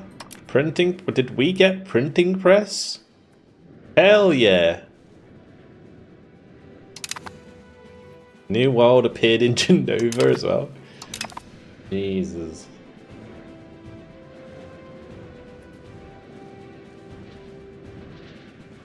Thing is, there is like a psychological horror game about the Roanoke colony that came out like maybe 5 years after I did a uni course, like uni. I have like a game development game design document for that game, and it came out like after that, and I was like, this is crazy. I reckon I could do it better though. If I had the team to do it, that is.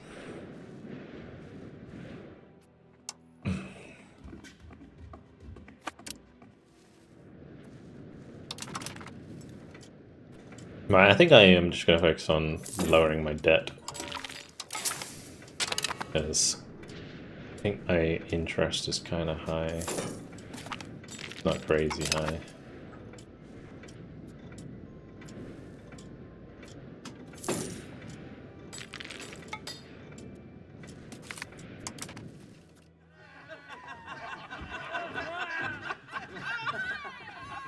With the rise of the patronage system, individual artists have begun to emerge in the world.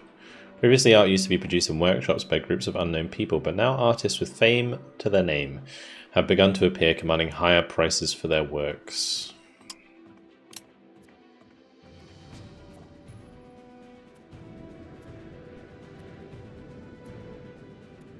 All of them are terrible, except that one guy. No, what's the artist trait, though?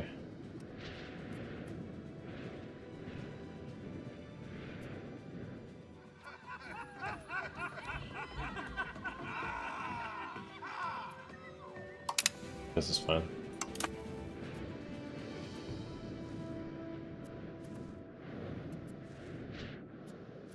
But yeah, when it came to working in uni, I studied like basically how to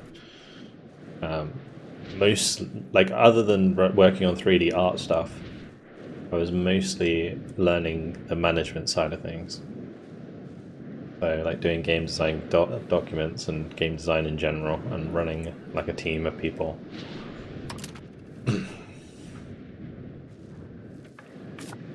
So yeah, it was really interesting. I did enjoy it, but then I just kind of ended up doing YouTube.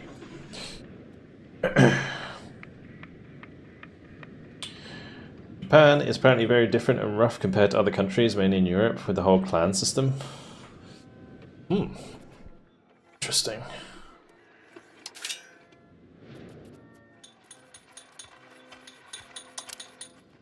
I don't think Japan would be like that good to play at the moment, because I imagine there'll be a DLC for Japan at some point. Like, unless there's an achievement for Japan, I don't think I would bother playing them for a while. But can I do lumber mills here? Oh, I can. Get those pops. The farming village is a marketing. It's a market village.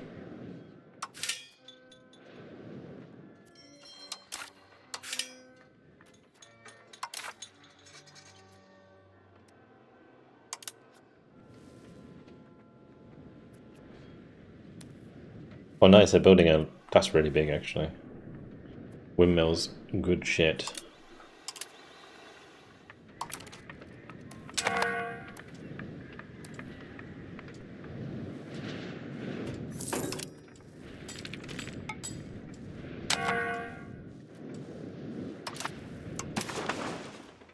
I don't even know why I bother voting for these, because I think they will pass anyway.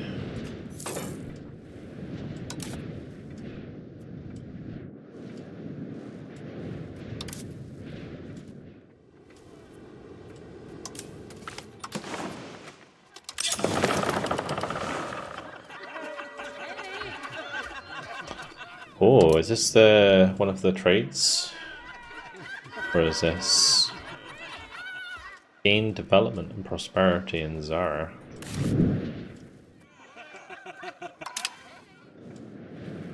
Not that it's very good. Increase their RGO.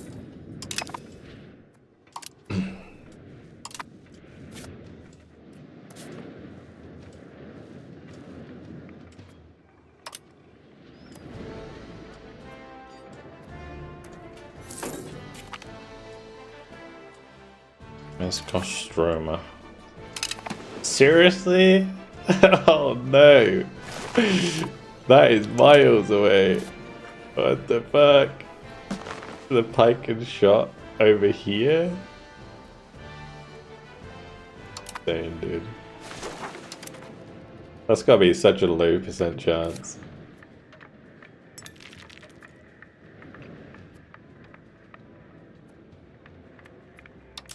Just double that up.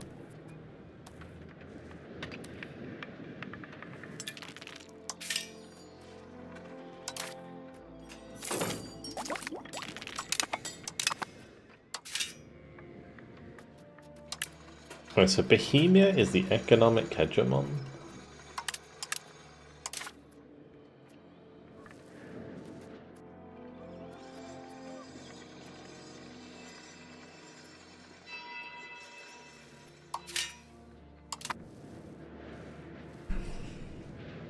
What's that?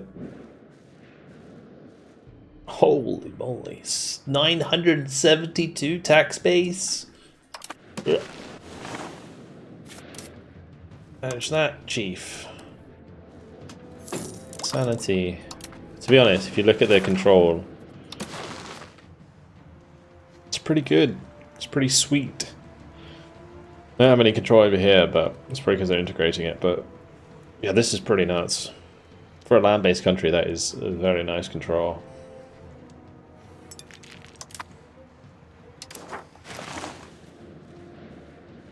And again, I say that. Let's just actually check.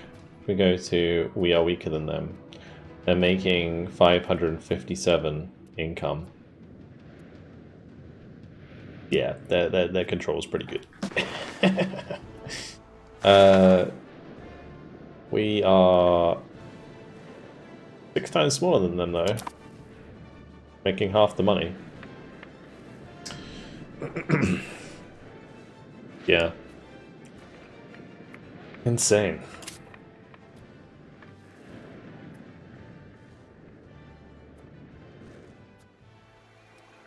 I should keep pushing the wheat RGO here. Actually, while we're waiting, we should increase the farming village.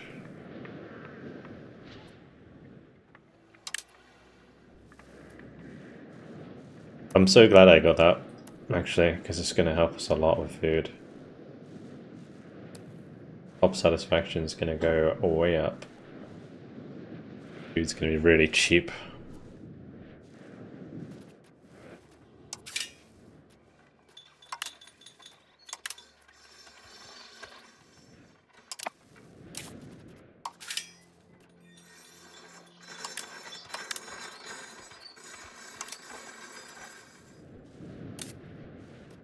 Make sure all these burgers are employed.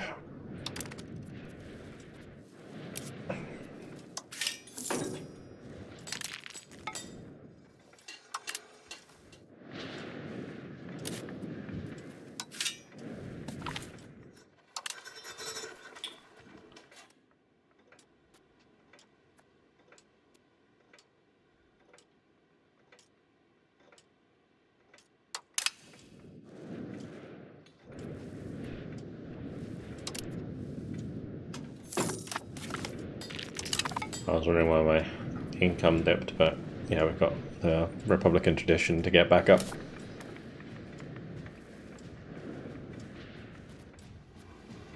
We should be building up our granaries as well. There's always something that I need to be building.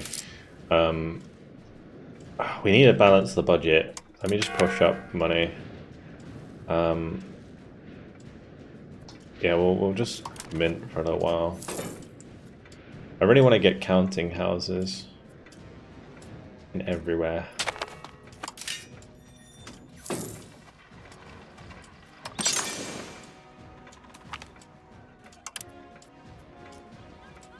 Why am I building it there first?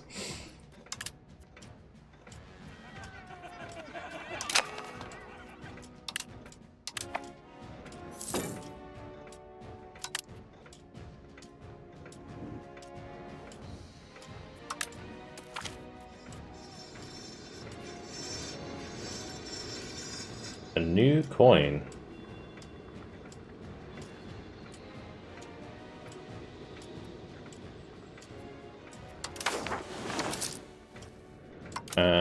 Well, I guess we'll reject it and just take the inflation.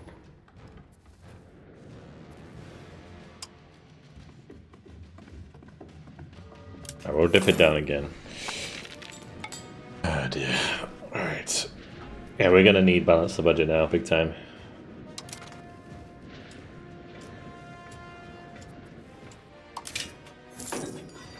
Great event though.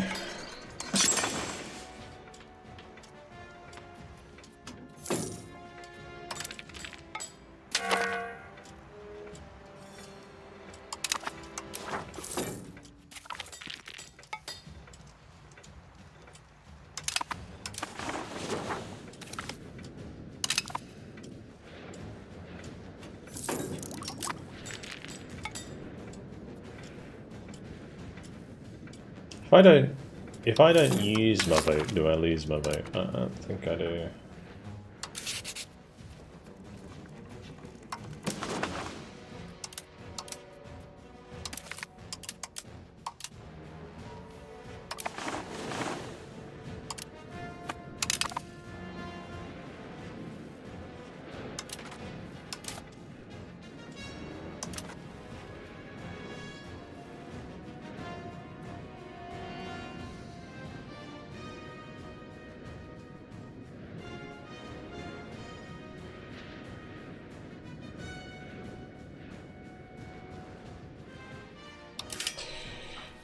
Doing counting houses. One more to build.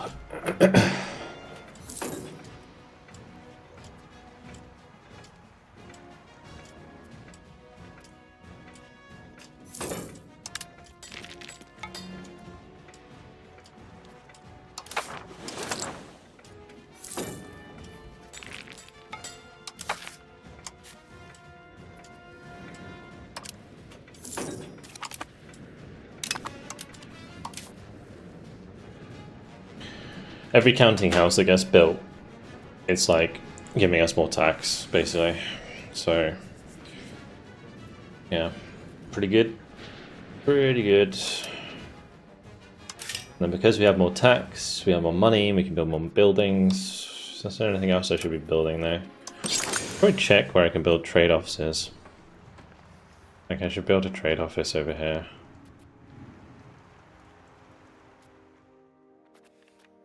Rome. Build one. I've got one in Rome.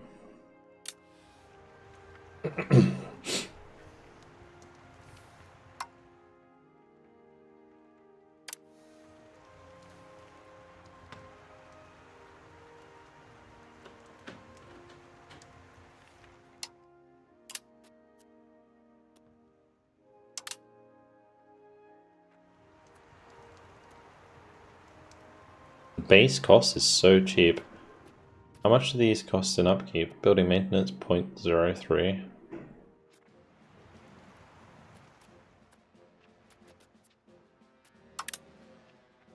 I feel like I should build more of that.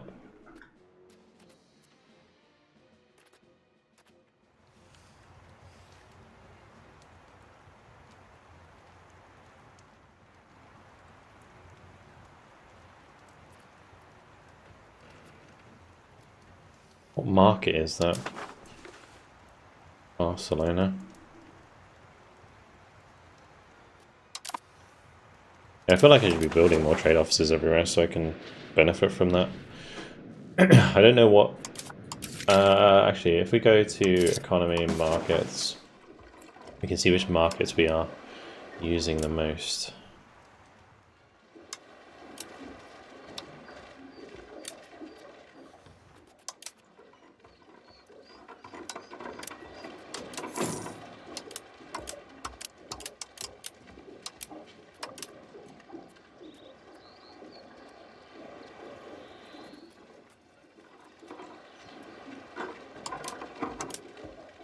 Got trades. Okay.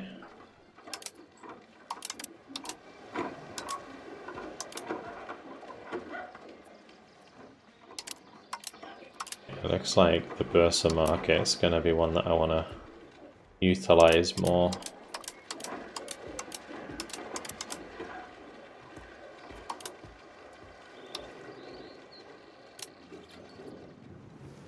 Units.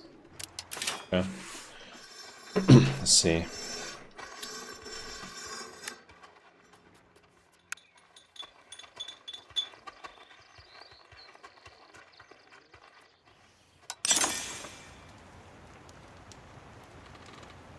I'll actually build more there, but we can continue building in our vassal.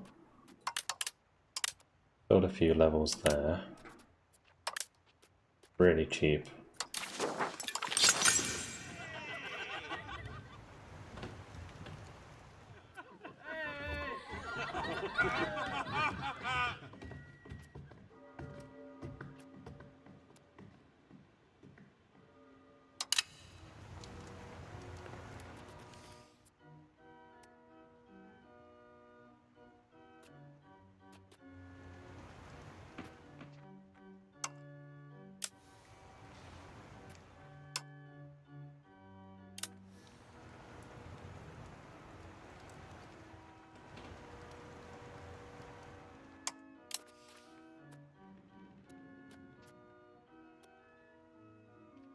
What's the maintenance cost on one of them then? If it's like nothing, we might as well be building them as well.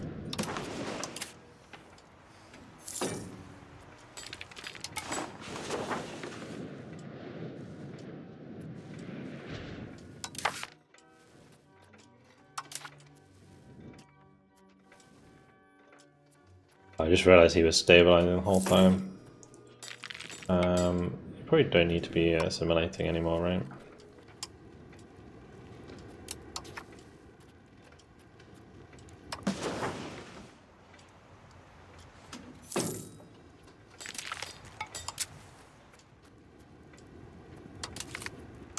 Oh, I completely forgot about this area up here. We have like no control over that at all. Gosh. Okay, let me just work this out. Because this should... the town of Balanzo should, I guess, be there.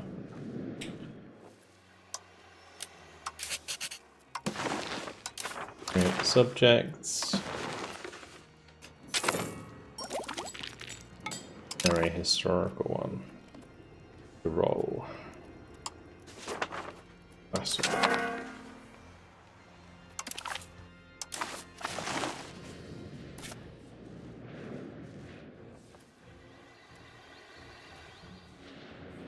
Person, there it is. Okay, good.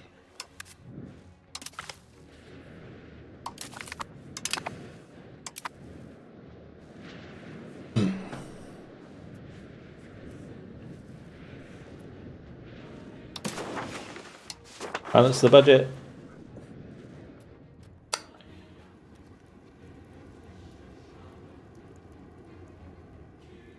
Increased naval infrastructure is pretty good. Do that.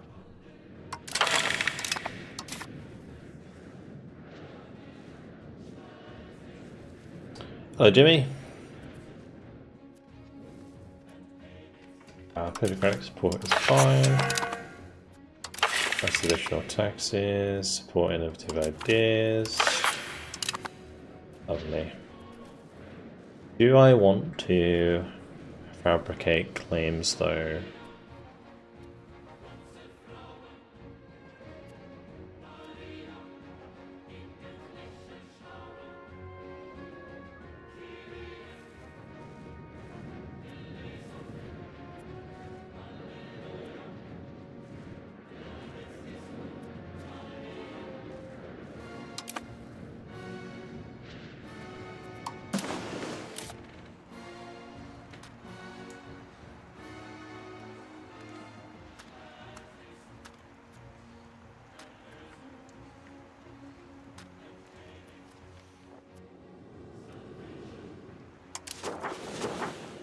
County of Argos. Where did they come from?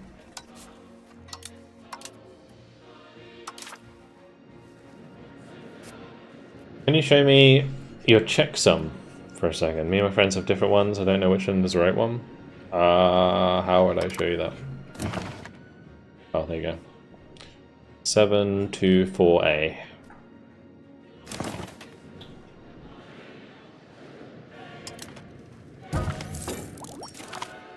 Oh, there he goes.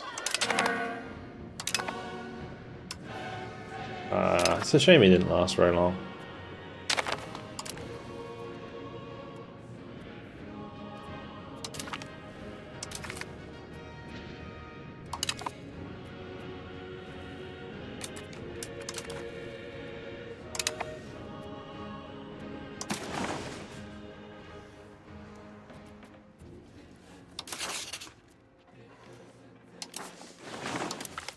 Yeah, it should be the latest one, unless it's been an update since I've been playing.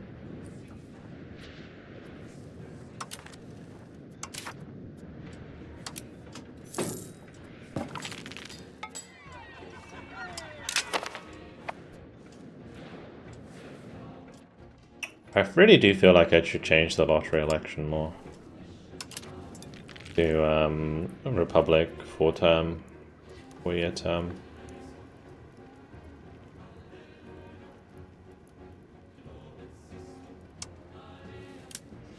The lottery election is really kind of shit.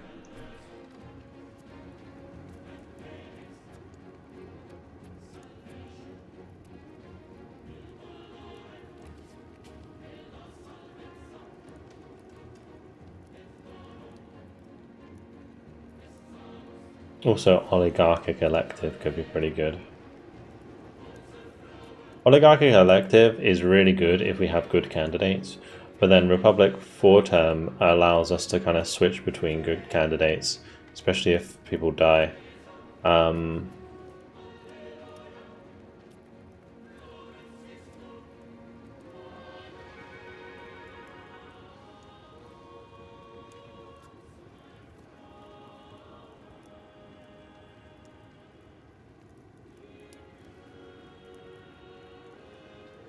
Both are decent.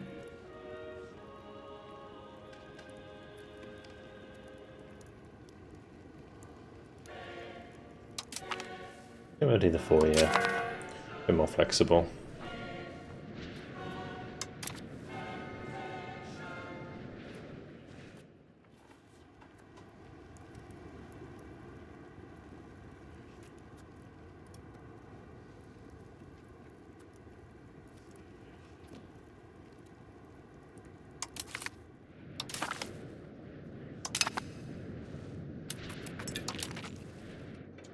That's fine. Because this guy is trash, right? I don't want to have him for ages. My income is gonna tank while I'm doing this.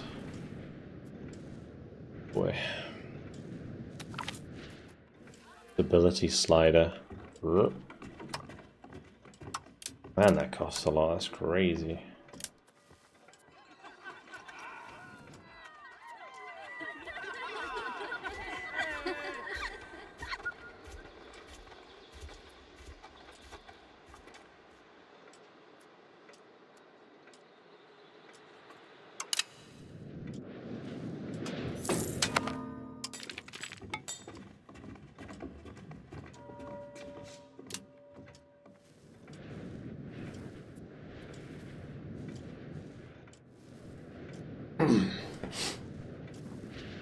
That certainly shakes things up, doesn't it? We should probably get our cabinet to help us with this. Strengthen government.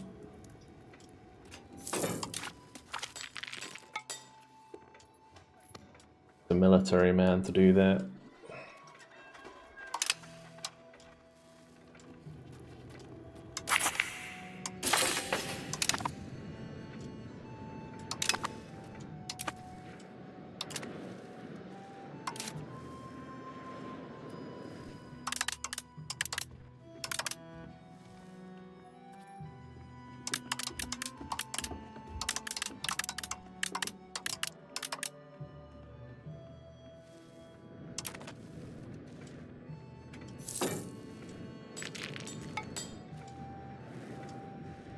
Cam's gonna jump about a lot, isn't it?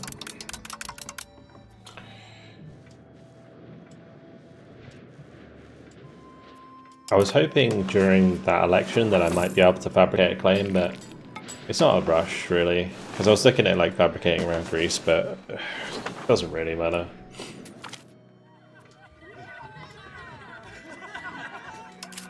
No satisfaction at the moment. I want the money. Give me the money! Also the institution. Huge. Buy that shit.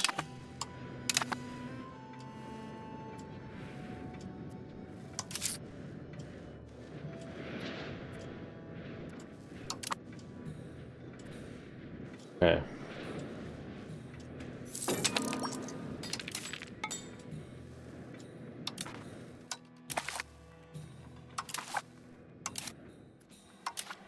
My research queue isn't that crazy at the moment. So that's good because we can go straight into a printing press and diplomatic capacity. Thank you very much. I wonder if jewelry output would be useful.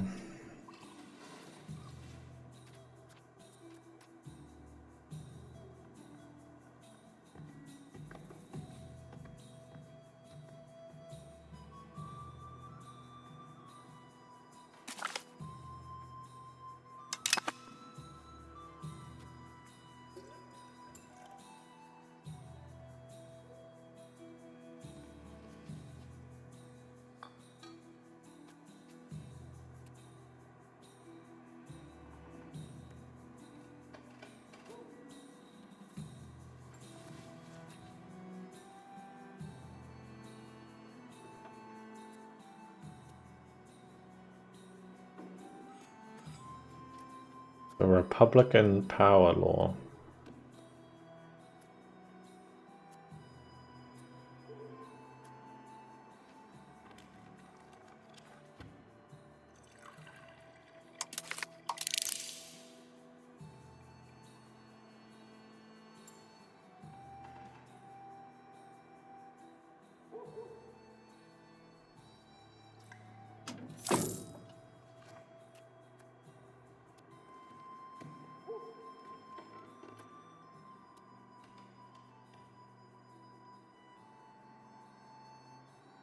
Cabinet efficiency is always really nice.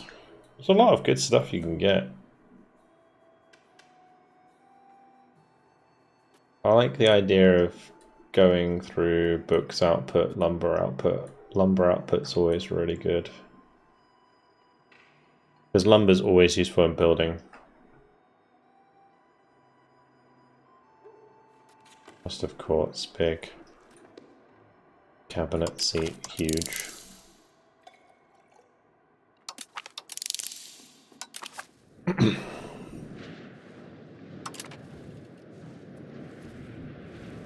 Alrighty, more buildings, please.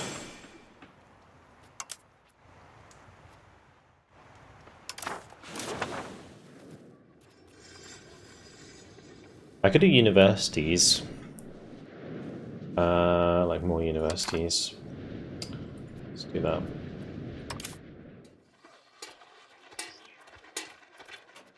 I also wanted to build up Naxos for them.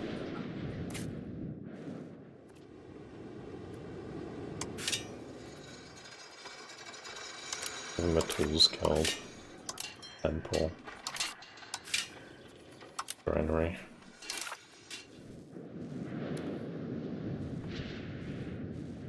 I think this just hasn't been developing because they haven't been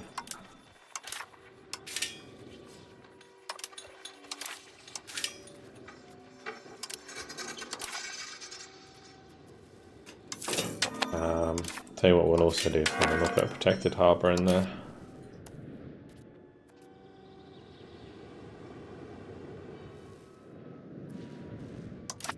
It will help them grow. Ooh, everybody's disloyal. Yeah, it's not good. Let's raise that diplomatic spending.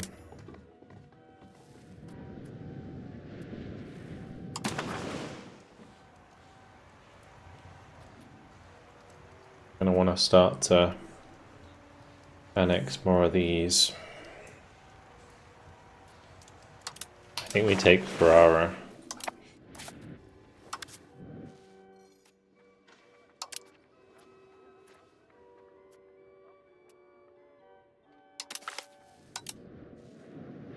We have too many vassals now, and they're getting too strong. Like, especially like Byzantium is really strong.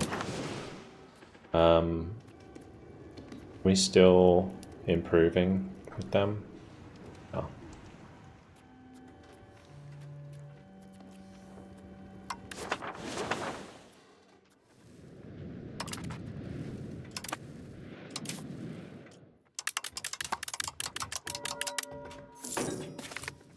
My diplomatic spending is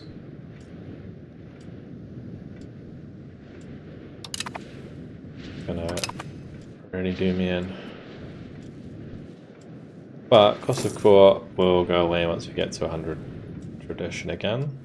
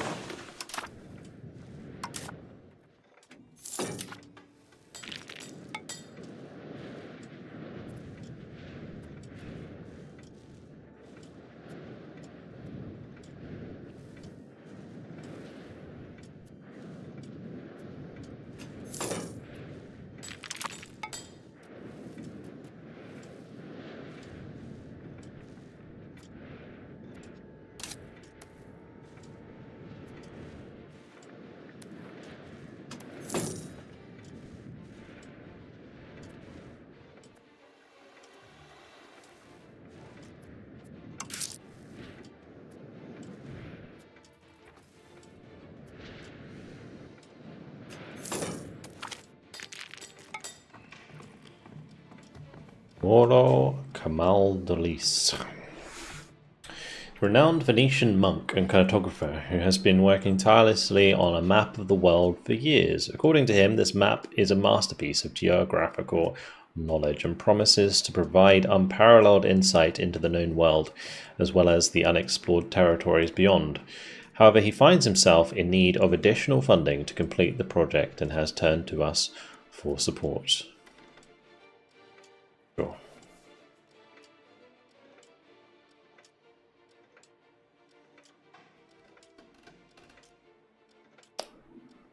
Was the most detailed map of the world up until that point. Cool.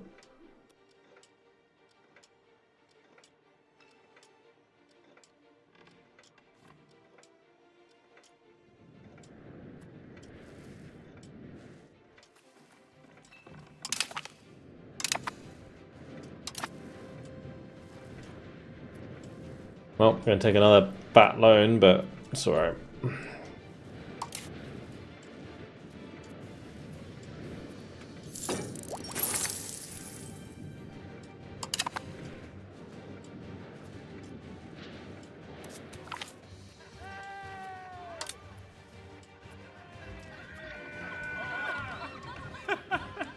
Minus stability, prestige, but minus inflation.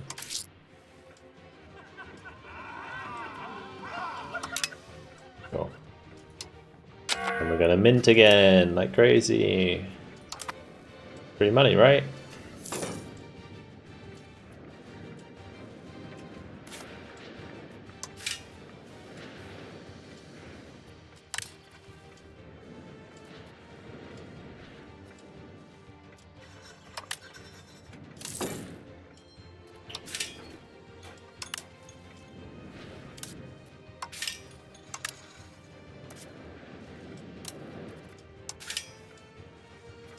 $12 per month in interest payments is not that much, considering we have 4,300 debt.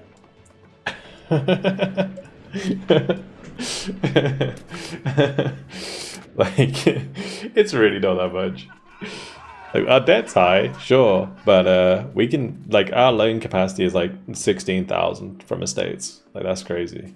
But most of my loans are like 3%, like something like that. Every time we get balance the budget from the government, it's just like reducing them like crazy, so we're looking for that every time.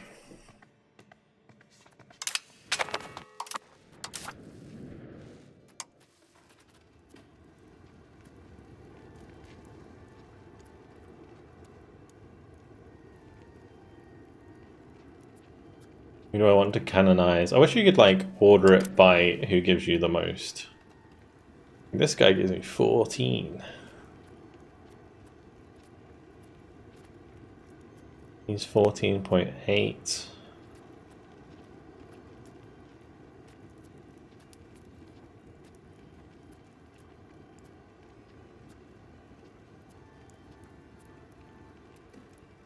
Yep, below. Boom.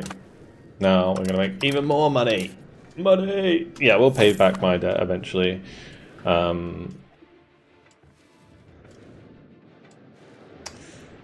Also, since I'm doing that, I don't need to do strengthening government anymore.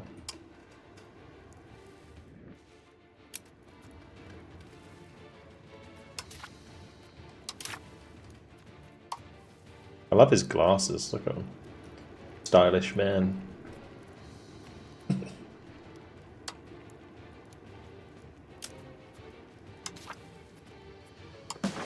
If there's anywhere else that it really needs. Where is this? Oh, that's there, that's fine.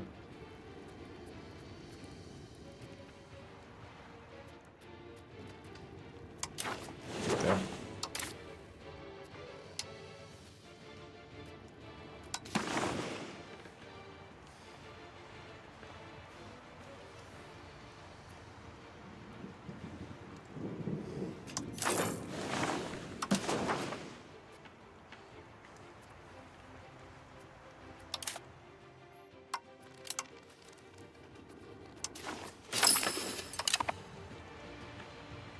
Invent the world's first flying machine. Yeah, he looks cool as fuck. He's insanely good as well. Look at his stats.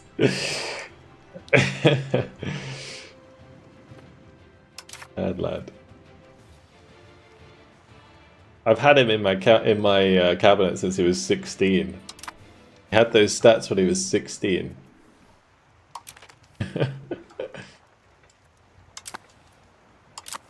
About that.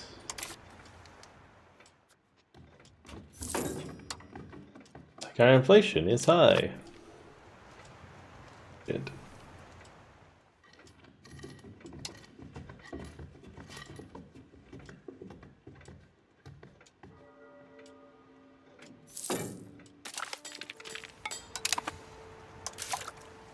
Right, are we doing the...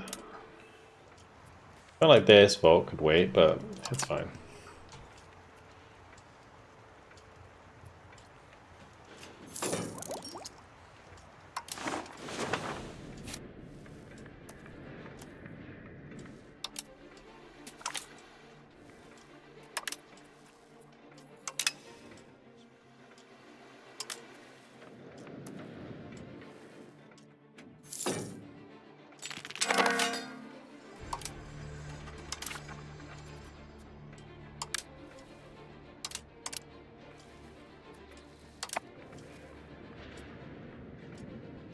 Has demand for luxury goods crashed? No. Be pretty good. Yeah. Still make good profit from jewelers and tailors.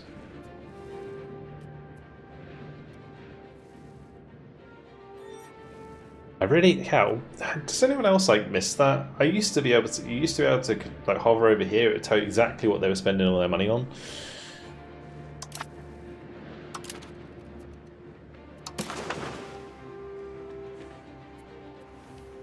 I think Byzantium too strong for their own good, man. Is that just like an elite army? Wait, are they declared on by the Ottomans?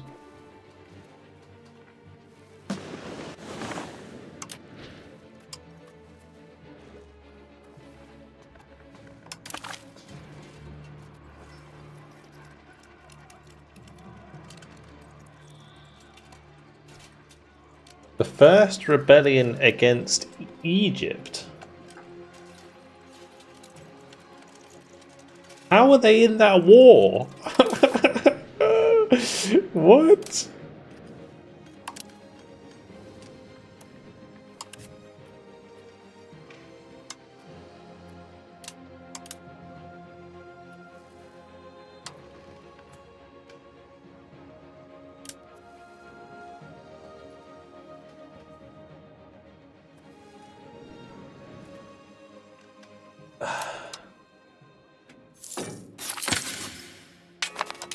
Can I not enforce peace?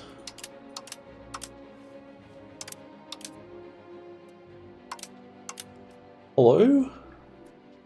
Mate, there's no way! Because you know what's going to happen. Like, the Ottomans are going to siege Constantinople. The Mamluks are going to give it to them in the fucking peace deal. Fuck. And then my fucking war to take by Constantinople is going to be completely fucking useless.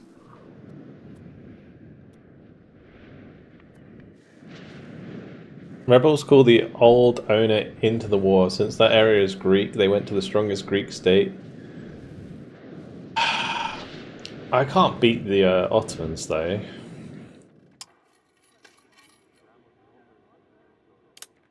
Makes no sense that my vassal fighting that. That's so...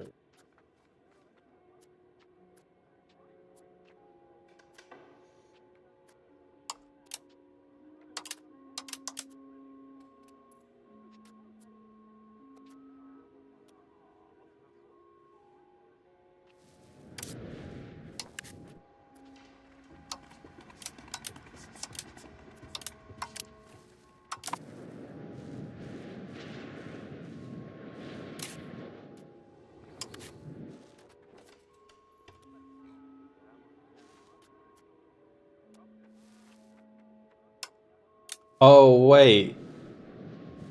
What the fuck?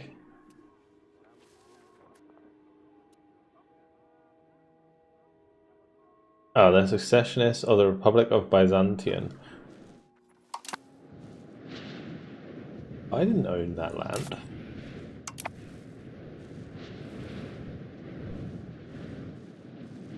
Yeah, this does make a lot of money for me. Like in terms of diplomatic income, they give me 20. Oh gosh. Maybe my vassal will be safe, hopefully. Fingers crossed.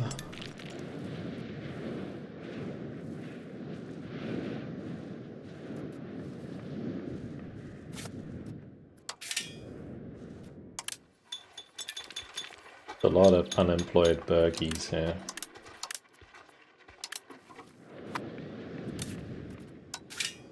Same here.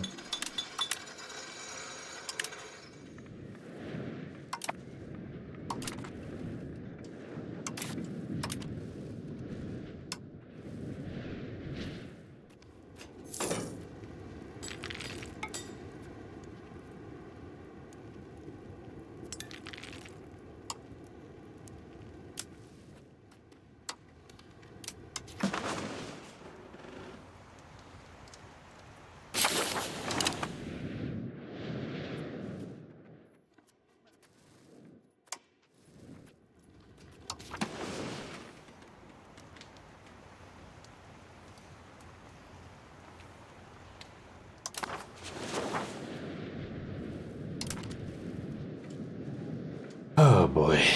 Well, goodbye Serbia.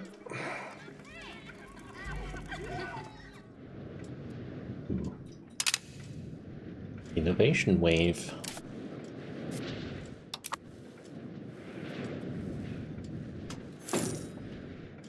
Yeah, hopefully they just, like, that battle is just, like, done.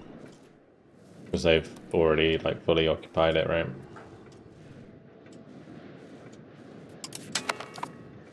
Okay, good. Good, good, good.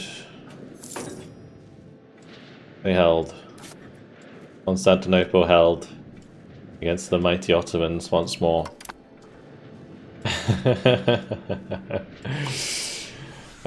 What's up, Droga? I am loving it. Honestly, I've played so many hours. I'm on 70 hours. Bear in mind, I'm a full-time content creator. It's a lot of hours for me. I've only streamed it like 5 times now. So that's what, like 20 hours-ish, maybe a bit more on stream. So about 40 off stream. Yeah. Crazy. So my EU4 brain. Oh yeah, absolutely. Dude, I spent 40 hours in the first 100 years of this game.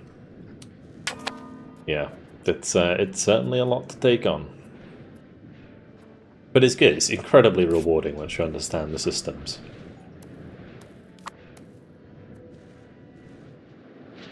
I think the AI is a bit derpy, 100%. I agree on that. Certainly a bit of a derper sometimes, but I think the game is challenging. Like, if you put yourself in a challenging position, like if you pick a nation that is particularly challenging, then it's a very, very fun game. Like, I had a lot of fun playing Venice so far, because it hasn't been like a complete rollover. And when I played as England, I've only done 2 playthroughs so far, just so you know, in 70 hours. This is my second. And the first I haven't finished. Like, the first one's Kingdom of England, and I have so much stuff. I basically rolled over France, and I own Castile, or like Castile's in my union. Yeah, the UI is the hardest thing to learn, absolutely. Once you get over the UI, I think it becomes a lot more about like understanding things as you go, which isn't so much of a problem because then at least you can play the game. Like, once you have the UI under control, you can actually play the game, which is nice.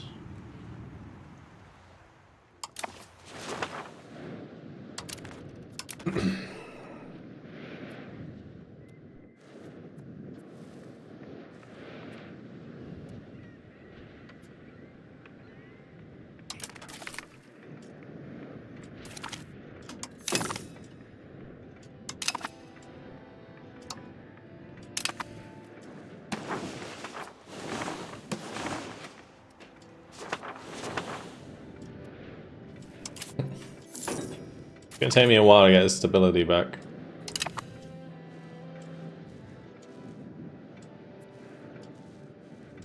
In the meantime, it's gonna cost me a lot of money. Venice is still buying loads of food. I'm just trying to like pump the RGOs here.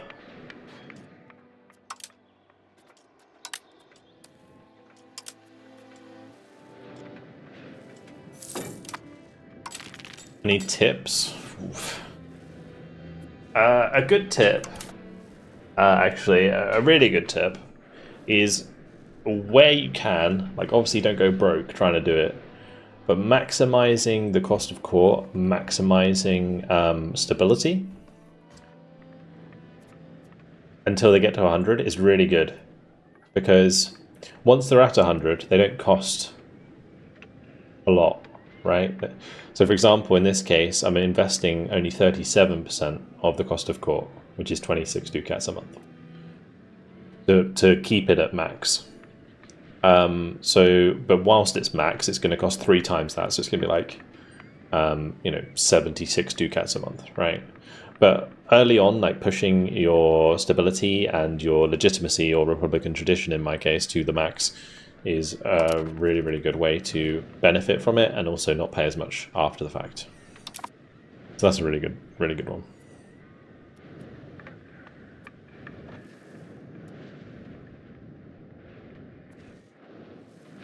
My second playthrough, I did the 2-province empire rank country, Qataran Empire in Africa's Rift Valley. Next to Lake Victoria, very fun, but frustration for institutions, big game. I feel like, are those nations not like quite boring in Africa? I always found like, for example, in EU4, playing as Mali, for example, I guess Mali's kind of like a big nation, but you kind of get stuck for a while. There's not a lot to do. It's the same reason that I don't find like playing a native tribe in America very appealing, because like the first 100, 200 years of the game, you're just 5-speeding.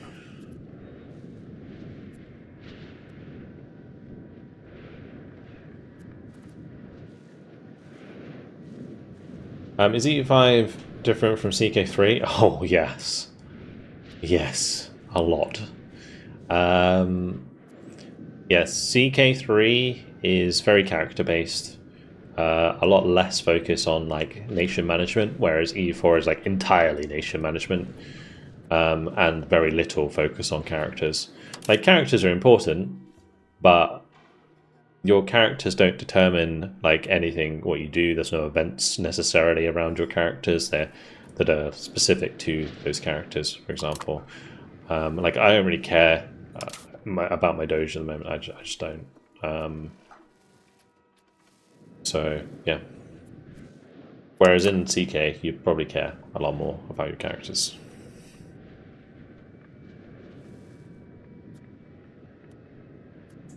Invest in RGOs. Yeah, in terms of tips, absolutely. So early game, investing in RGOs, which are these things, is super important to make money. Particularly like high value RGOs, something like gold, gold, saffron. Iron is a good one, just because iron it's not so valuable early on, but it becomes valuable very quickly, because when people start making guns and cannons and shit, I guess copper and tin for that moment, like metals in general, are good RGOs. Yeah. Yeah, that's probably about right, Drogo.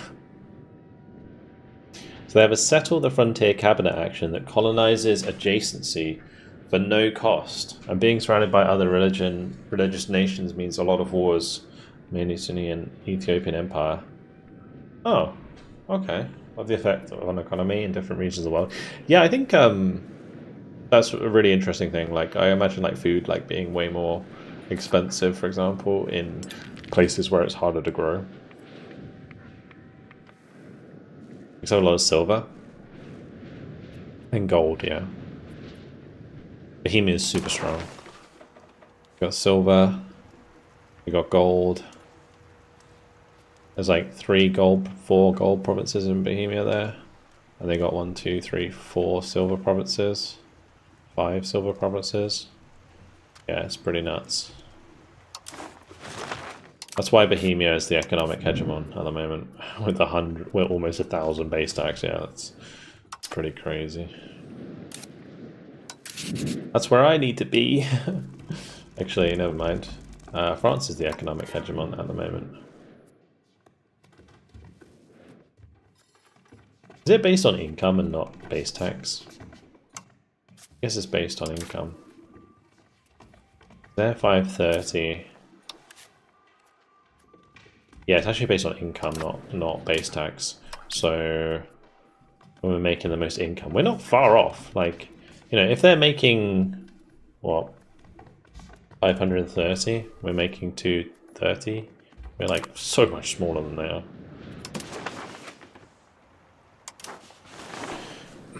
So we're getting there. We're making good progress. Also, for anyone interested in watching this playthrough, I will be playing more tomorrow from 8 PM GMT. The Brovnik market has run out of food. Insane.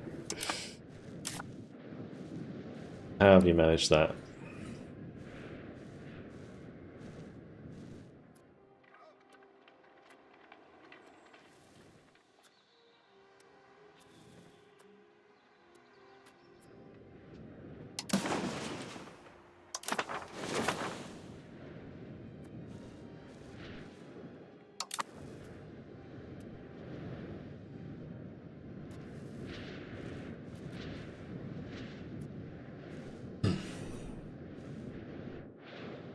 You got to defeat the Mamluk menace. And who are you playing at? I mean, the Mamluks are pretty strong. I think they've defeated the Ottomans once, but I think they're now allied with the Ottomans. So, yeah, that's weird. I don't know what happened there, but anyway, the Mamluks destroyed the Ottomans at one point, and then now they're friends. Would you say jump right into RGOs at the start? Yeah, in high value. So. For example, fish, not a priority, right? Because it's only profit per level is only 0.4. So you see here the profit per level. Whereas like for me, horse is a pretty good one. Profit per level, 2.33. So I should definitely build this RGO up, which I'll do right now.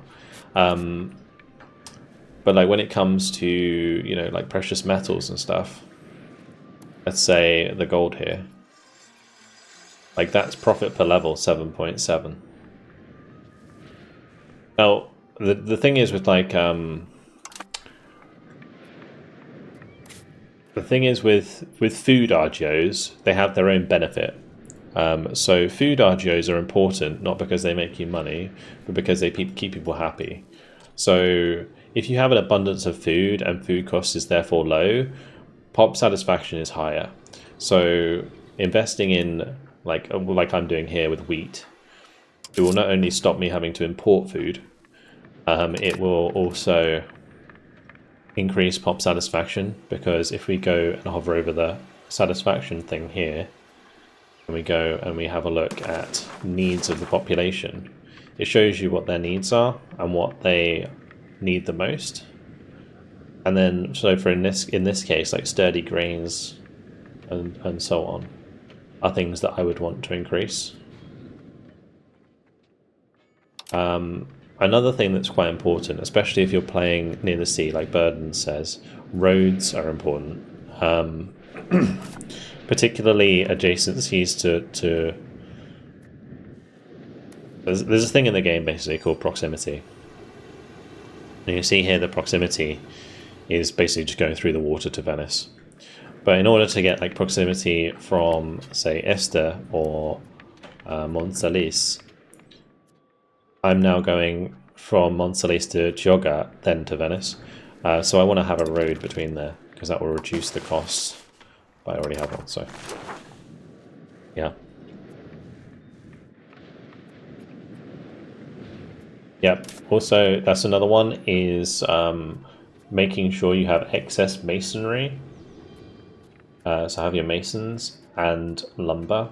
Those are the two that are like probably the most important. And that's going to reduce the cost of building. So in this case, where's one that I can build? Okay, so yeah, this is like only 23 costs, because masonry is reducing it by 33% because I have an excess of masonry in my market. Right, so it makes building cheaper. And then there are other ones like a university, which requires, you know, paper, lumber, books, and tools. So if you have an abundance of those things, then building a hospital, well, that's a hospital, never mind. But building a hospital would be much cheaper. So early on, making your peasants work on masons and lumber mills is very nice. And also you're making a profit from those buildings. And furthermore, you're employing those pops. And you don't get tax from unemployed population.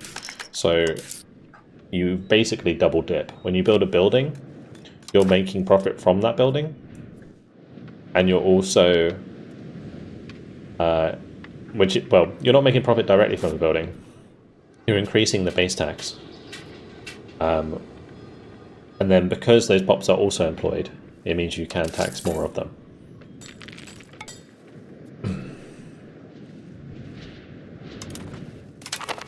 Play multiplayer mode? No. I was just talking about shit.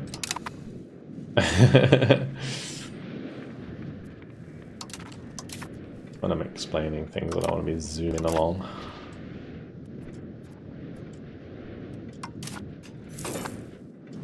And this is not good. I'm well over my diplomatic capacity for some reason. I don't know why it's so low. Why is it so low? The base level is so low. Maybe it's because of my...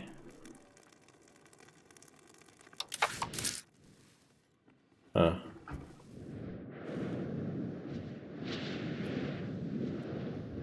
Sounds so sick. Yeah, there's a lot of stuff you gotta take into account, but it's once you learn it all, it's crazy good.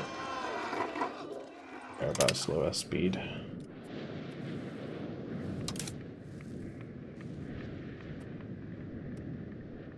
Or maybe my stability. Would that have anything to do with it? Couldn't do, right?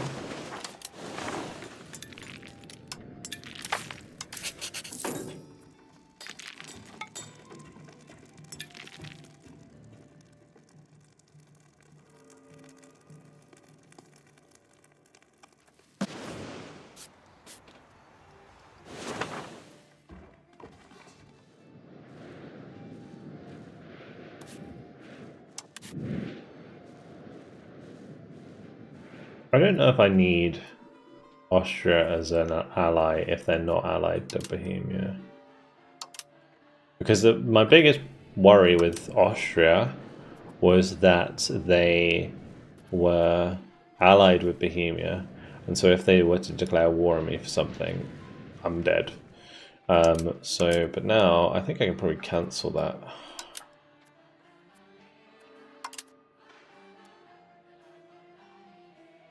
Cancel. Greek alliance. So what's that trust like? Because I might want to use them to kill someone first.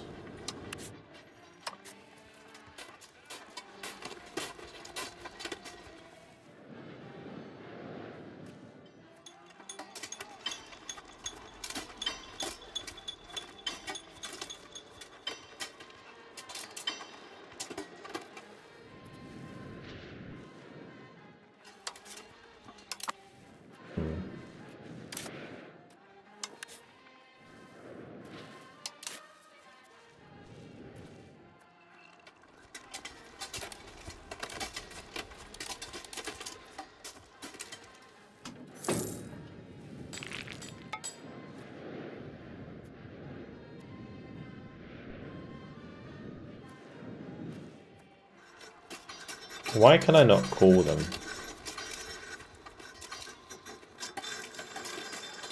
Because they can be called.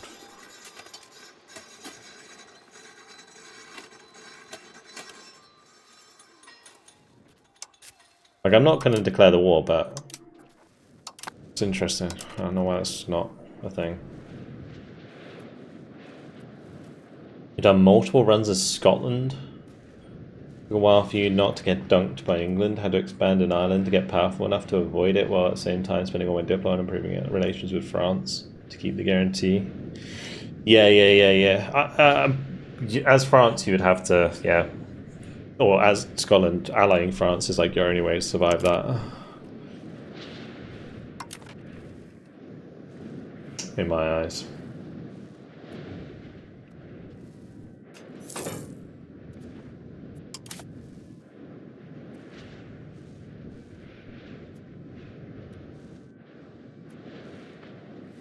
And then you'd want to expand with a vassal in Ireland before the Pale does.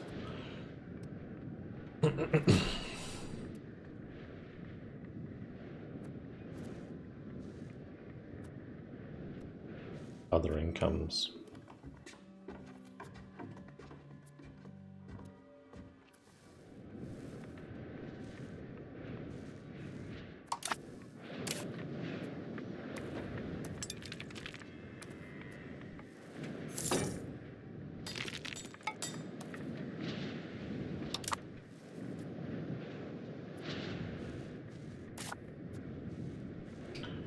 So food productivity like.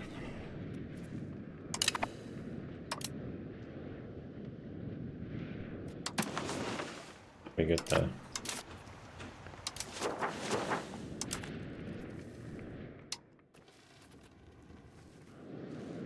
Another 19-year-old who's an absolute fucking genius. You love to see it. Mate, all the boys with glasses, look at him. Mental.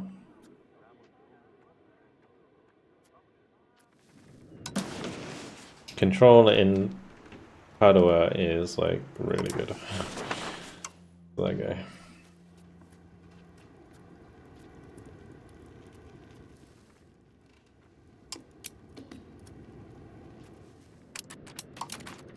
The Aldebrando will be fine.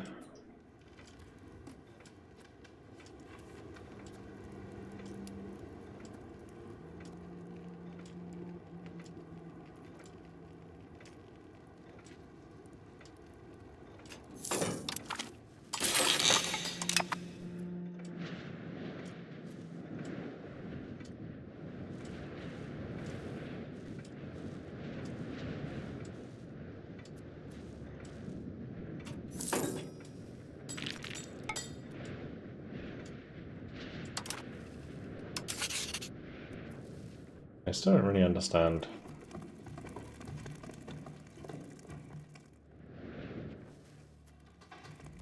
That's so low. Because it was like 5 almost at one point.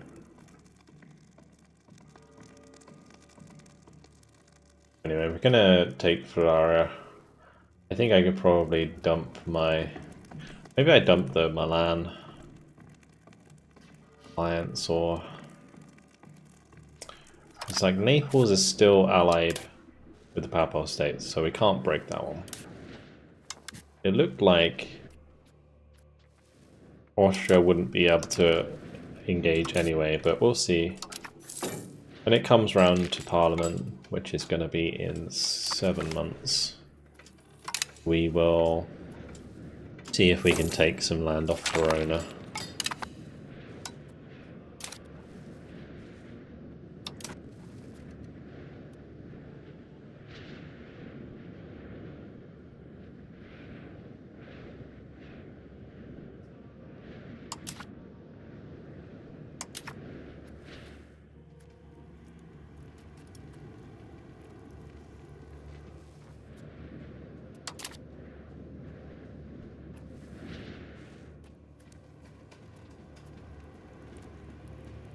Cost of increased literacy action.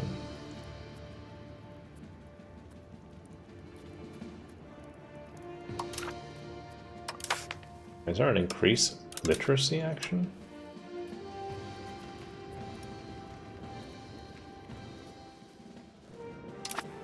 Huh.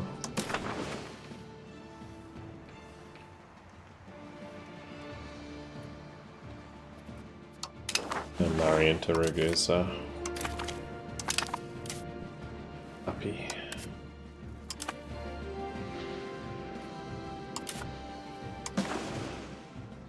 Save me a diplomat or two.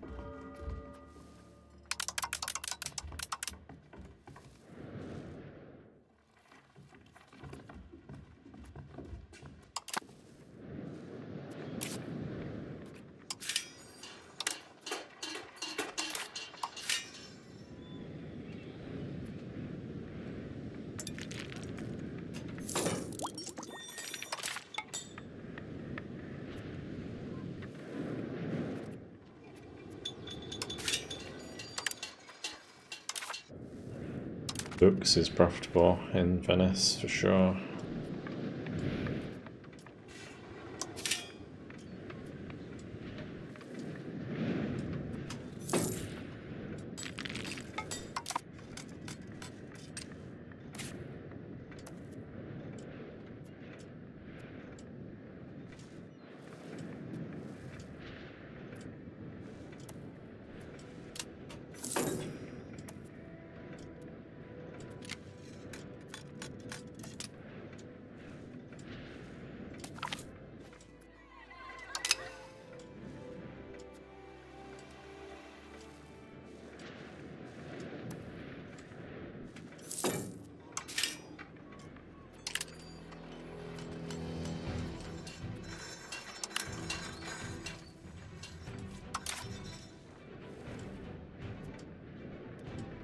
Very easy way for me to make money.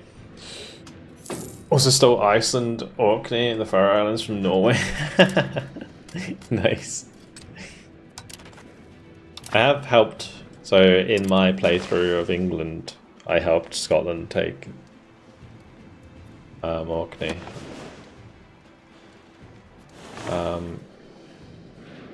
I'm getting a bit tired, to be honest. I think I might save it here, because it's kind of easy place to start. There's not really much going on at the moment. The big thing at the moment is just we're just waiting for money to reinvest money. Like, I'm waiting for my stability to get to max so we can just like really spam buildings. We're waiting for the annexation of Ferrara. We're just kind of chilling at the moment.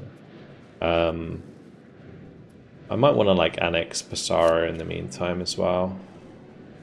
But yeah, I'm kind of chilling. I just got to consolidate all my lands and then look for more targets. Like Verona's a huge target for me because if we go to culture, they're all Venetian, so that would be really nice to just gobble that up. Yeah, then it's just a matter of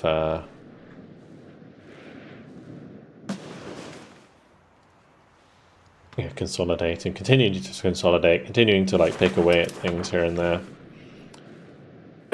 And then I guess build a bigger fleet at some point so we can push more maritime, so that I can then start consolidating these vassals as well. Albania's pretty big now, aren't they? Crikey.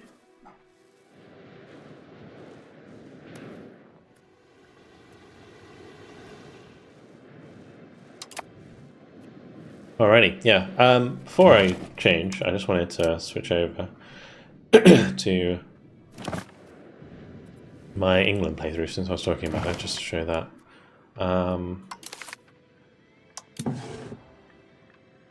Exit, so that saves.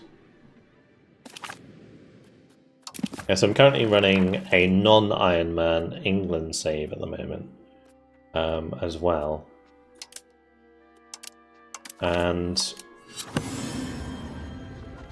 this playthrough is nuts. I wish I had played... This is my first playthrough, mind you, and I wish I'd done it Ironman, because I haven't really... I don't think I've reloaded this save like once. So, like, this is England, right? We're currently at war with France, chewing them up. Like, let's go to my diplomacy. Look at this shit. It's nutty. I could literally do like a world conquest of this shit. So, I'm in a union. I claimed the crown of Denmark, Scotland, and Castile. I think I still have claimed throne casus belli on Aragon. The only problem with this campaign is antagonism. But for the most part, I can kill everyone. Like, I'm so ridiculously strong.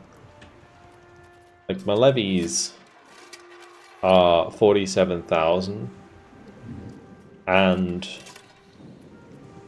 I've got maybe like, yeah, 10,000 professional troops, and I'm making butt tons of money. Look at all these archos and stuff being increased. I literally can't spend my money fast enough almost. Do unions have relative negative relations based on size? Yeah, kind of. Like, if you already have unions, there are certain negative modifiers on relations with other factions. Like, they take into account how big the union is. But unions are super overpowered, I feel.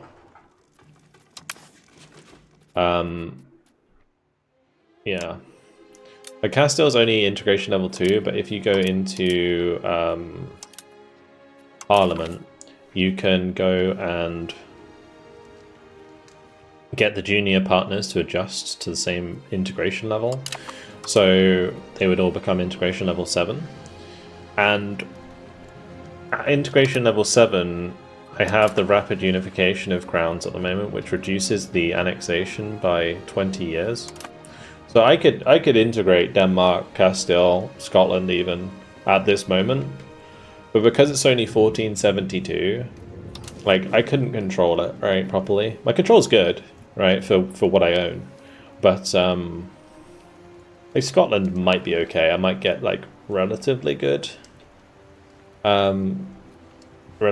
control on, like, the east coast of Scotland. But yeah, it's not really worth it for me to do that, I don't think, at the moment.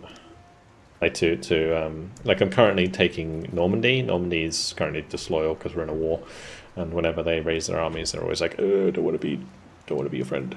We're nearly there. It would be, it says 1836 on the moment, which is silly. But yeah, we're nearly there. Once we have this, like, because it's coastline, like opposite, you know, London, basically, that would all be really good control. So yeah. Anyway, yeah, France is basically fully sieged. The only reason I haven't pieced out of this war is, one, because the longer I'm in the war, the less time France can join the coalition, and two, not that France joining the coalition would matter at this point, but two, I wanted to give a lot of land to Denmark, and I wanted to give a lot of land to Spain, because they're currently occupying all of this, but we're just waiting on the sieges here so that I can give a lot of this land to Denmark in a separate piece, and I could do a separate piece and give it to Castile, and then peace out with France afterwards. So that's kind of the plan there with that playthrough. Anyway, it's going well. So I wish I'd done Iron Man, because I would easily get the achievement for that. What is it? The Great Britain achievement, which is basically just Great Britain, England. Starting as England, form Great Britain, and be the naval hegemon. Easy peasy, right? At that point. So, yeah, I would have had that achievement. But we'll probably have to play it again at some point, which is fine. Well, I think England, having played it now, unless they change things, which they might, England's super strong at the start. They really are. Like, I don't think that people really appreciate how strong England is, because people think like France is really good, which they are, and I would say France is probably the easiest to play in the game right now, right?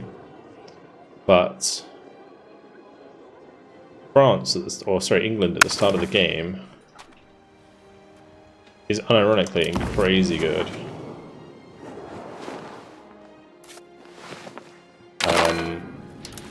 Because your army has, well, I guess it depends on your, I kind of rolled a bit of shit here, but I think maybe when I was playing I just had a really good general or something. But you can go into here and give yourself crown power, and then you go into like the lords and give yourself discipline, like primacy of the nobility. You can go into yeomanry and give them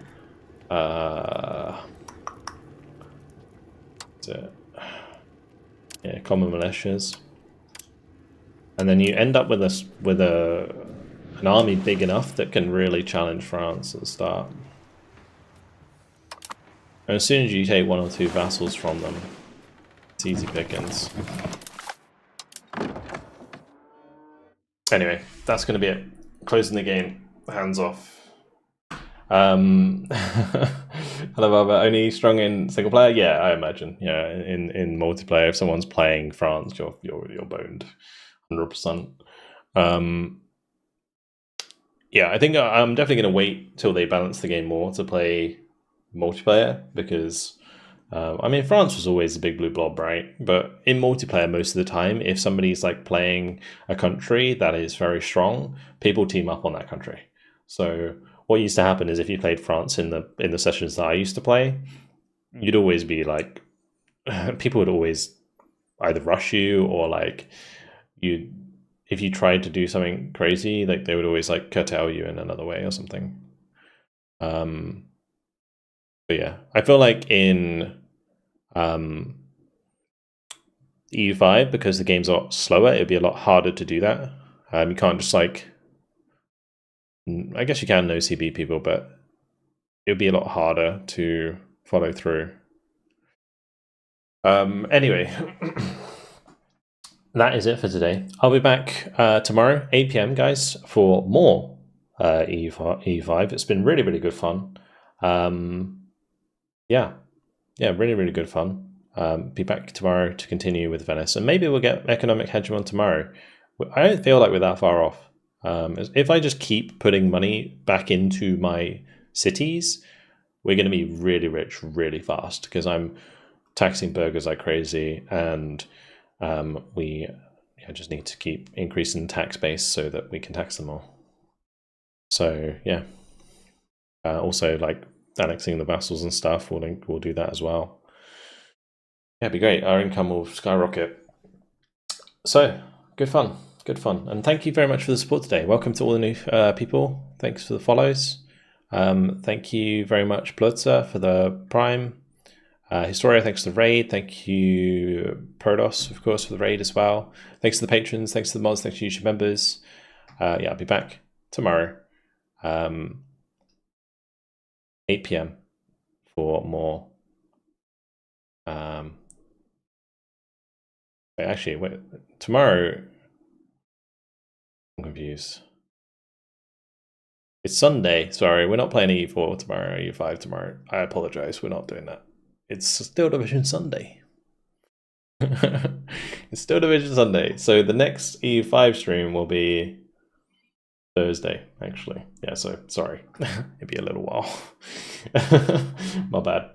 I lost track of days. Really enjoyed it though. I mean, I could do like an afternoon stream sometimes, but a lot of you guys who are watching now might not be able to watch that. So yeah, next Thursday will be EU5 then, because Tuesday will be Broken Arrow at 8 p.m. and Wednesday will be Warno at 8 p.m. So yeah, if you're interested in like war RTS, then yeah, make sure to come along to those as well. Really, really good fun. Okay, anyway, hope you guys enjoyed it. Thank you very much for watching. See you all on tomorrow's stream, 8 p.m. It's still going to be the same time, but still Division Sunday.